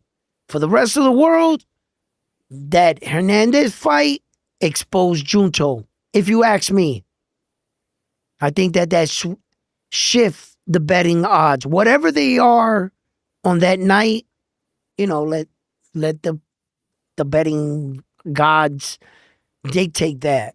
But if you're asking me, my opinion, the fight has never, ever been 50-50 in my head. No. Do you know what that Hernandez fight showed me with Junto? Mm. Oh yeah, sorry by the way, I cut out my laptop switched off. It just lost power. That Junto fight showed me that he loses ideas. Yeah. Because he couldn't. The first 5 Good rounds, shit. the first 5 rounds he was landing nice counters, like brilliant counters. Right. But I did not see. I'm looking at that. I'm like, where is the Junto with the volume? Right. Where has all the volume gone? And another thing as well, because I see people saying this, that if Inoue fought Hernandez, it'd be different. I'm like, nah, Hernandez would literally it would be a tough fight because that dude's tough. But I'm telling you now, that guy was getting knocked off balance because his footwork is not good. Mhm. And in a way would cut at angles and hit him with 3 or 4 punch combinations in flurries, Mhm. and he would just get overwhelmed, whether it be a decision or whether he puts him on his arse Right. multiple times. But even if it started going into a dogfight, in a way, he can change it up. But that because there was a fight before that But he then fought. again, that could have been an off night Nah, I for don't think it was an because off Junto night. Nakatani, right? he I don't looked really good. think it was In an my off night. He looked sharp. Junto looked sharp. He did. He. If you And go, keep in mind that was his first fight at 122, Now guys. that's yeah, what but it On he this was. list. You finally my said something. There it is. The weight jump. Not everybody acclimates to another division the same. The weight could have affected him and made Junto look or appear a bit sluggish or slow. I'm not sure which one it was because I did see Junto fighting fast in the first half.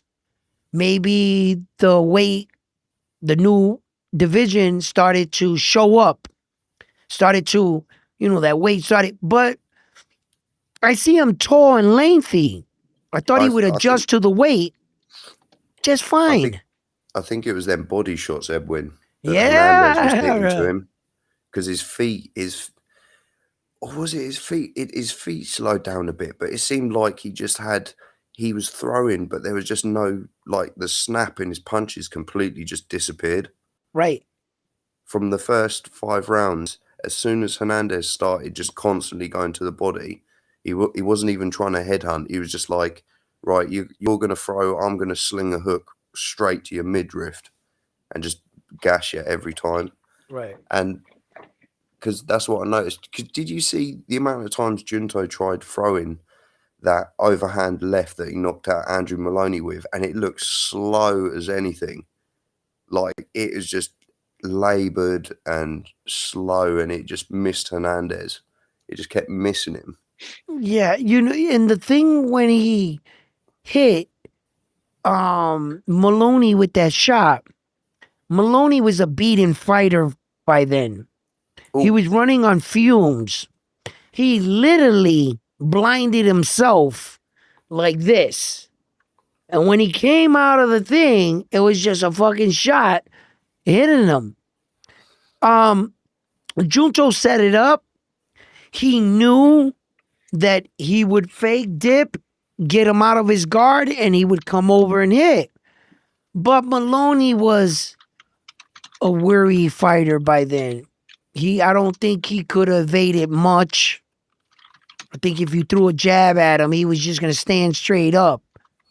He was a beaten fighter by that point. Shout do you out know to what? Junto for putting him down, but yeah. If you did you watch Junto's fight against Nishida, Edwin? Mm-hmm.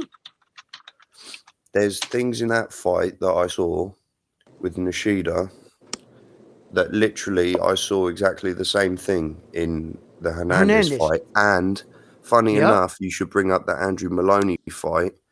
The reason it went that far, I say go back and watch that fight, because even though Maloney wasn't winning and he was getting outlanded and beaten up, Yeah. the way he was putting pressure on Junto is the same way that Nishida put pressure on him, and he does not like that style at all. And then Hernandez was just the cherry on the top, because he's got to that size now that he is not the stronger. He's because the Nishida And I don't fight, think he beats Nishida neither. I don't think he beats him unless that fucking headbutt shit.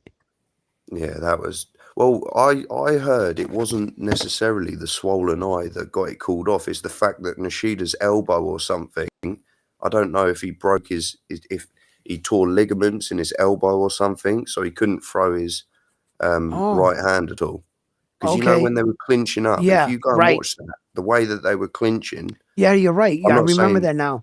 Yeah, I'm not saying Junto was doing it on purpose, but the way they were clinching, it looked like it was putting strain on Nishida's right arm, like a lot of strain. You know, as you tie up and you kind of tuck your Right. arm through there, so that it looks like they're just sticking their hands out behind you. And he was like really like squeezing his arms, trying to keep him, because every time he would get close, Nishida would hit Junto with horrible body shots and hooks. Yeah. And I've never seen Naoya Inoue have to use these kind of tactics and these No, kind of resolve to these kind of things to like come back in a fight and when you calmly, like we're talking now, think about Junto's last fights. And that's why, and I got a lot of criticism for that. A lot of people were saying, "No, Junto's just gonna wipe down Naoya Inoue. He's better, he's taller, he's stronger, he's faster." And I was like, well, maybe you guys might be a prisoner in the moment and you're not really like studying these fights, but I don't see what you guys are seeing. In all aspects, I still view, and that's my opinion. It's my opinion, fine, I'll just have my opinion. I just think Naoya Inoue is more polished. He's more polished. But can you agree that Naoya Inoue takes more risk also? He has Of course. been dropped. He has been Yeah, dropped multiple times. Yeah, but that's necessary risk. That's necessary. That's look. I talked about this. Let me tell you something.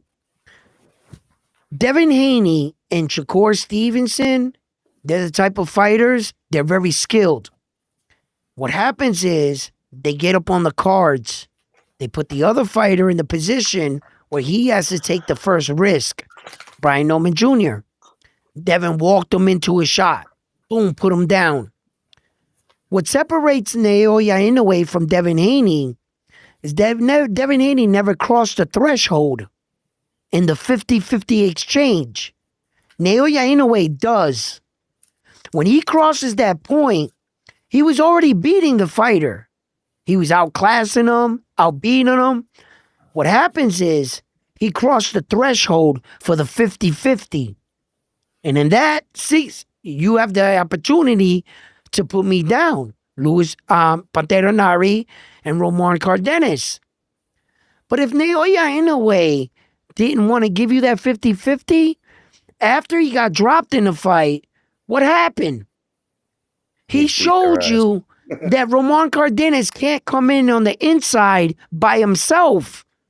Neither did Luis Pantera Nari. You can't gain that on him. He's going to block up, spin you, use his legs, and before you know it, he's out there. So the only way you caught up to Naoya Inoue is because he crossed the threshold. Because he believes in violence. He believes in knockouts. He's a fucking gladiator. And just like Paul Butler couldn't touch Naoya Inoue. But Naoya Inoue allowed him to hit him. To give him confidence to open up out of that guard. Just like he did to Stephen Kubo Fulton. Naoya Inoue has dealt with speed, power. He's shown he has an answer for that. If you just got power, you're not going to beat him. If you just got speed, you're not going to beat him. That's the difference between him and all these other fighters that I'm trying to tell the boxing world. He's in a 1% of boxers. He's where the Terrence Crawfords live. Naoya Inoue. Guys that understand about fighting, that can adjust to your fighting style. All fighters can't do that. They just fight the way they fight. They just take their style against yours. But for a guy to adjust and fight you in your own style, for instance, Naoya Inoue, Stephen Kubo Fulton. When have you ever seen Naoya Inoue fight in the Philly shell? In the very first round, in the first second, he walked out of the ring like this in the Philly shell, walking towards Stephen Fulton. He literally beat him in his own style. He said, you think you could do the Philly shell? I'm going to show you how to really do it. And I'm going to beat you in what you're good at. That's a 1% of fighters. Junto has a style. He only has Junto style. I'm trying to watch. Naoya Inoue, if I'm right, he's about to beat Junto in his own style and then knock him out in it. And that's going to fucking seal the deal. He's just going to be the best in Japan. Fighter that Japan's ever seen. You will not compare him to any other Japan fighter. That's all he cares about. All I would care about if I was a Puerto Rican fighter, yeah, I care about the United States, yeah, but in my own country, make sure I'm him and I stand alone. And if there's any other fighter you think can beat me, put him in the ring with me. That's what Naoya's doing. He's proven to Japan, I'm him. That's a personal thing. That's Japan on Japan crime. You know what I'm saying?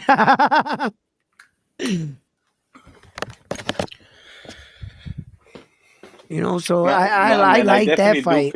I definitely do feel that fight is gonna be a great fight. I'm definitely gonna, if I'm able, that's a fight that is worthy for me to get up in the morning and watch. Oh, 100%. That's a fight where it's like one of the biggest fights of the year. These Japanese fighters go so underrated that they're just looked over, but not by hardcore fans, by casual fans, and some hardcore fans too do always talk down on the Monster Naoya Inoue because of his weight class. But not me, man. I definitely do respect Naoya Inoue and expect a fire fight for that day. All right, to my boy here's question. Right, he says Naoya Inoue's in the same position as Tank. He has to move up to get the respect from the boxing world now. Not including Asia. Okay, look. The problem there is this. What you're trying to say is that he has to get up to the glamour division. That's just a fact check. That's true. The glamour division is from 130, 135, 140, 147, 154, and 160 sometime middleweight. And then, of course, the heavyweight division. That's it. That's the glamour divisions in all of boxing. Not the cruiserweights, not fucking bantamweights. They're not the glamour division. In order to be recognized in American public, you got to get in those weights. Period. I think there are the special fighters in the world that can bend the needle. I think Naoya Inoue can get to 126 and he can make that the new 130. I think that his star status, him as a fighter, he's the type of fighter that can do that. What tells me that? Okay. The fact that he's a bantamweight fighter making $42 million. Period. In the history of boxing, there has been no bantamweight fighter that has ever made that kind of money. He's making heavyweight fighter money. There's no boxing history that ever did no shit like that. He made $42 million for one fight or for 6 No, fights? throughout the year. That was last year. He had 2 fights and he made 42 million. He had 3. 3 fights. It was, wasn't it? It was 3 fights, yeah. Because I don't know if was that's it 3 true. fights? But I'll fact check No, it. I thought it was just the Lewis Neri and TJ Doheny. He was supposed to have the Sam Goodman fight in December, but obviously no, he got the Yi Young Kim in there. Yep, no, but that was January, wasn't it? Because it got okay. You're talking about just 2025. No, that's because the year. That's what they just showed on here. That where he had 60 million. That was 2025. 2024, he made 42 million from 2 fights. 2024, he had a big fight. He had two fights, you're Well, right, okay, but one of the okay, biggest okay. names ever, If we're Luis Pantera talking, Neri, happened that okay, year. okay. If we're talking in the year itself, right? 2024, he only fought twice. If you're talking on a calendar year, from Oh, so, yeah, yeah, one fight to the next, he fought Marlon Tapales 2023, but he fought him 12-26. yeah, By the yeah. I get time you. he completed 3 fights with Chijo Doneri, it was only 24-9. He hadn't completed a year in actual, but because the years overlapped each other. But if you're talking in like just 2024, yes, technically he only fought twice in 2024 and he made $42 million. That was the year that Turkey, Riyadh, gave him $9 million to make him like an ambassador, but he made 32 million on just his fights. Because remember, he that big fight with Luis Pantera Nari was in the Tokyo Arena. That sold 54,000 tickets. Yo, that fight, do you know what? That fight is going to be folklore in 20 years. Yeah. Like when Luis Neri beat the shit out of Yamanaka, that was Mhm. crazy. Because Not once, but Yamanaka twice. was a beast. Not once, but twice. It's a shame obviously he popped dirty in the first one, Yeah. and then the second 5 fight he pounds. came in overweight. Oh, 5 pounds overweight. That's where he got the ban. He got kicked out of Japan forever. And sure, then that's Shingo and his father lifted the ban, went to the government in Japan and the boxing athletic committee and asked them to lift the ban for Pantera Nari. One special thing happened in that fight in the Tokyo Arena. These are small things. Well, not small things. They're big, but this is a lot of casuals overlook this kind of stuff. The most important thing that happened in that fight, not only the victory and the get back, the revenge for Japan over Mexico, they got their get back, but the most important thing was the show of what's the word I'm looking for? The show of respect, but there's another way to say it. What he did was Luis Pantera Nari was viewed as Japan's villain. They didn't like him. They banned him from the country for the 2 fights in the situation. What Naoya Inoue did after the fight, his respect for Luis Pantera Nari, the one thing he did, he took Neri's hand and he lifted it up. The second he lifted his hand up, he gave the crowd permission to cheer for him. He showed mutual respect for Luis Pantera Nari, and he allowed the Japan world to know that it was okay that he had proven himself. And then from that moment on, I think they allowed Luis Pantera Nari to fight in Japan again. Had it not been for that moment, he would have probably left that Japan arena He and hasn't still been he hasn't gone banned. back and fought there. He hasn't gone back and fought there since. Huh? yeah. No, he has. He's had. He hasn't gone back and fought there. A Japanese came to Tijuana and he's fought in Bishkek, Yeah, but because he hasn't gone back to Japan and fought. he's signed with Kameda Promotions, That's who the are problem. they're at heads with Mr. Honda, so their fights are held out in Kyrgyzstan, I think, because Yeah. because of all the politics out there. With Mr. Honda basically controls the entire Japanese boxing scene. Yep. So whenever you see a What's Mr. Honda's promotion company? What's that Tekken, one called? Is Tekken? yeah, Tekken. that's his, yeah, and that's the reason Okay, why. and then yesterday yesterday's fights with the Filipino Flash Nonito Donaire, that was on Unex. So that's another promotional company. No, No, that's no, a no. streaming That's company. That's a yeah. streaming company. That's Oh, different. Unex.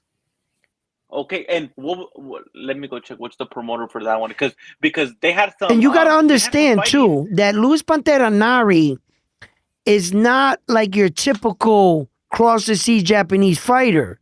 He only fought 3 times in Japan. That's it.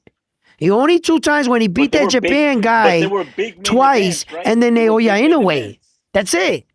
They were main events. They were main events. Yeah, but I'm not saying like, okay, for instance, Japan is the Las Vegas for the bantamweights. If you want to make money Okay. as a bantamweight fighter, go to Japan. You're gonna make money. That's where all the Mexicans, smaller Mexicans, Filipinos, anybody the smaller guys, Naoya Inoue turned Japan into like Las Vegas. If you want money for bantamweights, go there. But Yeah, Luis that's Pantera Nari really never fit in that criteria. Because if you look at his record, I dare you to go look at it, he only has 3 fights in Japan. The 2 he beat the Japanese they're fighter big. and Naoya Inoue. They're big main event fights. I They're know the two because main of what the events. Japan fighters brought to the table, not because of Luis Pantera Nari. It's not like he was going over there to defend his belts. He wasn't defending his. He But was he trying was to beat going them for over there. theirs. you know what? That was one of the rare times that Mauricio Suleiman he didn't strip Neri after the first Yamanaka fight, I don't think, but he basically put the belt on hold. I know for So it was PEs. that was like a straight mandate. Like you can't fight, like you literally can't fight anyone else, and that was upheld as well. But then obviously that's because at the time Yamanaka was the money man of the division. Right. And the money man of the bantamweights in Japan. And then he went out there and beat him again. But because of the fact he came in 5 pounds overweight, he wasn't allowed to win the belt. So even though he won the fight, he couldn't win the belt because he forfeited it on the scale. Yeah, no, sorry, I got that mixed. Yeah, I got that mixed up because I knew the belt got taken off him, but I thought it was the first fight. But yeah, you're right. Yeah, he couldn't compete for the belt. So yeah, but that's where if you want the money for the super bantamweights, but Naoya Inoue is he's a rare type of dude. He literally can come out. I'm gonna tell you right now, people can act like they don't know who Naoya Inoue is. They can act like he's not popular in the United States. But I'll prove it to you right now. I'll straight up prove it to you that if you think Naoya Inoue is not that big, why is it that if you was to announce today Naoya Inoue versus Tank Davis, what would happen? And then they say they don't know him. But they would know. Crazy. They would know as soon as they said Tank Davis versus Naoya Inoue, they would go, that's the fucking fight right there. Tank Davis kick this fucking Japanese dude's ass. But yet you don't know who he is. But yet he ain't popular. But yet you acknowledge that would be a mega fight. But let him lie to you. Let him lie to you. Oh, Naoya ain't shit. He ain't nothing in America. Then why is it that if he announced Tank Davis versus Naoya Inoue, it would probably do some of the biggest numbers the sport seen in a long time? But yet, he ain't a draw. Naoya Inoue. I'm going to tell you right now, you could put Tank Davis against Lamont Roach. You could put Tank Davis against Esau Pitbull Cruz. And if you think it's all Tank Davis, He's not going to do those numbers. You put him against Naoya Inoue, I bet you he'd do better numbers than that Isaac Cruz and Lamont Roach rematch combined. I bet you. But let him lie to you and say Naoya Inoue ain't shit. We don't even know he is. But let him say fight fucking Tank. It would be way better than fucking Isaac Pitbull Cruz and Lamont Roach, now wouldn't it? It'd probably even be better than Shakur Stevenson. I don't know about all that. Oh, Shakur you Stevenson- only think that Shakur because you're Stevenson- Americanized. Wait, You're I got- Americanized and you're attached to names. You are attached to names that you recognize. But if you were reviewing it versus skill, you see, the Shakur Stevenson fight, although I like it, I think Shakur would run from Tank's power and he'd be on his foot.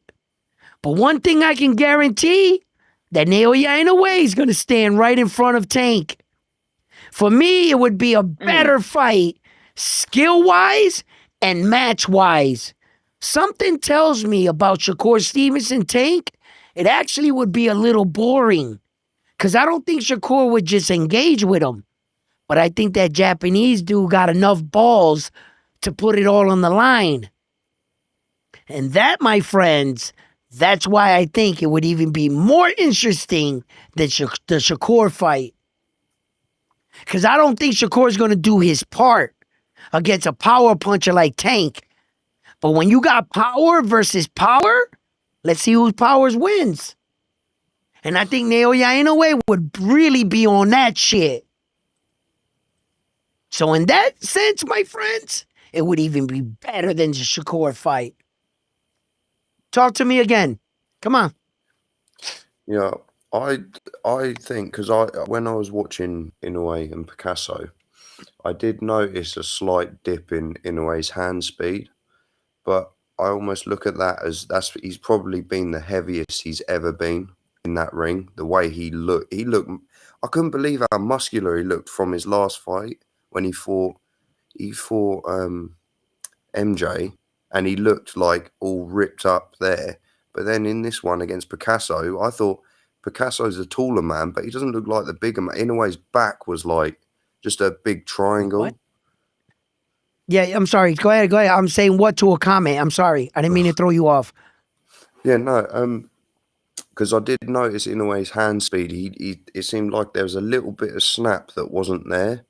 But I just feel like this fight with Junto, he's still going to be the same size because he's put that weight on to get ready to go to featherweight.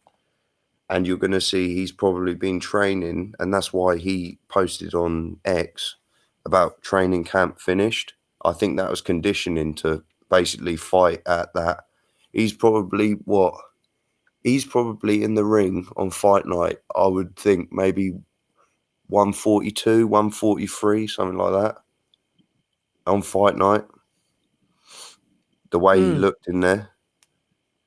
You know, yeah. Look, I see what you're saying, and I also hear a couple of the chats. I'm reading some chats too, and the thing is that there's a part of casuals that do know who Naoya Inoue is.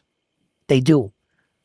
Unfortunately, Naoya Inoue's time frame hasn't been the best with Top Rank. Meaning, when they wanted to promote him in America, these motherfuckers bring him out during the corona epidemic. They literally put him to fight against Maloney, Jason Maloney. Yo, that was one of the slickest knockouts I saw in a long time, all the way up until that point. The way he knocked that man out, Jason Maloney, Jason went to throw a punch to fake one, and yo, he read him like a book. Naoya Inoue didn't even flinch. His punch went right by him, and it was just beautiful. Problem was there was no crowd.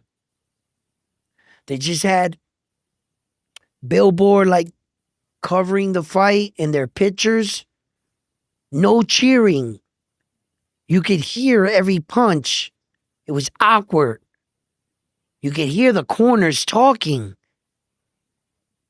If you put that same fight in Las Vegas with a crowd, that would have really catapulted Neo Yaina ways, because the world would have saw it.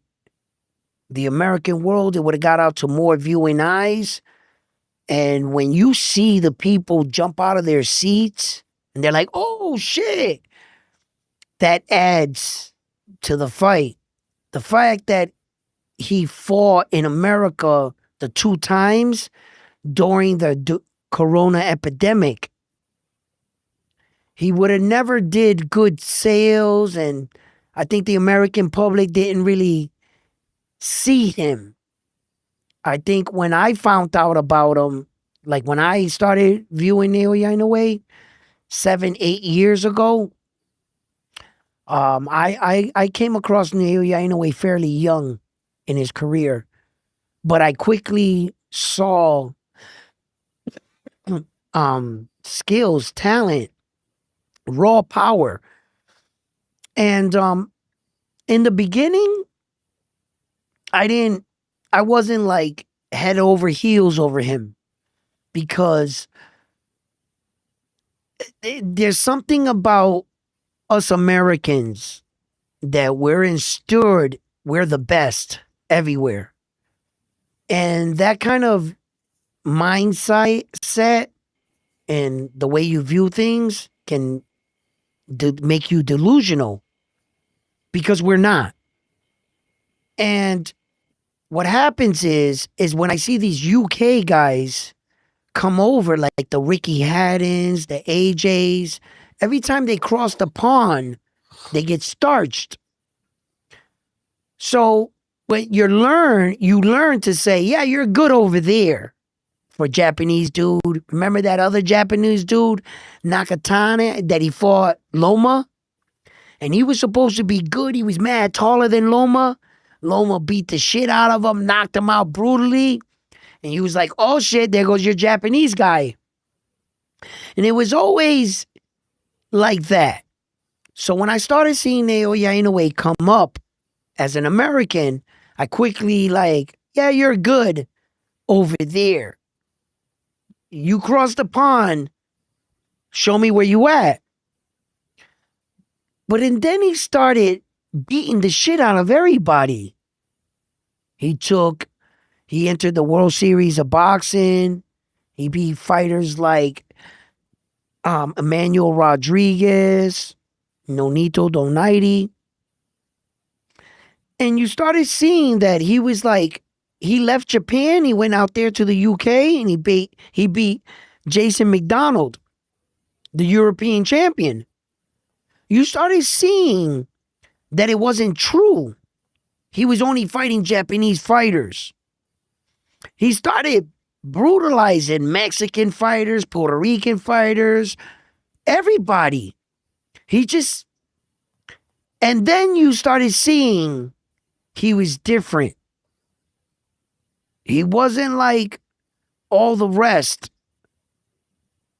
When he came and he did that masterclass performance against Stephen Kubo Fulton, where at times Stephen Kubo Fulton looked lost. The way he brutally knocked that man out, and you knew then it wasn't about the American slick style.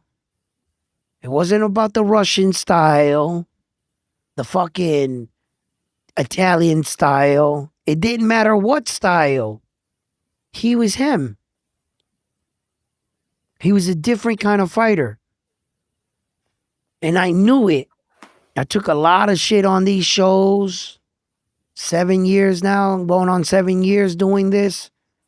And a lot of people told me, Edwin, you're crazy for supporting this Japanese dude. And I said to them, no, I'm not. I knew back then what I know now. Same shit. He's him. He is really him. He's the Terrence Crawfords of the world, the Usyks of the world. Uzyk's the heavyweight he's him in the heavyweight. Terrence proved he was him throughout those weights he was in. And Naoya Inoue is him down there in the bantamweight. There is no other him. Tank's not him. Devin's not him. Shakur's not him. Long as Terrence was in the game, Terrence was him. Terrence set the bar. Now that Terrence left, he's trying to pass it to Shakur. And Devin's trying to fight him for the torch of the face of boxing in America. You know what I'm saying?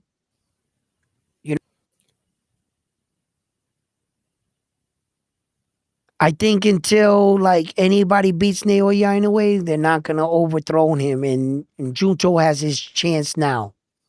That's it. It's still like that. What American still, sells the product better. Well said by an American. Yeah, but I Well don't think said that's by an true. American. What fighter, apart from the only person that I've seen with ads and stuff like that and endorsements is Terence Crawford. That's the only one out of the recent, maybe like 8 years of fighters that I've Well, actually Tank, seen. right? Yeah, but then he got endorsed and he had like Box Raw obviously took him, and I think he had a few other little things. But then he went. Then his reputation got tarnished because he keep getting arrested. Right. So then he gets pulled. So yeah, he gets the endorsement deals, and then they get pulled because he's getting Right. arrested for domestic violence every other year. Ryan? Do you know what? Yeah, Ryan. That is fair. Okay. Ryan. But then he started talking all that crazy stuff before the Haney fight. You think people are going to sit, in the political climate, they're going to stick around? You could already see that damaged his online profile as well, the way he was talking. Well, I don't think that Naoya Inoue is on anybody's radar for the face of boxing. No. Right? Okay, But I he's can agree to that. If Right? you When would my put 4 fighters up, and huh? you said if you put 4 fighters up on the say, The what's face the of game? boxing. The EA Sports, Right. EA Sports boxing game. Obviously, you would have Canelo in the middle as the main guy. Right. Who would you have around him? I would have Tank Davis, Jake Paul, probably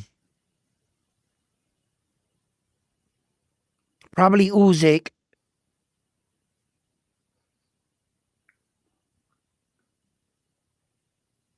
And I suppose that question's a bit.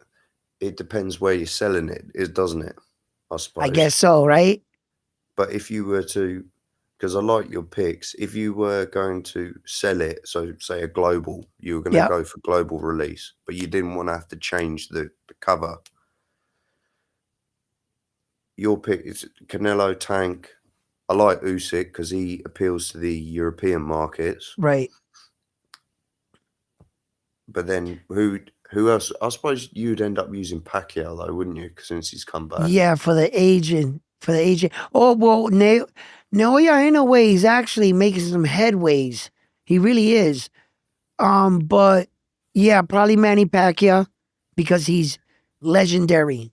He's legendary. You could still put Manny Pacquiao for that Asian side. Yeah, I don't know. But let me explain something. Right? Here's the problem.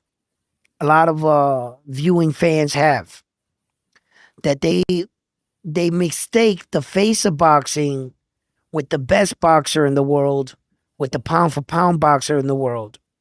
Those are 3 separate entities. They're not supposed to be together. There's only a rare 1% of fighters that was ever to do all 3. Mayweather. He was the face of boxing, he was pound for pound, and he was the best boxer. You see, at the same time. But because you see fighters like that, all fighters shouldn't be judged on the same criteria because it's not fair. Because Jake Paul, Tank Davis, Canelo Alvarez is the face of boxing. If you want to advertise boxing globally, those would be some of the faces. And even a fighter like it depends where you're putting it. Like fucking Connor Ben would even be like appealed out there, I guess. I don't know how they view him. But what I'm saying is the Tank Davis, Jake Paul, Canelo Alvarez, that's a face. But Naoya Inoue is better skilled wide than all of them. Skills, he's a better fighter all around than all of them. That's why he's a pound for pound fighter. And Terrence Crawford, he's the best fighter in the world. No fighter has ever jumped up 2 weight divisions to fight an undisputed champion. Not a one belt champion, not a unified champion, an undisputed champion. You jumped up 2 weight divisions. That's the best fighter shit. Naoya Inoue's never done no shit like that. He ain't fought no undisputed champion. The bigger the risk, the better the fighter you are. Terrence Crawford is the best fighter in the world. Naoya Inoue is the best pound for pound fighter in the world. And the Jake Paul, Tank Davises, and Canelo Alvarez are the face of boxing. There's 3 separate entities. Sometimes there's a fighter that can come around and take the crown on all 3. But that's really rare. That's really, really rare. And it's not fair to take Jake Paul, the face of boxing, and try to put him on what? The pound for pound list? The best fighter in the world? It doesn't add up. So Jake Paul's more popular than Naoya Inoue, but who's the better fighter? See, it doesn't work for everything. So by you saying, oh, Naoya Inoue ain't the face of boxing, I don't think that's his aim. I don't think Naoya Inoue wants to be the most popular boxer that way. He doesn't mind being the most popular, but he's going to get it a different way, out the mud. He's going to go up and beat up everybody in the division and take every belt one by one. It doesn't say that he's the most popular. He's not an American. But I tell you what. Tell me. Who's more popular in Japan? Naoya Inoue? Or fucking half the boxers in the boxing world? You put those guys in Japan with Naoya Inoue? Naoya Inoue is a rock star. So on his side of the world, he doesn't hear you. He doesn't hear that American shit. He doesn't live in America. He lives in Japan. Naoya Inoue's only concern is being the man on his island where it counts. Not in America where he's not viewed, he doesn't live, he's not a citizen of. Doesn't care. As for me, if I'm an American, there would be no better honor to be the man in America and to hold my flag up. That's what I would concentrate on. I wouldn't concentrate on being a man in Japan. How am I viewed in Japan? I don't live in Japan. I'm not from there. I'd rather be viewed in my own country, just like Mr. Miyagi. If he was the man out there in the UK, out there, he would be honored because that's what he cares about and wherever you're from. So at the end of the day, don't feed me that shit. Oh, Naoya Inoue ain't a bigger star in America. Well said by an American. You know what I mean? I don't think that's his biggest concern. His only Yeah, but concern is kicking ass. I feel Find like that narrative. somebody that's gonna beat him. That's all I want to see. Find somebody that's gonna whoop his ass. Let's work on that. You know what I'm saying? Let's work But on that first. I You know, feel like that narrative is a bit it's fucking ridiculous bullshit. because do you know that again the Facebook fight with MJ was viewed 14 million times, yeah, like live, and Mhm. that was only counting the US and UK, and obviously it depends who's up, like where the views come from. But say if he got like what 1 million, 2 million views from just the US, I'd still be impressed. The fact that you would have millions of US people waking up early morning to watch him fight, Mhm. and I'm like, who?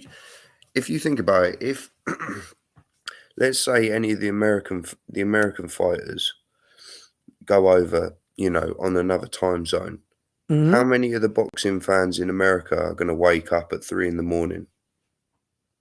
No, I know, serious right? question, because I'm up. Most cards, like most big main cards, I'll try. Well, I try to anyway. I'll be up. I'll be up 3, 4, 5. I'll be up the whole night into the morning watching it. Mhm. You know. You see, that's all propaganda, and that's all ploys to try to shit on Naoya anyway. Because I'm gonna prove it to you right now. They try to tell you that it's an inconvenience to get up at 6:30, 7 o'clock in the morning to watch Naoya Inoue fight. They're like, oh, that's too early for me, right? That's the way they're trying to dress it up to you. But it was okay for William Skull and Canelo to fight at 6 in the morning. It was okay. There was no problem waking up for Canelo at 6 in the morning. That just goes to show you when they want to be biased, and if they're not promoting you, they will shoot you down. 6 in the morning for William Skull and Canelo, it's fine. No problem. Not a fucking person reporting it ever complained about the time. But Naoya Inoue, all of a sudden, is a fucking inconvenience. Can't you see the hate? If you're not in who they want to promote, they will shit on you. All right? Just pay attention to this shit. Listen, I've woken up for school 7 o'clock in the morning for fucking 12 years. But you didn't give me any boxing or any excitement with it.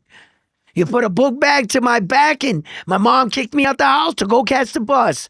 Well, this way I get to wake up, get a cup of coffee, and I get to see fucking knockouts. And you want to tell me that that's an inconvenience? No, that is your narrative. You guys want to shoot down this fucking Japanese dude, and whoever is great, you always want to fucking, if that guy is not who you're promoting, you will shoot him down. Just like my guy, Marvelous Hagler from Massachusetts. A black, slick American fighter, and they fucking shitted on him. They wouldn't let him fight in no title fights. Why? He was lefty, he was good, and he was black. And they didn't want to fucking, and he was the best. And everybody knows who Marvelous Hagler became. But look at all the hate. They fucking hated on my man. They didn't want to let him fight for no titles. They fucking, the Massachusetts governor had to petition for him to get a title fight. The hate is real. Whenever they don't got you on their agenda, they fucking shit on you. And it doesn't matter what nationality you are. If you're the guy, if you got like that it factor, you don't have to win belts. They'll fucking promote you all the way to the top. But if you're fucking good and you're dangerous and you're better than the guy they already had their vision on, guess what's going to happen to your name? They're going to shit up because they can't beat you in the ring. So what they got to do is discredit you outside of the ring. That's what they got to do. And a lot of good legends, a lot of great fighters had to endure shit like that. Not just Naoya Inoue, not just him, not just him. This happens to a lot of our fighters too. When they don't have you, the guy that they were promoting, trust me, they'll shit on you. Trust me. Same thing, it happens to what? Boots? Well, Boots actually had a lot of bad, unfortunate events. He kind of did. His first promoter guy died. The old man that was promoting his fights, then he never gave him all the fights that he promised Boots in their original contract. That's actually what got him out of it. But when the promoter died, his wife took over. And she didn't want to let Boots out of his contract. So, and then while going to court, Boots had like one fight in between that. Then he went and won the lawsuit, which took him 1 year to win. So Boots' career was put on hold because he technically couldn't fight. He would have got sued. A lot of his fights at the time, he actually couldn't fight, but he couldn't tell the world it. When he was actually, the time he was actually challenging Terrence Crawford, behind the scenes, contract-wise, he was bound. He would have to give up too much to fight Terrence, and the money-wise, because he would have to pay all the penalties and whatever it was. So actually, Jaron Boots Ennis' career was holed up in multiple situations throughout his career from different shit. And I think he might have got used to it present day. And now he's going through this little girlfriend thing. Since he dealt with it way back when with his promotion, in his head, I think, he views it as the same. You know, like sometimes in our lives, I'm not sure if any of you experienced this, but you ever been fucking up in life? Maybe at a job, maybe, you know, procrastinating with a song or something, anything. And you think you have more time until you find out you don't have no more time. They're asking you to leave. No, we don't want you to work here no more, or, you know, somebody gave up on you. You keep procrastinating until you get that knock out the door. You got to go. And I think that Jaron Boots Ennis, in a way, there were situations in his career that yes, 100%, he had no control of, right? And then when you get to another point in your career, you might be able to do things more now, but now you're laxy daisy. You think you have more time. And that's exactly where I think Jaron Boots Ennis is at. Mm-hmm. Do you know What else, Mark? Do you know what I think hurts Boots? Has to go to Japan to see him. His tickets sell for $110 to $3,300 USD. So he does good over there. Naoya Inoue, of course, I know that. But a lot of American guys, you know, they're being told on their whatever favorite boxing podcast show that they have, that Naoya Inoue is not shit. Naoya Inoue is not their guy. Well said from a biased American boxing channel, not a global boxing channel like mine. I'm worldwide with it. I rock with all fighters. The other channels, if you haven't noticed, are American based. They're only going to support American fighters at whatever cost. No fighter is above their American fighters. I respect their integrity, and their passion for, choosing a side. There's nothing wrong with that. Just identify what you're watching. That's all. Just identify that that's either a Tank channel, a Devin, or just an American boxing channel or a brother channel. And you get those Latin channels that are just all based on Latin fighters. I get it. You get a Japanese channel, all Japanese fighters. There's nothing wrong with that. But here at Round One Sports Talk, we're global. If you can fight, you can fight. That's it. I rock with all nations, all colors, all ethnicity, everything.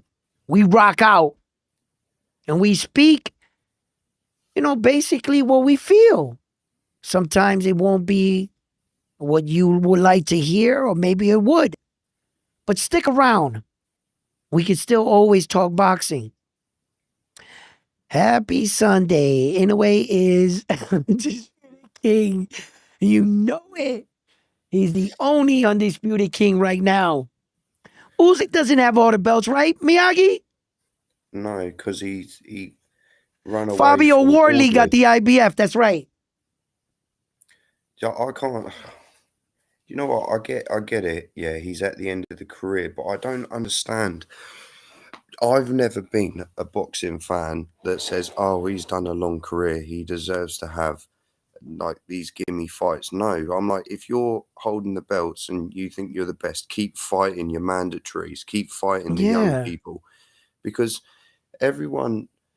The thing is, people shit on the TJ Doheny fight, and to be fair, I was like, oh, okay. But then I know what TJ Doheny's done in Japan. He knocked out two prospects that were really high up, like they Yeah. were touted, and he knocked them clean out in like 2 or 3 rounds. Mm-hmm. So it's like people don't know. They say, "Oh, he was old," and like, yeah, he was old. But then you saw what happened when he went up to featherweight and fought To Nick fight Ball. Nick Ball. The same Nick Ball, yeah. Since we're talking about American and let's just say, the pro brother channels, Yep. didn't he also put hands on Raymond Ford, Yeah. who said everyone was touting he's the best at featherweight, la Yeah. la la la la. And what I saw in that fight was just a lack of. Raymond Ford needed to put more volume. He just kept getting. He would get a good shot in now and again, but then Nick Ball would just maul him and get Yep. like 3 or 4 punches in. He didn't do enough in that fight. And then I see all these channels complaining that, Raymond Ford really won that. He didn't.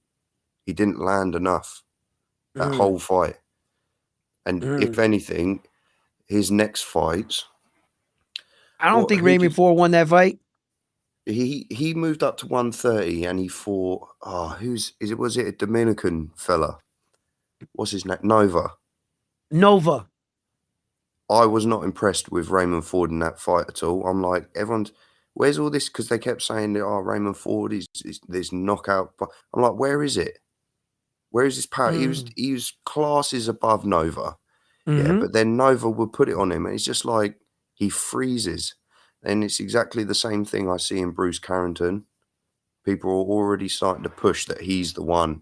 He's the one. He'll knock out Espinosa. He'll knock out Figueroa. I'm like, it's all well and good, yeah. I'm like, I want to see him in the ring. Because personally, I think, like I said earlier, if he can't hurt Figueroa, he's getting stopped in that fight. He doesn't have the gas tank to go 12 in that sort of fight. And I saw that in the Castro fight. And is Hugo still here? No, Hugo's not here. Ah, He got out. speaking But of what one thing I want to. Go ahead. Finish your thought. Speaking on what Hugo was saying about Inoue getting dropped, like, yeah, he got dropped. I've never seen Inoue do the stanky leg. Ever. No. I saw him get wobbled and stunned by Donaire when he hit him clean on the chin, and he Yep, the literally ninth round. after like a second passed, that's it. He was boom, back, slipping, punching. Yep. I've never seen him do the stinky leg from a punch. And what I saw in that fight with Bruce Carrington, he got hit once clean on the temple, and that's it. He was stanky leg for like 2 rounds. Yep. And this is why I say when you look at chins, you can get dropped and you can get buzzed and dropped because you're off balance because of how aggressive you're fighting. But if you're not doing the stanky leg and you're just recovering all the time, it doesn't really matter. Mm-hmm. You know, unless that time comes around. Yeah, one more thing, right? You know, the TJ Doheny fight that you were talking about when people were saying about that at TJ Doheny. Obviously, you were talking with casual people back then because the TJ Doheny fight should have never happened. Both the TJ Doheny and Yi Young Kim, both of them fighters are the result of Sam Goodman. Sam Goodman was the number 1 for the IBF and for the WBO. He hops in the ring with Naoya Inoue. When Naoya Inoue beat Marlon Tapales, he tells Naoya Inoue, don't duck me or avoid me. I'm the number 1 for the IBF and for the WBO. You got to fight me. Naoya Inoue looked him in the face, said, yeah, I'll fight you. I'll fight you next. And then I think Sam Goodman said, oh, shit. He shit on his pants right there. No, I need a tune-up against the I need a tune-up. Yeah, and then that's what happened. I'm sorry, it wasn't after Marlon Tapales, it was after Luz Pantera Nari. Then he was gonna fight. He hopped in the ring after the Luz Pantera Nari fight. I'm sorry. And then but the same scenario. And then TJ Doheny enters. He says, I need a tune-up fight. He fought the number 88th ranked fighter in the world, Sam Goodman. And he broke his hand in the fight. And then Naoya Inoue fought TJ Doheny because TJ Doheny had the balls to get in there with Naoya Inoue when Sam Goodman opted out. So here comes Sam Goodman again. He comes in. Okay, I got my tune-up, my hand healed. Naoya Inoue, let's fight. He goes into the training camp with that and fucking splits his eye. So Naoya Inoue in his camp gives him 30 days to heal the injury. 10 days before the fight, he cuts his eye again. Yeah, and has to pull out the fight. And then enters Yi Young Kim. So when people say, oh, he fought who the fuck is TJ Doheny? I'll tell you who he is. The guy that saved the card. If he didn't step in, Naoya Inoue was your main event. and The whole card falls apart. he was a ring top 10 super. No, he was ranked number 2 for the WBA coming into that fight. Yeah, no, on the WBA. But if you look at the ring top 10 fighters at super bantamweight in that time, TJ Doheny was ranked up there. Yeah. He was like number 7 or something like that at the time. Because of the people he beat. Yeah. Former world champion. Yeah, he was long in the tooth, but he's tricky, southpaw, he's a power puncher.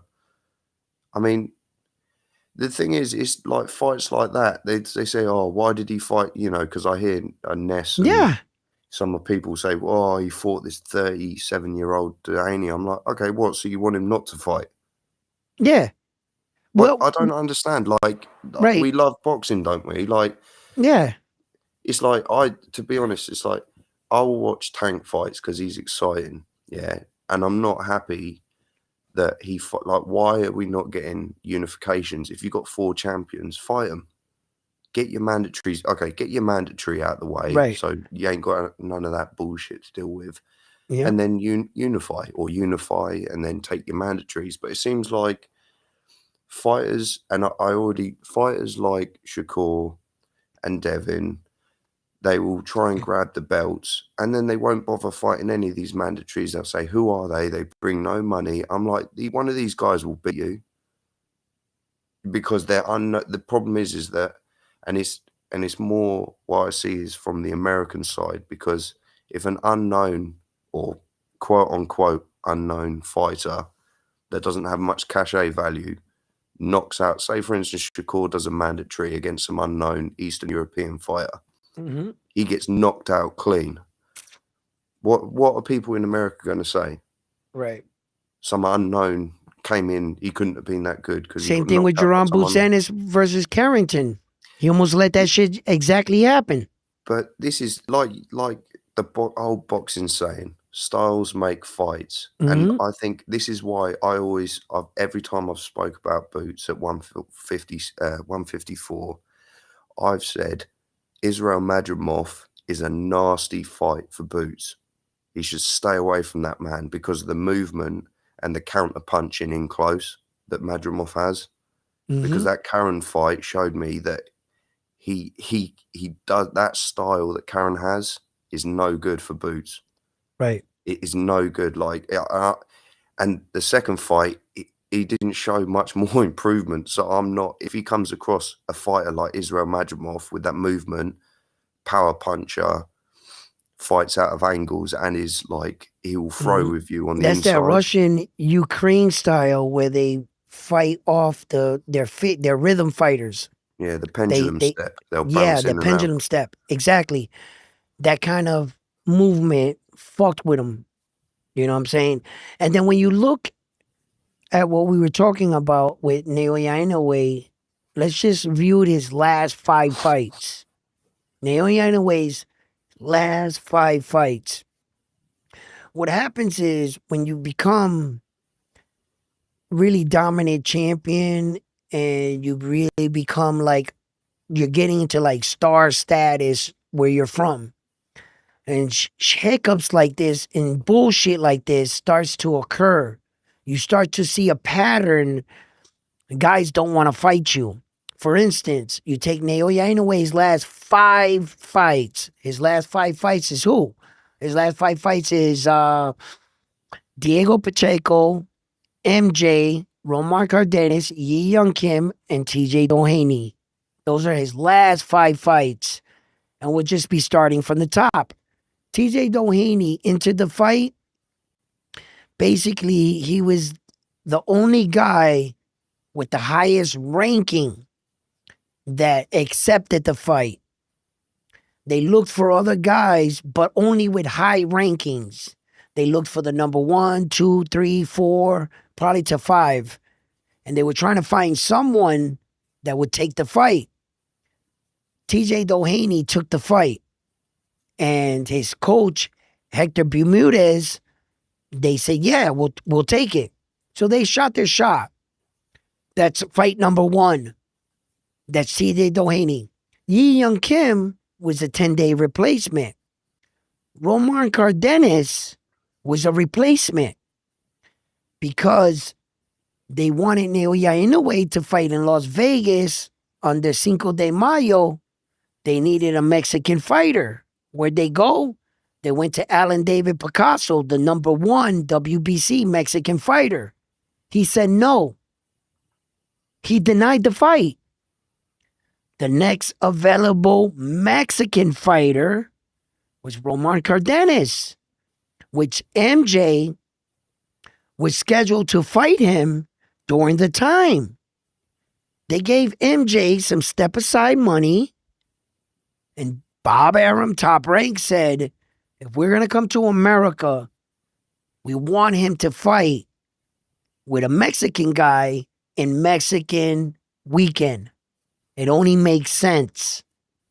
So Romar Cardenas only got there because the first guy they asked and the second guy they asked said no.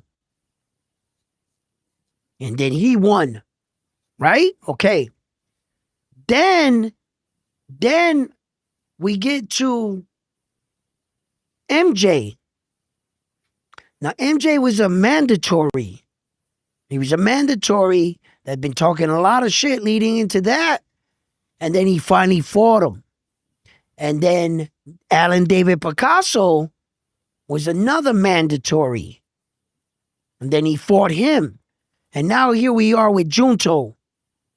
So when you look at the landscape, remember the name I said, David Picasso? But didn't you say that he denied the fight for Roman Cardenas? Yeah, that's the same guy that denied the fight up there and then took it down here. And it goes to show you, these guys don't want to fight him. They got to get ready to fight him. Alan David Picasso said, give me another year. I need to get ready. You know what I mean? Neil Inoue is a real threat. You got to come up with a game plan. And I said this before. What I think actually is going to beat him, that has the potential of beating him, it's not necessarily your fighter. I think a coach is going to beat him. Actually. And what I mean by that, there's going to be a coach that understands Naoya Inoue the best. He's going to find the right student to be able to pull it off. The guy might be designed only to beat Naoya Inoue. After that, he'll probably lose to other fighters. I've seen in sports where a guy and a coach develops a specific style and a strategy to beat that one guy on that one night. And it doesn't seem like they're able to mirror it, their success, copy and praise, print against all the fighters. They just beat the guy they needed to beat on that night. Fighters like Buster Douglas. He beat world-class Mike Tyson, but he didn't do anything else with it, did he? He couldn't do anything else. But there is a coach. He's going to find the right student. And they're going to develop a fighting style that just caters around Naoya Inoue. And just maybe, that could beat him. But other than that, if you don't bring anything to the equation, it's funny that Mr. Miyagi was saying, looks like tall guys can take punches to the torso, because we got Espinoza in the future. And we're about to see that. And Junto's pretty tall too. So remember this, Mr. Miyagi. When we do get that Junto Naoya Inoue fight, if he knocks him out with body shots, Yeah, but right? Junto's a tall guy, but to me, he's tall and he's got like a long torso on him, but he doesn't look weird tall. Do you know what I mean? Yeah. Like the Espinosas, like the fedoras. Yeah, okay. Tall. The like long swimming. Yeah, it looked like torso. They got stretched as they came out of their mothers. Yeah. They got stretched in the middle. Like that's what I mean about that swimming torso, because what's his name there? That guy, he's got like all those gold medals for all those swimming. Oh, Michael Phelps. You see his torso? Yeah, man. That shit is like, he looked like they stretched him out, pulling him out. I mean, he's got like a swimmer's torso. Those guys that like fly like that, those swimmers, they got like long torsos, you know? And I guess that's ideal for swimmers to be like that. Yeah. Hey, I just a quick question. Yeah. I don't know if you'd exactly know this, but how many boxers train? So, like, for instance, their endurance and stamina and stuff. How many of them train by swimming? Like, I'm talking like 1,500 meters, like long swim. Well, I for myself, when I was younger, swimming was a part of our training. In fact, Okay. it was the coach would tell us after we trained and shit, because we trained in the boys club and there was a pool there and swimming thing, and after we were trained and we were tired and shit, or in the morning before we worked out, he would make us do laps back and forth, back and forth, back and forth like that. So as far as does everybody gym have the luxury to train in the water or anything? I'm not sure. I can't speak for everybody, but we had a pool in our gym. So in fact we did have to do laps. And um I won an award for swimming. I training for boxing, the competitive side of me, I saw the swimming guys competing that same day. They were giving these little cards for what you can do. And I'm watching the swimmers. I was like, I could do that. I was like, yo, can I sign up? I won. Did you get a little certificate? Yeah, I got it. It's called um the shark orca. It proves like you can swim in water. That's what the award was called out here anyway. It was like, I remember it was like some whale, orca, shark Yeah. thing, but they worded it better than I'm saying it. Are you sure you didn't like just join some competition for like the Boy Scouts? It was actually for the boys club, right? Oh.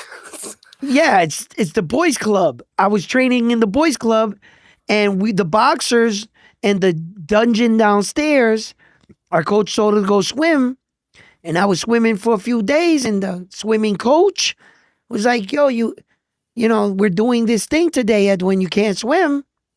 I looked at him, I said, what are you doing? He says, a competition. I said, sign me up. I'm good. I fucking won it. Yeah. Yeah. The only reason I say about swimming is because I've noticed, you know, swimmers are very explosive, especially like the professional swimmers, very explosive, Yeah. and they're very, very strong as well, because obviously you're moving your body through water. And if you ever, you probably don't watch swimming, but if you ever get a chance, just go and watch like the Olympic swimmers and just Oh, I notice watch them how all the time. their shoulders are really. You ever see the girls?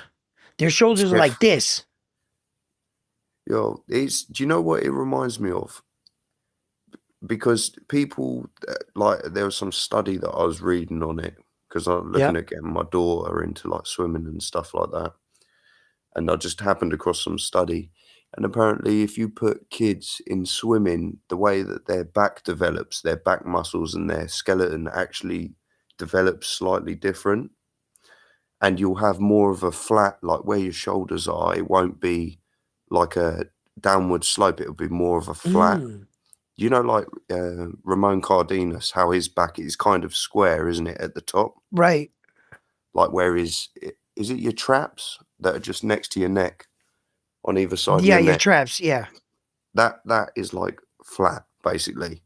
But that means that your upper body, how your arms move, you've got more explosiveness out of that thing for swimming. That's why you see a lot of swimmers with like a lot of male swimmers with this like flat traps. So you're talking about like the kind of physique that yeah, I guess Espinoza. Yeah, like square. But he's Yeah. Like where he wouldn't have this, but it would be like he looks like a coat hanger. yeah. Like a coat hanger. Yeah. Exactly, yeah. Right. Like you would see the head like this, and then it would go like this wide, and then it would go like that down.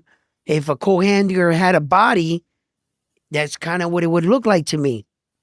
You know what I Bam mean? It Rodriguez does. is It's the not same way. big. It's not big up here, and he's not thick this way. Mm. You know what I'm saying? Where that, you see, I'm big, but I'm thick this way, right? And then I'm short, right? So my traps, when they get stupid, they connect to the side of my neck and I'll have no neck. That's why I gotta watch out with that. Cause my neck is big and it quickly goes to my trap. So I try not to do that because then it gets crazy. And then my upper body is huge. Yeah. So, and you know what I mean? So like different body structures and shit. Yeah, that's crazy. But anyway, I'm gonna wrap this up because my wife just made tacos and it's Oh, Taco nice. Sundays around here. You know what I'm saying? And I ain't mixing Taco Sunday for nobody. All right. So, Miss Miyagi, thank you for tuning in. Everybody tuning in here at Round One Sports Talk. We're always talking boxing. It's always good to chat, find out a lot of other things. There's much more to life besides boxing. I know, right? You know what I'm saying? So listen, fight fans, thank you for tuning in. Don't forget to hit that like button, subscribe to the channel, hit that bell notification icon, become a Round One Sports Talk member. And remember, I'm on to the next one after this one here at Round One Sports Talk. Miss Miyagi, thank you for All right. tuning in, Catch you coming later. by. It's Enjoy your always been a tacos. pleasure.